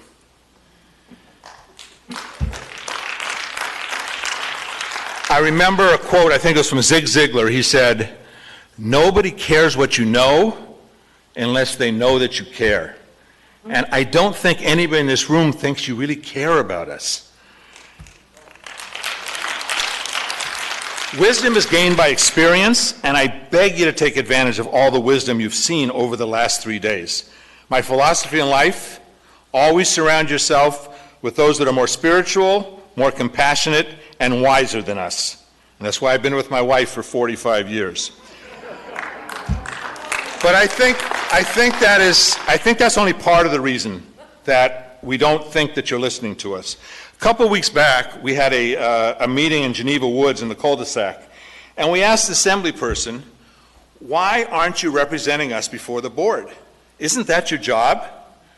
Now, I figured that's a rhetorical question. But no, he actually answered it and said, no. I couldn't believe it. But the reason he gave is really the reason that they're not going to listen to us, even though 80+% are against this.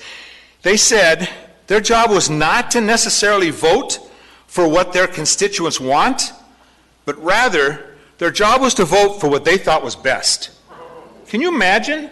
Now, I said that's impossible, so I actually researched it last night, and that really is many bodies, that's how they feel, and that many votes, they say estimate up to 20 to 30%, do not vote what their constituents want, they vote what they think is best.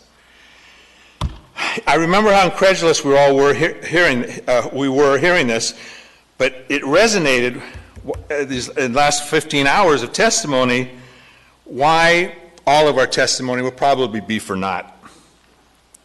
Every one of the incredible ideas, the heartfelt testimony, tomorrow, after the vote, it'll be forgotten and old news to the Assembly. The blood, sweat, and tears that has gone into these 15 hours of testimony, they'll be looked at by the Assembly, merely ideas of... Sir, your time is up, but I have a question for you. Okay. Ms. Allard? Thank you, sir. It sounds like you're really good with research. What do you do for a living? I'm an attorney. Thank you. But not in this area. I represent injured workers. Ms. Zolotel? Hi there. I was in the cul-de-sac too. And do you recall when you asked that question? I didn't ask it, but I heard whoever it asked. asked that question, do you recall the question I asked back or what I said back? Which was that Midtown is huge, the Midtown district, and we have a lot of constituents, and that we have constituents calling us, complaining about camps and expressing all sorts of interests, and that we are responsible for all of those interests? Absolutely. Thank you. And I respect that, but I will say that if that's the case, and we've had hundreds and hundreds of people come through in the last 3 days, how is it that 95% of everybody that testified in person said they're against it? And only those people you guys called to call on the phone, they're the only ones that said they were for it. So I'm amazed by that. Thank you for your testimony. Okay, and I do appreciate the work you put into it, especially you probably get paid about $1 an hour with all these long meetings. Appreciate that. We're going to go ahead and switch over to the phones. So first we have Andrew Vickery.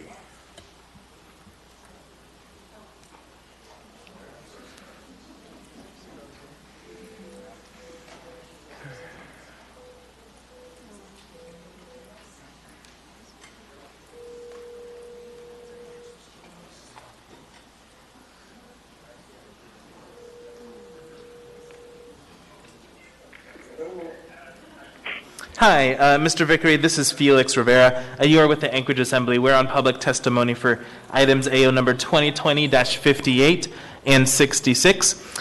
Will you be testifying on one or both items? Both, please. Great, I've set your timer. Welcome. Thank you. Over the last 3 days, we have seen a huge outpouring of testimony regarding the two issues. Some for, some against. We have heard from experts, professionals, and the general public. Some are upset, some are emotional, and some are outright angry. Some have been touched directly, and some have been touched indirectly. But one thing in this city is very clear, that everyone in this city has been affected in one way or another by this problem. Throughout all of this testimony, one thing is crystal clear. We all agree something needs to be done. We, as a community, all agree and acknowledge we have a problem. In today's world, communities are being torn apart over different views and opinions. But we, as Alaskans, are different. We come together when there is a crisis. This is a huge crisis that one mayor or one assembly or one or two organizations can't solve on their own. We need all hands on deck. We need the community on deck. In a crisis, you need doers and leaders. When doers have good leadership, incredible things can be done and accomplished. Without good leadership, nothing gets done. Right now, your doers have little faith or trust in their leaders. They have seen total disregard for the processes of zoning laws. There have been sneaky backroom dealings that have been totally removed from the public view. They are concerned that there could be an audit by the federal government of this administration that they would be held accountable for and have to repay. They are convinced that there will be that we will be repeating the same ineffective programs and steps that have failed repeatedly over and over with little to nothing to show otherwise. Additionally, and now with the mayor's comments, it truly makes the divide wider. We all make mistakes. We are all human. We have all made bad decisions that at the time we thought that they were good ones.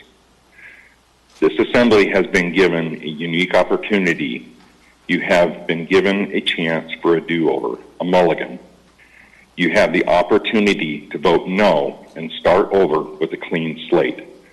The community would be more willing to stand behind you if you would just listen to them. We have seen many people willing to provide their time, energy, experience, and expertise and guidance to help. We have heard suggestions for alternative locations that could better serve these people. Land that is available for little to no cost. We have heard that other facilities have resources that can be tapped for guidance and funding. It has been suggested that we model our program after ones in the lower 48 that have been successful. We have heard of programs that have been successful in Juneau. You can vote yes and show the community that you do not truly care about their voice. It is clear by the majority that a no vote is wanted by the community. You can vote yes and show the community that rules and procedures do not apply to you when they are in the way of your agenda. However, you can vote no and open the door for community engagement, fresh ideas, creative thinking. You can vote no and start to restore the community's faith in our city government. We then, in good faith, work together to truly address this issue. Finally, we need not forget that there are actual human beings at the heart of this. If we fail at this again, they are the ones who will truly be hurt. We can work as a community with a plethora of resources available to truly try to fix this with communication, transparency, and honesty. I ask you to please vote no and show all of Anchorage that you truly represent and care about everyone in Anchorage, homeless or not. Thank you for your time. Thank you for your testimony. At this point, before we go on to the next folks on phone testimony, I'd entertain a motion to extend the meeting to midnight. So move. Second. Moved and seconded. Any discussion? Let's go ahead and vote on it.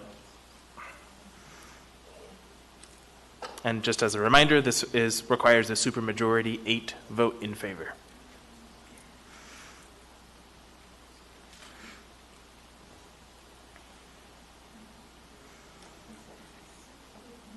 Yep.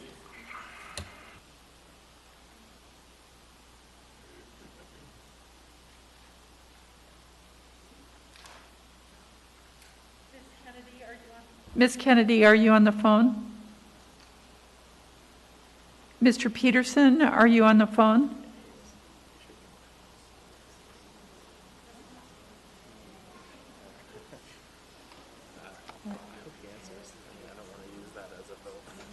Oh, you can't. Keep telling me he has to answer. So, Mr. Peterson, I got your text, but you need to verbalize that answer. So, if you could unmute yourself, please.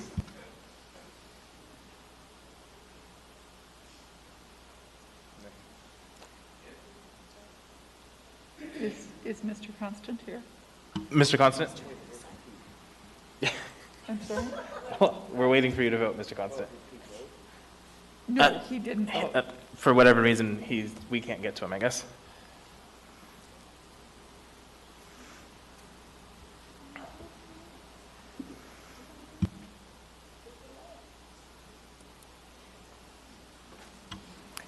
That motion fails 7-2, which, yeah, it's unfortunate because Pete wanted to vote in favor, but we couldn't get him. Okay, so then we... Mr. Chair? Yes. I would like to move to reconsider. Second. Can you reconsider this one? Okay.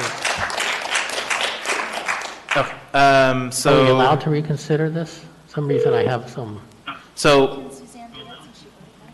Yes, there was the prevailing side, so she can move to reconsider. Mr. Peterson, did you join us? There was some things. Dean will call us out. Mr. Peterson? No. Okay. So we now have the motion to reconsider before us. Members may proceed to vote.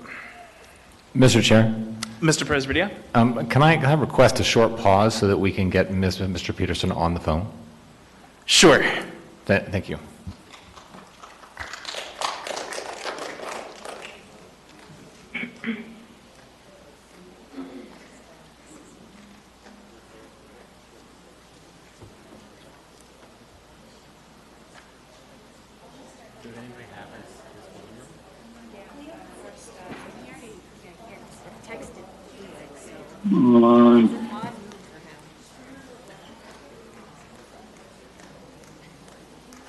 I'm here.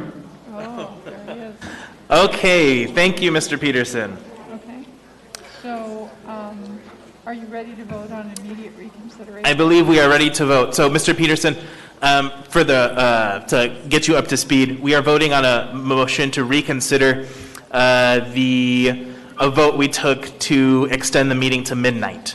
So, yes, we would be back to the motion to extend the meeting to midnight. No, we would not go back to that motion. Yes, members may proceed to vote. Mr. Peterson? He can't vote because he wasn't... Can he vote on reconsideration? Yes. Wow. Well, he was on the phone. So, seems weird. So, okay. Ms. Kennedy? I don't think she's with us. Yeah. Okay. That motion passes 9-1. So we now have the motion to extend to midnight before us. Members may proceed to vote on that motion. Yeah, I need to catch up with you. Sure.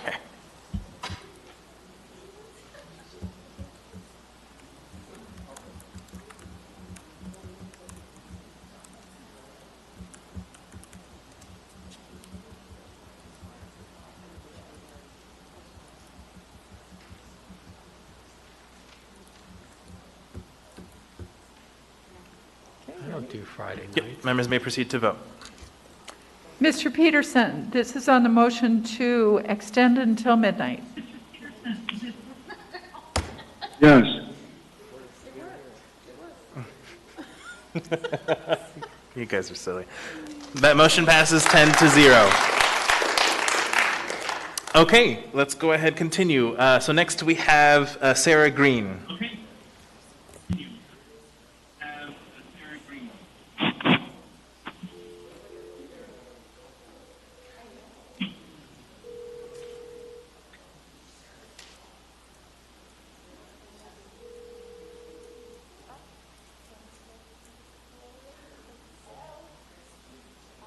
Hi, Ms. Green. This is Felix Rivera. You're here with the Anchorage Assembly. We are on public testimony on ordinance AO number 2020-58 and 66. Would you like to testify on one or both items? I'm sorry, I didn't hear that. Okay, both. I have set your timer. Welcome. I'm getting some feedback. Yeah, if you have your TV or live stream on, then that might be the reason. So I would mute those other devices. Everything is muted. Okay. Go ahead. We can hear you loud and clear. I'm sorry? We can hear you loud and clear. Go ahead. So, my name is Sarah Green, and I'm a lifelong Alaskan. My grandfather came to Alaska in 1922.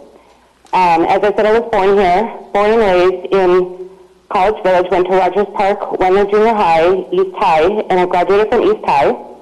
And I'm a small business owner downtown. And like a lot of people, my business has been affected by inebriates in the downtown area. Among other things, especially now since COVID has hit, especially now, I had people sleeping in front of my store. A lot of times I come to work and we can't even get them to move from in front of my gate. And I've had to call the Downtown Partnership and security ambassadors to have them moved. And it's been a very difficult thing in front of my store downtown. Along with that, being that I live in College Village, I've had my house broken into. I do have an alarm system. But as I said, my entire family does live here in College Village.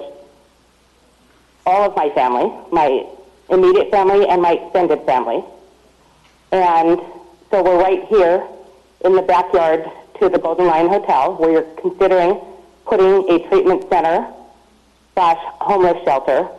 And I'm actually appalled that the CARES money is wanting to be used towards purchasing these buildings instead of towards the things that the money was intended to be used for the small businesses, the meals for children, the children left behind while not in school, the hardworking tax-paying citizens that have been directly impacted by COVID. And especially since there are open beds in Anchorage, why do we need more? Who is going to be staying in these shelters? Families? Are there going to be rules, drugs, alcohol, registered sex offenders? Why the big rush to move them out of downtown? They do need to be moved, but why the big rush? Why are you using these COVID funds?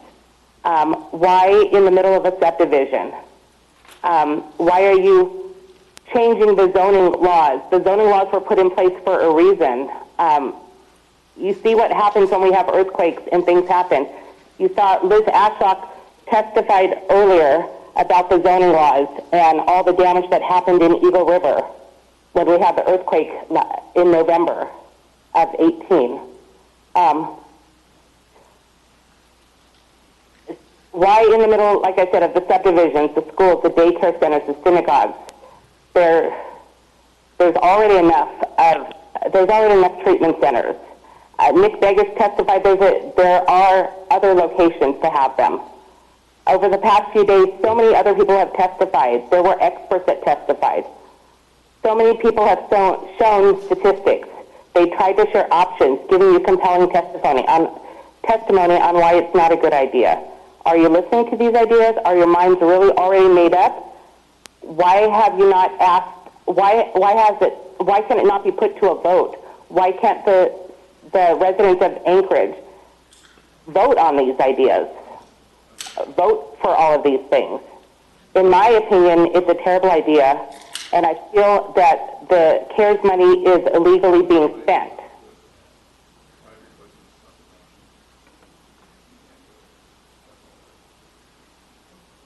Anyways,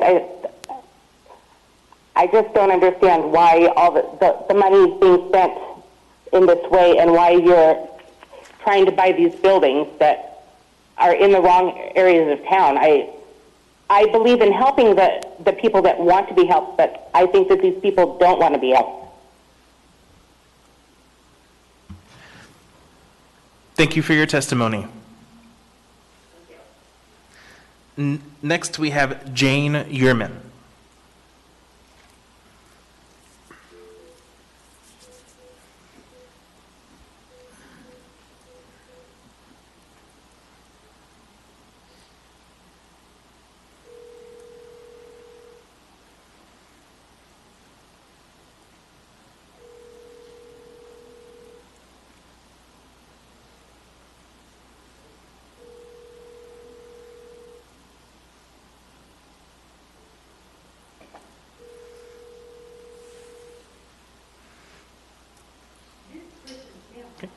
All right, let's switch back to in-person. Welcome.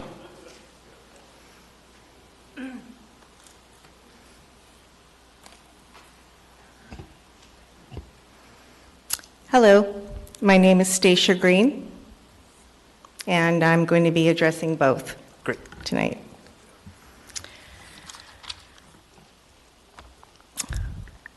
Good evening. My husband was born in Anchorage, a city where not only did they not lock the front door, some didn't even have keys. Today, I live with my family in College Village, where I keep my doors locked all the time. In fact, down my street, just a few hundred feet away, is a homeless encampment where just last winter, a woman was found dead in one of those tents.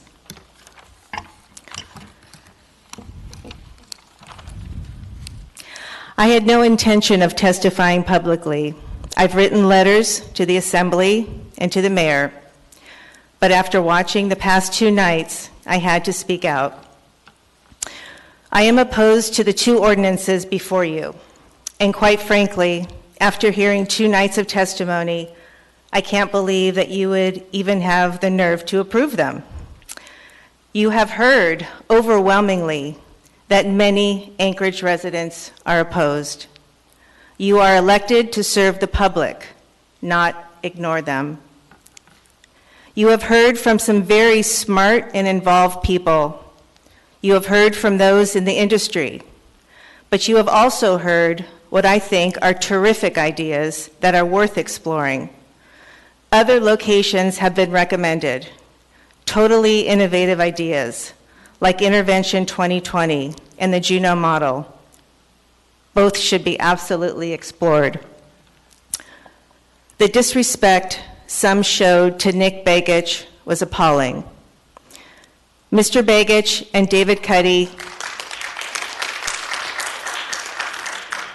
have been trying for 2 years to get a meeting with you, and it's very astonishing and disappointing. If you truly have the best interests of Anchorage at heart, what would it take to open your minds and hear them out? To say that you want to solve this major problem in the city and don't take into account all ideas is just plain wrong. These aren't 2 fly-by-night guys. They come from families with long histories dedicated to our state. They have the community good gene inbred in them. Please, please, hear them out. In fact, hear everybody out. Bring all the professionals together with the community. Bring all the experts to the table. While you say we have to act on this now due to COVID, the reality is that this issue has been here for a long time. I feel that taking more time to develop a plan is needed before throwing money at one of the many people that you feel, as far as experts that have told you that it won't work. Buildings do not solve problems, people do. Let's talk about those buildings for a minute. The Tudor Club is just a big box. It has been empty for several years. The renovation could be in the millions. Is there earthquake damage? Asbestos? In all these buildings, the asbestos abatements alone could eat up the entire budget. How did you determine that these properties are appropriate? The Golden Lion Hotel, for the reasons already stated, traffic, lack of grounds, proximity to homes, businesses, liquor stores, preschools, and schools.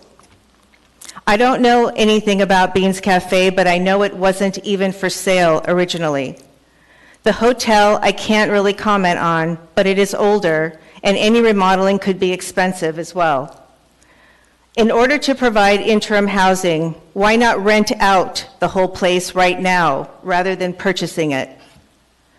Last night, Diane Kaplan from the Rasmussen Foundation told everybody that the Golden Lion was going to be strictly an alcohol treatment center. That was news to all of us. When reading the versions of the ordinance, it states, and I quote, Whereas the Golden Lion Hotel may be the best location for a treatment center, that would include step-down housing, unquote. Well, step-down housing is not permitted due to zoning issues. So let's talk about that. My father-in-law, Perry Green, was on the Zoning and Planning Commission back in the day. The process they went through was lengthy and well thought out. He asked me to tell you that he is appalled with the way this is going down. Your desire to change the regulations without proper process makes us all cringe. Elected officials not supporting the rules their own body created. Really? That is how government runs? Make everybody else play by the rules, but you can change them at will. In the memorandum for the ordinance for the zoning change, I quote another paragraph. This ordinance has no private sector economic effects and local government effects are less than $30,000 pursuant to AMC .2.30.053B.1. A summary of economic effects is not required. Honestly, how could you sign this statement?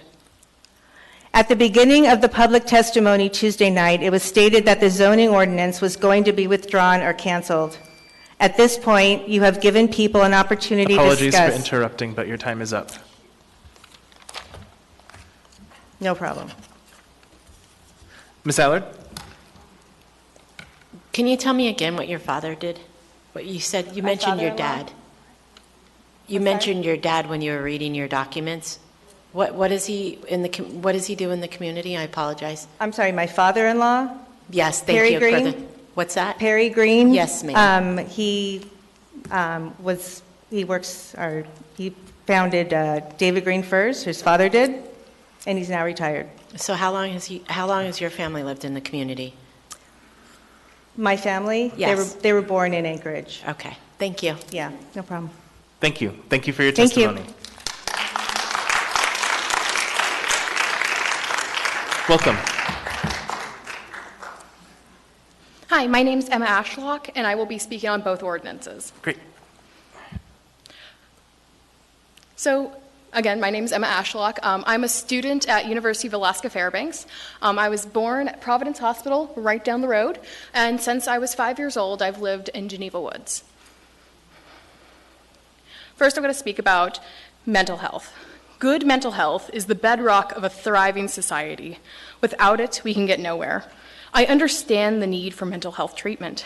As an individual diagnosed with PTSD not 2 years ago, because of mental health treatment, I am able to be a functioning member of society and be able to go to school without fear of leaving my own room or my own house.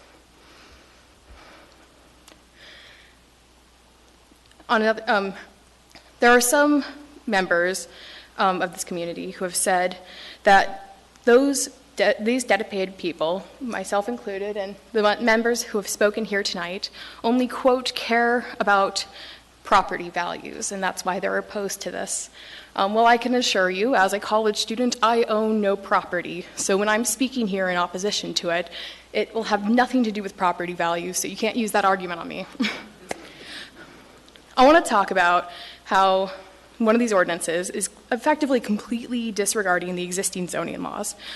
By waiving the Planning and Zoning Commission, this ensures that an important step of the process when it comes to approving items that will affect our community overall is completely ignored.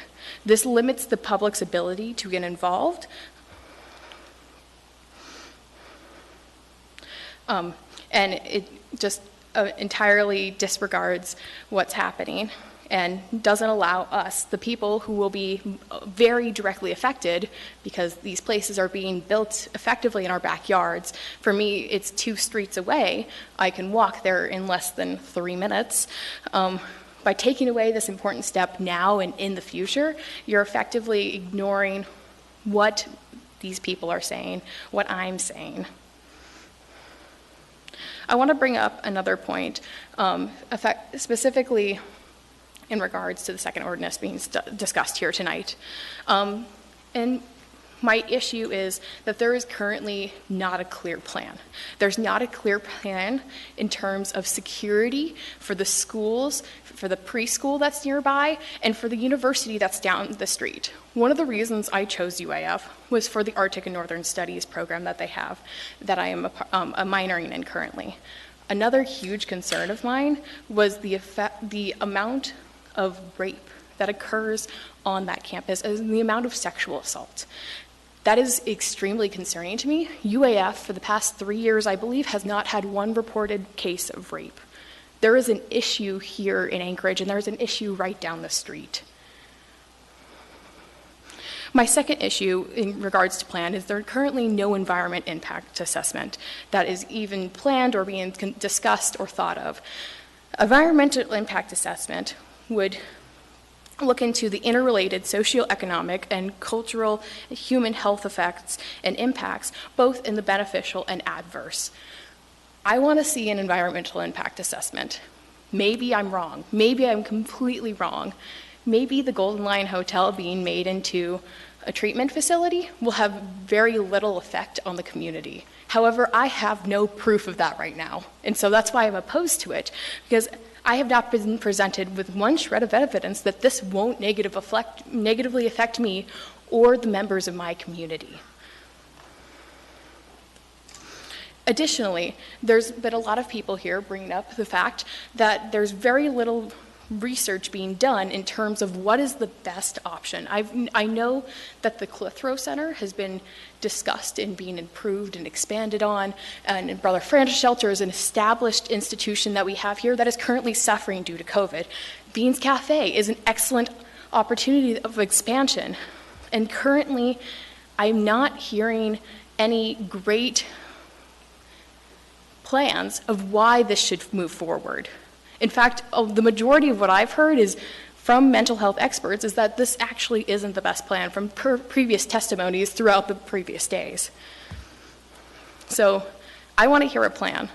Tell me a plan. Tell me before you vote on it. I don't want to hear we're going to have a plan afterwards. That doesn't comfort me. That just shows that everyone's moving forward ahead and leaving everyone who cares about this community and cares about the people who live in this community behind.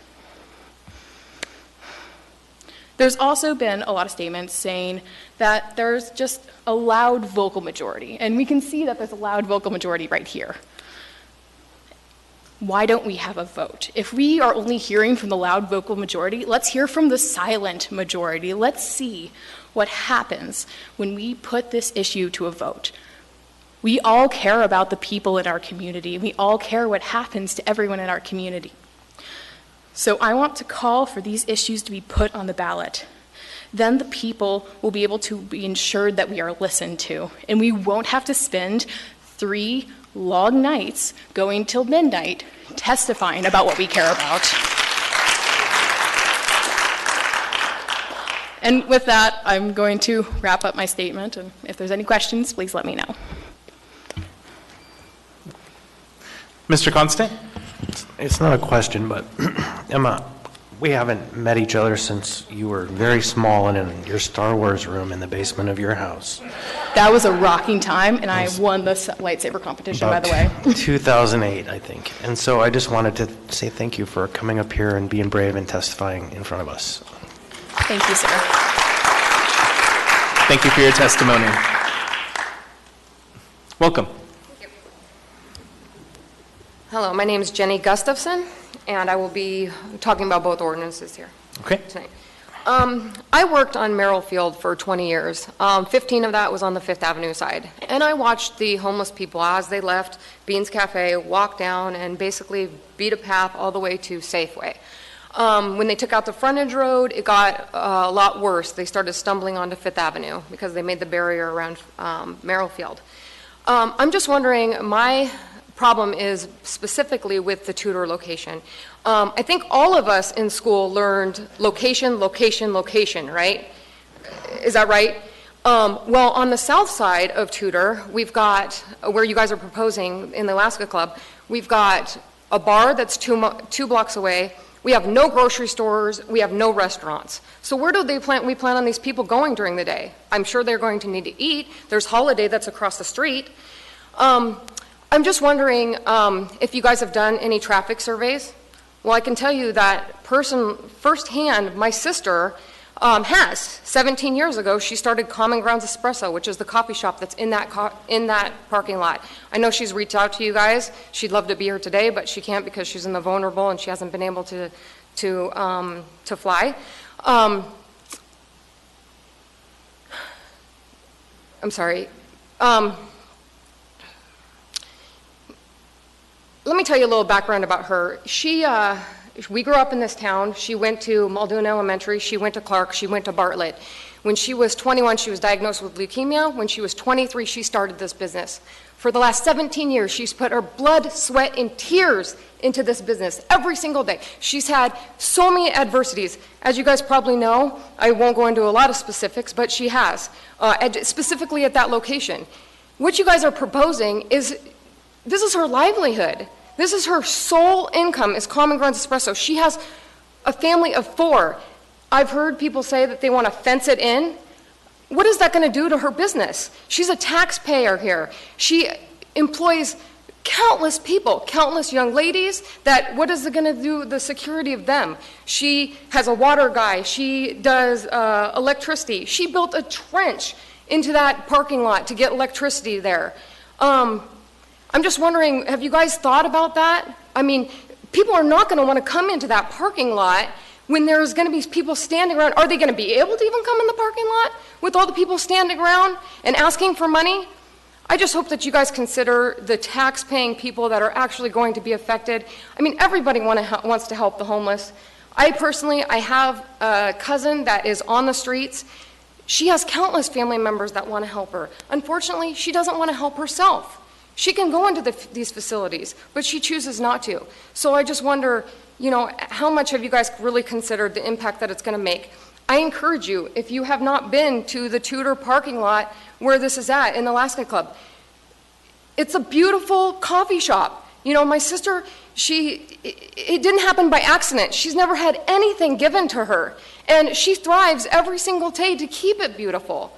And I just hope that you guys could reconsider at least the properties. I know we all want to help them, but this affects more than just the homeless people. It's really affecting the people that are the taxpayers and are the employers. The safety, who's going to pick up the needles? And even if we were naive to think that they're not going to cross the street to go to the liquor stores that are close, they have to eat. They have to eat. I am actually a peer support specialist out of Oregon. I've lived here my whole life, but I did leave here for a few years.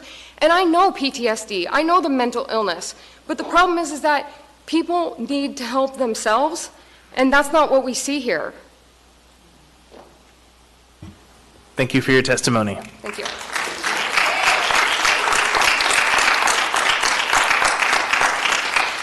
All right, we're going to switch to the phones, and this is actually our last 3 on the phones. So we have Joanne Koss.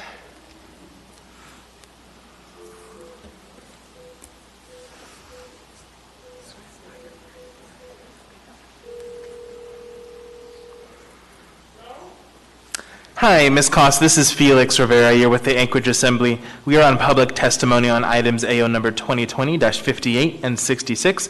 Do you plan on testifying on both items? Both items. Okay, I've set your timer. Welcome. Thank you. I want to thank everyone at the Assembly there for working so hard on these issues. On the rezoning of the B3, as I understand it, this is a citywide change, and I don't know that anyone has made this, that all this, it will go to all over the city, and that it can impact every single neighborhood in this city if it passes. And this type of a situation can come up again in every single part of the city, so that every one of the members of the sitting up at the front there, it could come into your neighborhood at some time in this way or some other way. So please consider, if I am correct, please consider this for your area. On the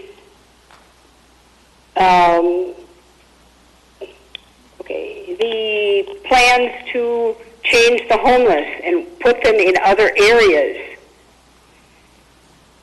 The lady, Mrs. Allard, I believe it is, from Eagle River, said she hasn't seen the these plans that you talk about, and perhaps some of the other members of the Assembly has not seen those plans. Are there actual written plans? Can I, as a citizen of this city, I've been here since 1978, can I come down and look at these plans? Are there written plans? And, let's see, the assumption is, on this whole thing, is this is not going to impact the neighborhoods, that where these facilities are going to take place. I heard the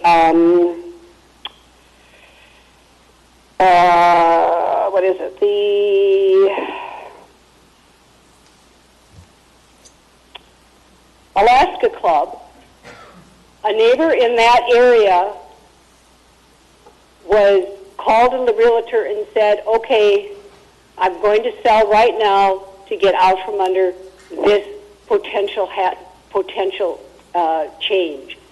He was told your house is worth $20,000 less than it was yesterday because of what is going to go in there. I think that's something that will impact the neighborhood. I think that with all the expert advice and the people that you have had, perhaps you should do some more soul searching to find out what is the best place instead of this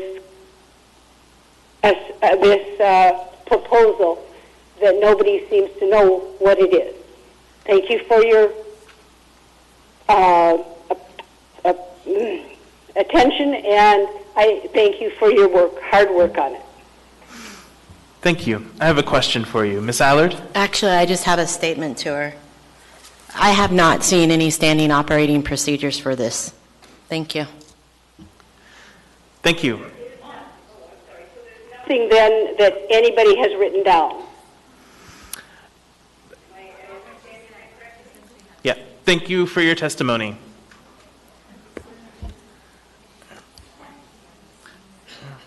Next, we have Kathy Stingley.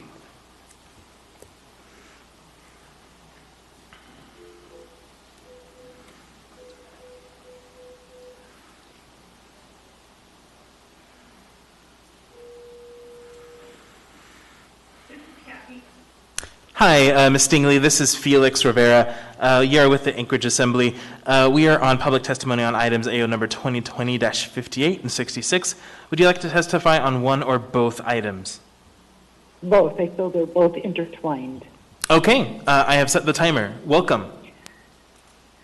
So I'm going to keep it very short and sweet. I've been watching this for 3 days. I attended 2 nights of testimony. One thing that really stands out to me is if this is an urgent need, what is forecasted for availability now?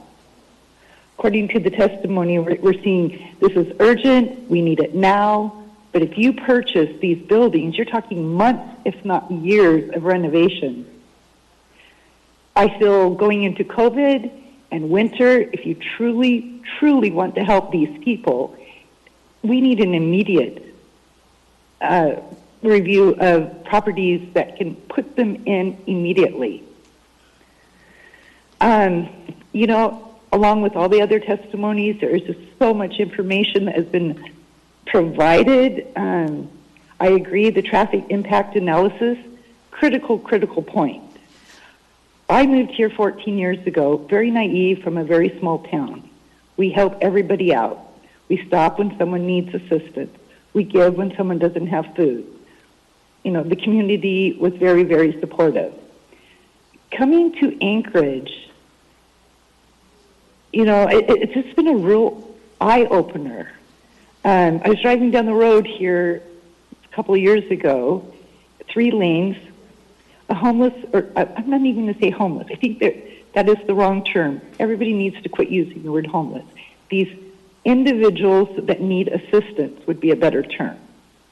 So I'm at a light. One ran out past 2 cars. I hit this person. The most terrifying moment you can ever experience. I was shocked to my core. Jumped out of my car. He took off running.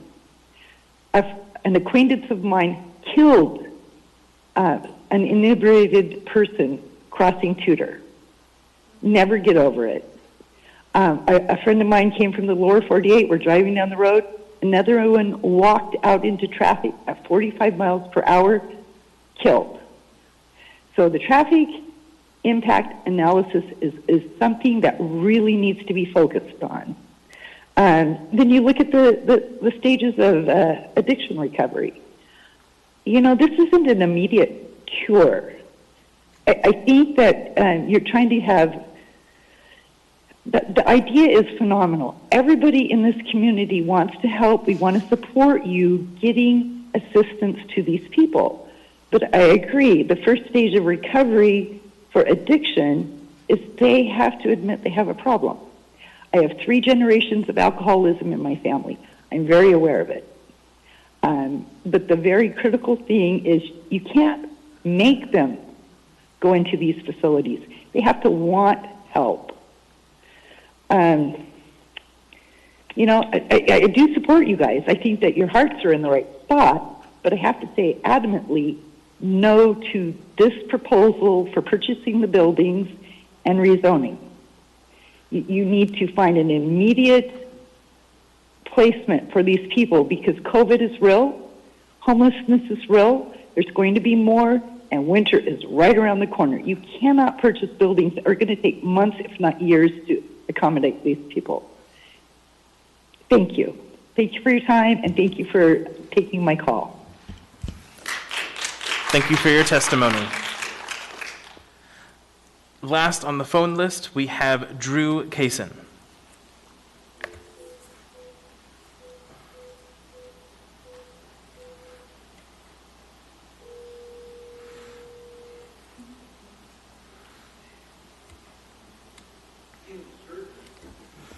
Hi, Mr. Kaysen. This is Felix Rivera. You are with the Anchorage Assembly. We are on public hearing for items AO 2020-58 and 66.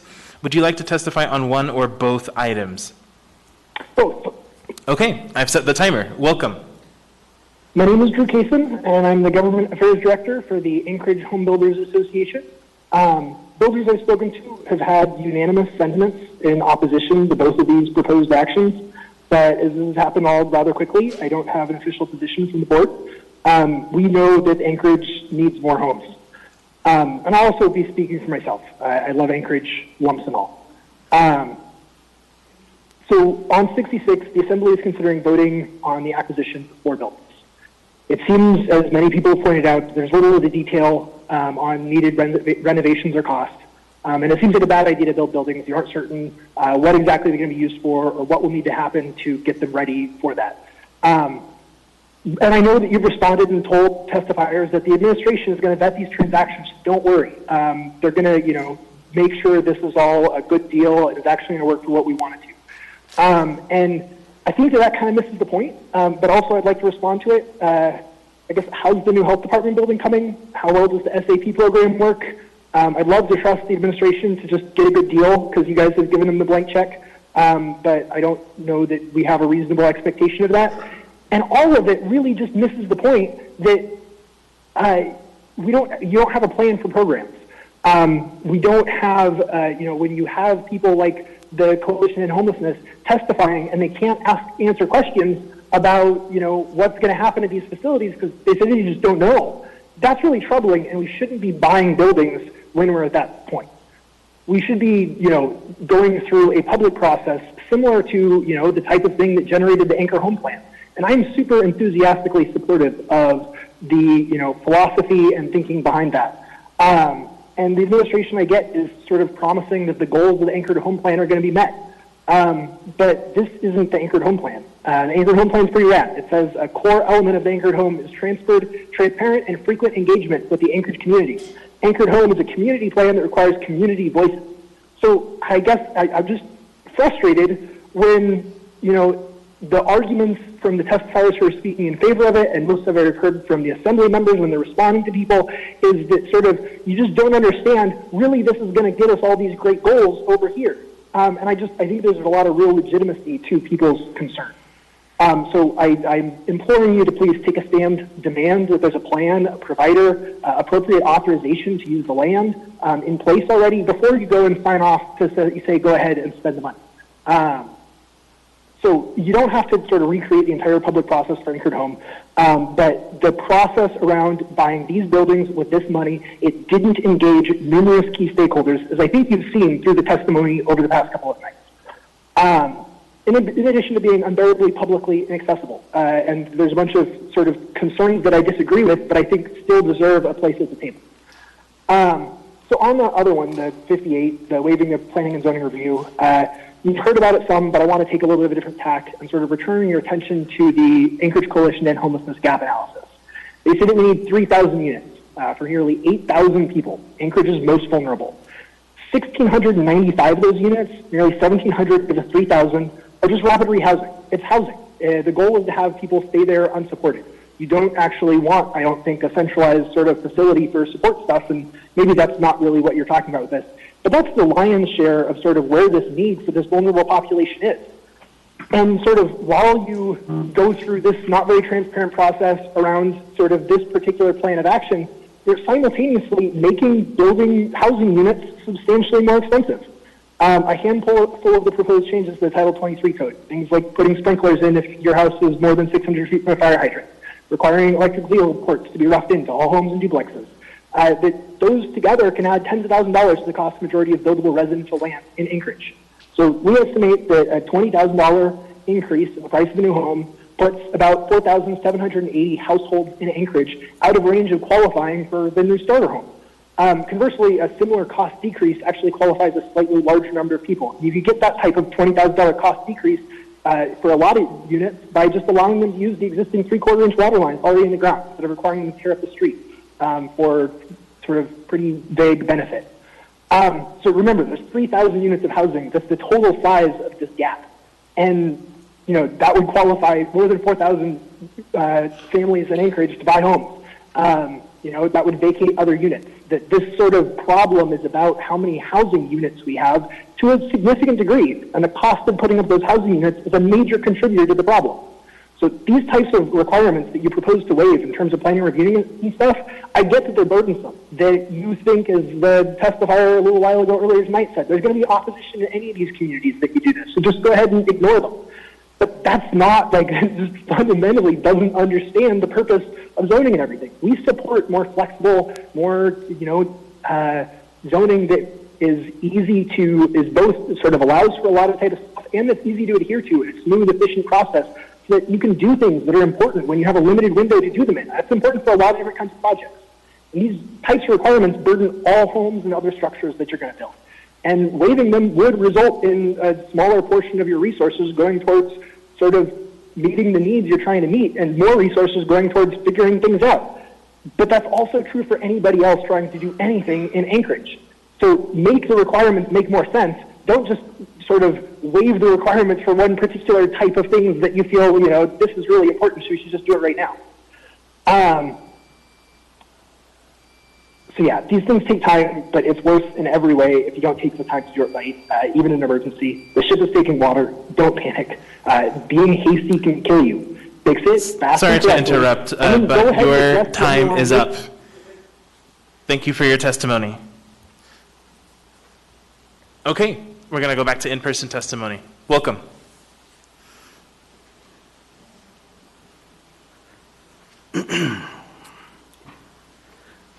Both.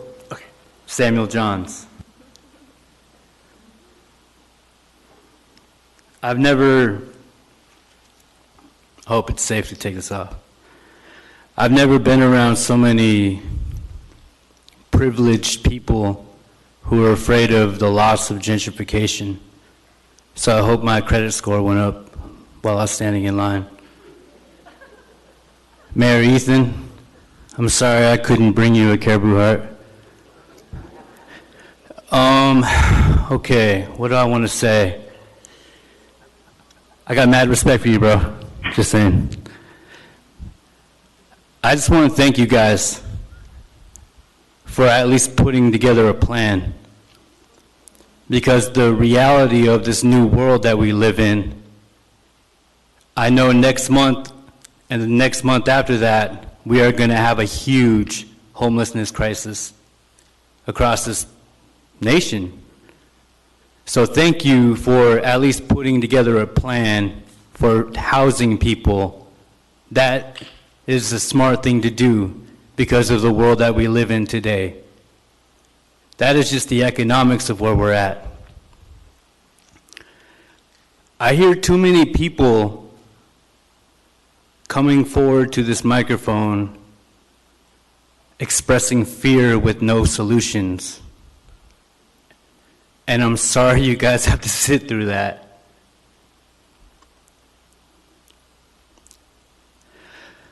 My name is Samuel Johns, and I started a Facebook group about 5 years ago with my good friend here, Forrest Dunbar. It was created to help the indigenous people go back to their communities. It was created to help try to reconnect people to their culture. Within this past 5 years, I've met a lot of homeless people. And I'm ashamed to live in this city with so many ignorant people. Because a lot of people that are coming to this microphone probably don't know too many homeless people's names. A lot of them know my name. A lot of them see me and they know my name. I see a lot of people coming and expressing there's no plan.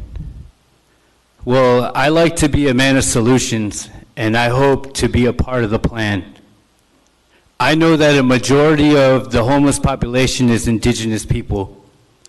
So I hope that when we see these shelters, that you do a census to see how many of these homeless people are from specific groups like Inupiaq, Tlingit, Athabascan, Haida, and start identifying your clients and start giving them pride in who they really are instead of generalizing them as just a statistic. Going further with that, in these shelters or in these new homes, we'd be able to create programs to help with this identity crisis. And we can help them remember who they are. And we can provide them with the tools with what they are good at. Because a lot of us don't really know what they're good at.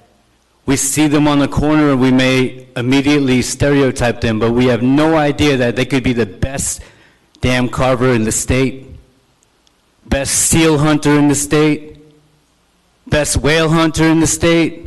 We would never know. We have programs where there is a program called the Moose Kill, the Roadkill program.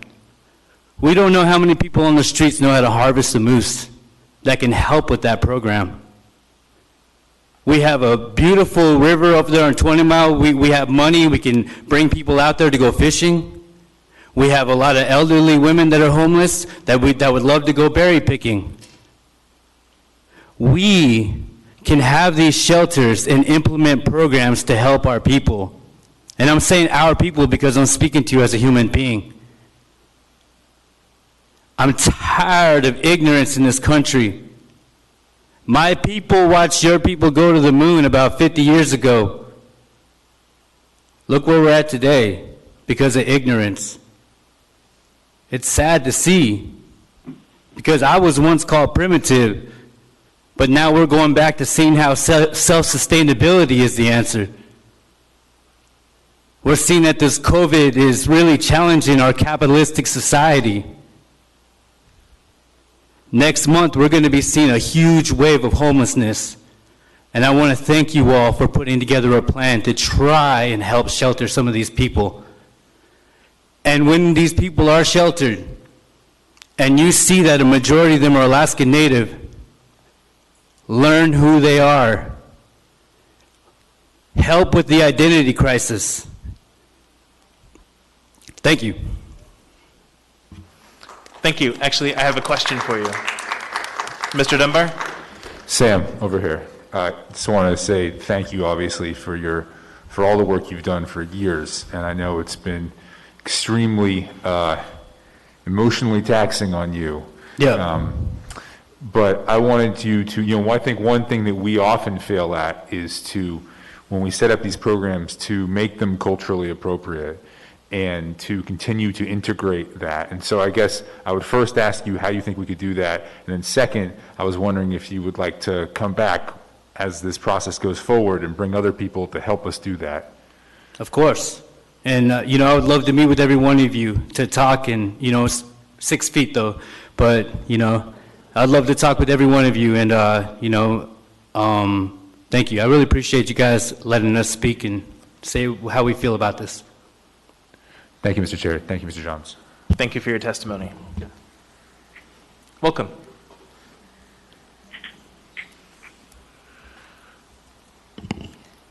Hello. My name is Susan Grobler, and I'm going to be testifying to both ordinances today. I moved here in 2013, straight out of college, for a job in engineering. It was my first job in here. Then in 2017, I decided to venture out on my own and to start my own business here in Midtown Anchorage. I own a small business. I currently employ 16 people. My 2-year-old son attends daycare across the street from the Golden Lion Hotel. I reside in South Anchorage. I decided to testify here today, not because this is happening in my backyard, as what we keep hearing, but because you have lost my trust. I'm here in opposition, but instead of pointing out the detailed flaws, I'd like to raise awareness on how you've lost my trust. The public process has been mainly driven by the Midtown communities. I have received letters and emails by Midtown communities informing me of this, not by you as our assembly members in the South and Midtown, where I should have received some notice. A few of you have mentioned how impressed you are with the testimonies you've heard. It takes time, effort, and courage to speak in front of a body like yourself. I have to commend you. Today you look a lot more attentive and excited to listen to us than you did yesterday. So thank you for sitting up and listening to what we have to say. Your statements often are similar to, thank you for your concern, but we have a plan. We'd love to discuss it offline, or my personal favorite cookie cutter email response that I have received is, I have been assured by our philanthropic partners and the mayor's team that we will have sufficient funding, and I believe that to be true. I feel less sure. Why are you not sharing the plans with the public that you supposedly have? That is what we are asking of you to do to your community. When I applied for a business loan, I had to defend a detailed plan for the course of the next 10 years, including how I was going to staff my business, what my projections are, who I am marketing to. I had to prove with all my ability that my business would thrive, or at least that I was going to be able to pay back the money I owed the bank. I asked for $200,000. You're asking for $22 million. I asked a few similar questions about the treatment center that you were not able to answer. You said staffing, inpatient versus outpatient ratios, demographics that were to be treated was going to be determined at a later date. Who will operate the facility is going to be determined at a later date. Earlier tonight, Mr. Constant educated us on how this is the first step in the plan and that due diligence will be followed for all the other steps. This is the big step. This is the money step. This is where you need to show us what the plan is. You aren't showing due diligence here today, so why should we trust that you will have due diligence in the next steps to follow? I ask for you to openly share the plan. You have had weekly, and at the beginning, even daily briefings about our situation with regards to COVID. Can we have one of those with regards to this problem, this issue, this problem that needs a plan? We desperately need a plan. Let's talk about it. Let's hear it. Let's bring Sam into one of those discussions and hear what he has to say. Let us educate each other. It is your responsibility as our assembly to educate us on what you're doing behind closed doors. This is why we don't trust you right now, because we're having to claw every information out of you. During that meeting I mentioned, I asked who will protect the children and who will make sure that my staff and clients are safe. The mayor's chief of staff told me to call 911. Too bad that when seconds count, the cops are only minutes away. I deeply fear for my son's safety at his daycare with the current plan. Who is going to make sure that there are no needles in his playground? What if they miss one? What if he gets stabbed by a used needle? I mean, Sam and I talked about this in line. I hate to live in fear, but that is the fear that I'm currently dealing with. And I realize there are other people out there with much greater fears. This is one of the things that's keeping me up at night. I worry about my staff and my clients. Will they be safe coming into the building at all hours of the day? Will my business be broken into? Will I be verbally harassed like I have before inside of my own establishment? Inside of the own business that I have built? While waiting in line to testify, I had a great conversation with Sam, who testified right before me. We came here with opposite opinions, but by the time we reached the podium, I like to think that we both walked away more educated, because we talked to each other. As you heard from him, he also sees some flaws, but he still trusts you. Secondly, you are proposing to use money that is meant for the public struggling due to COVID, and that is all public, not just the homeless population. Money that is supposed to help people pay rent and keep their businesses open. I have received some PPP money, and 100% of it went to my staff. 100% of it went to my staff to pay them for work that they were not doing while we were closed so that they could pay their rent. Our doors are open again, but this economic crisis is far from over. At this point, I worry that we will not make it to 2021. Sorry to interrupt, but your time is up. I have a couple of questions for you, but before we get to that, I just want to, paying attention to the clock, it's 11:48, so we're getting close to midnight. We may be able to get to one or two more individuals, depends on how much back and forth there is. So, Mr. Weddleton. I'll try to talk really fast, so should you. Anyway, thanks for coming. So, you said something early on. Can you understand me okay? I was going that you were surprised you didn't get notice of this. So what kind of notice would you want, and on what topics?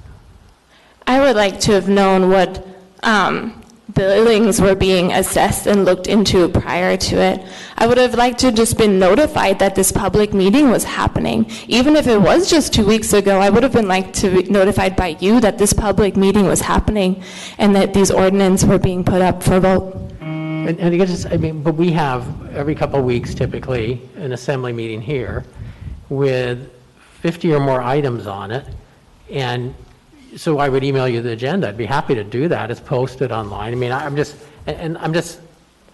to see what do people expect on notice? I mean, and clearly this is not done well here, but just in general, if we have a rezone in Eagle River, should I let you know? Yeah, but the rezoning you're asking for is for the entire city of Anchorage. For even in Eagle River, you're rezoning the entire city. I mean, you're saying you're taking it off, so it's not as important today. It will be again important the next time you bring it up. It should just be a little bit more public process to that. This is good. So there's a way to do this, so you know these things on time, and you can discuss them with educated people, and your assembly members are typically there to do that. Join your community council. Every community council is part of city government. They get this information, they get the details sent to them, and you're on top of it. But that's kind of the way Some of the system information I works. shared tonight was from a community council meeting good. where I asked those questions, and I was not given the answers that I would have, the detailed answers that I would have liked to expect on this kind of proposal. But yes, I will continue now more than ever checking the agenda of the assembly meeting. I mean, at any meeting, there are things that impact the entire city. Correct. And we don't send postcards to everybody on everything. You did send me a postcard when you were going to rezone 36 and Old Seward, though, and New Seward. I got a postcard on that. Yeah, if you're within a certain area, you would. I'm in that same area in my business. It's the same area. I got a postcard. So I have another question. Okay, well, I Sorry, better let we this go, have but time. I'd be happy to talk to you more Thanks. about that. But Sounds that's a great. different process. It's very Mr. Dunbar? structured. Thank you. I think what Mr. Welton was pointing out is that actually no rezone is required for the Golden Lion property, which is why there wasn't the standard rezone, why there wasn't the usual postcard sent out. Anyway, but thank you for coming in, and I've been to your establishment. I really appreciate what you're doing there. The specific question I have is on, so your son's daycare, you said, is near the Golden Lion, and there's some worry about the term step-down housing, which was brought up before, and there's been this conflation where people think it's a homeless shelter and a drug treatment facility. If it was a secure drug treatment facility, that is an inpatient drug treatment facility, and the ordinance was amended so it was clear it could never be a homeless shelter, would that help alleviate your specific concerns with regard to the Golden Lion? It would help alleviate some of the specific concerns with that plan, because it would show that you have a plan of what you're going to do to keep everyone safe around it.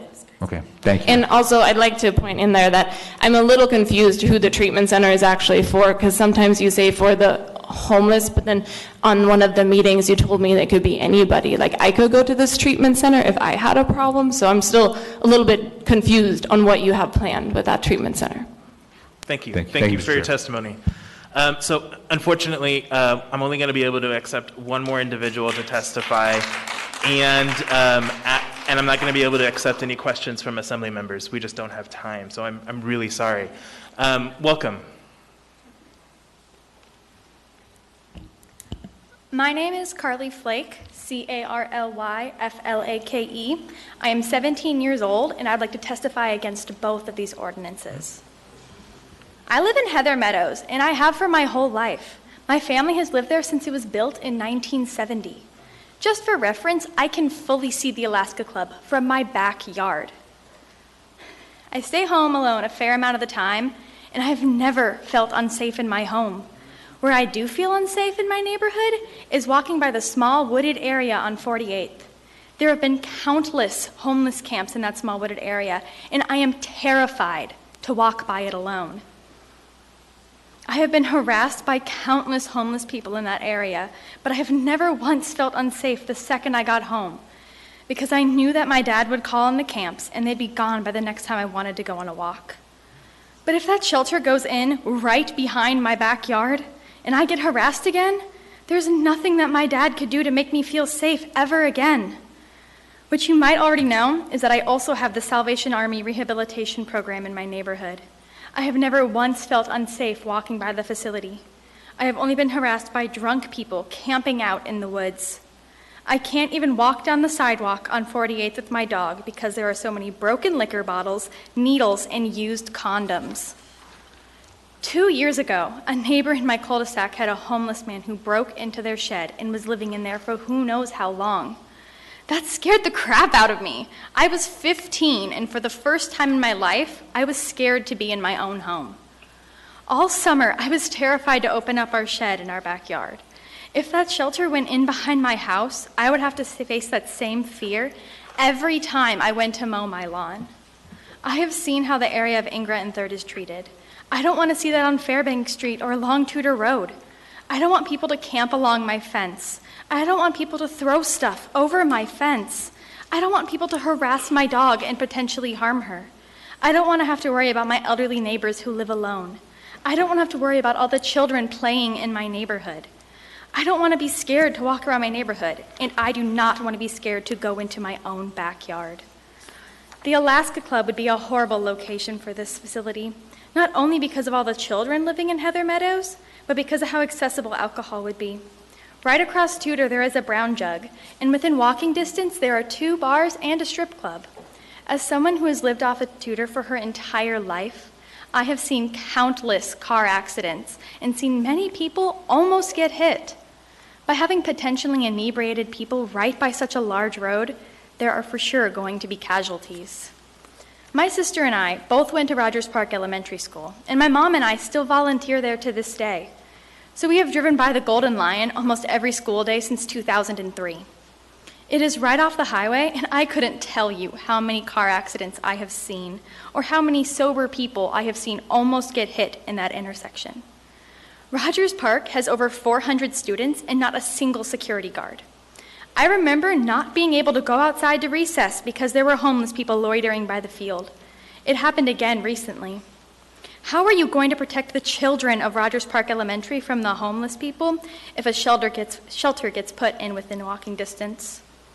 We all know there is a problem with homelessness in the city, but these ordinances will not be the solution. As many people before me have stated, the Alaska Club will fundamentally be a brick, windowless, grassless prison. And although the Golden Lion already has rooms prepared, it still lacks any room for outside recreational areas. And even if it did, who would want to exercise right by one of the busiest intersections in the city? Over the past few days, we have heard many alternative solutions to solve this problem, and they were from experts. And many of them have offered to help with the planning. My parents have gotten notice for countless zone changes and countless potential zoning changes. How come we didn't get one for this? How come we had to hear about it from our neighbors who spent their own money printing out notices and flyers when the assembly should have been the one notifying us?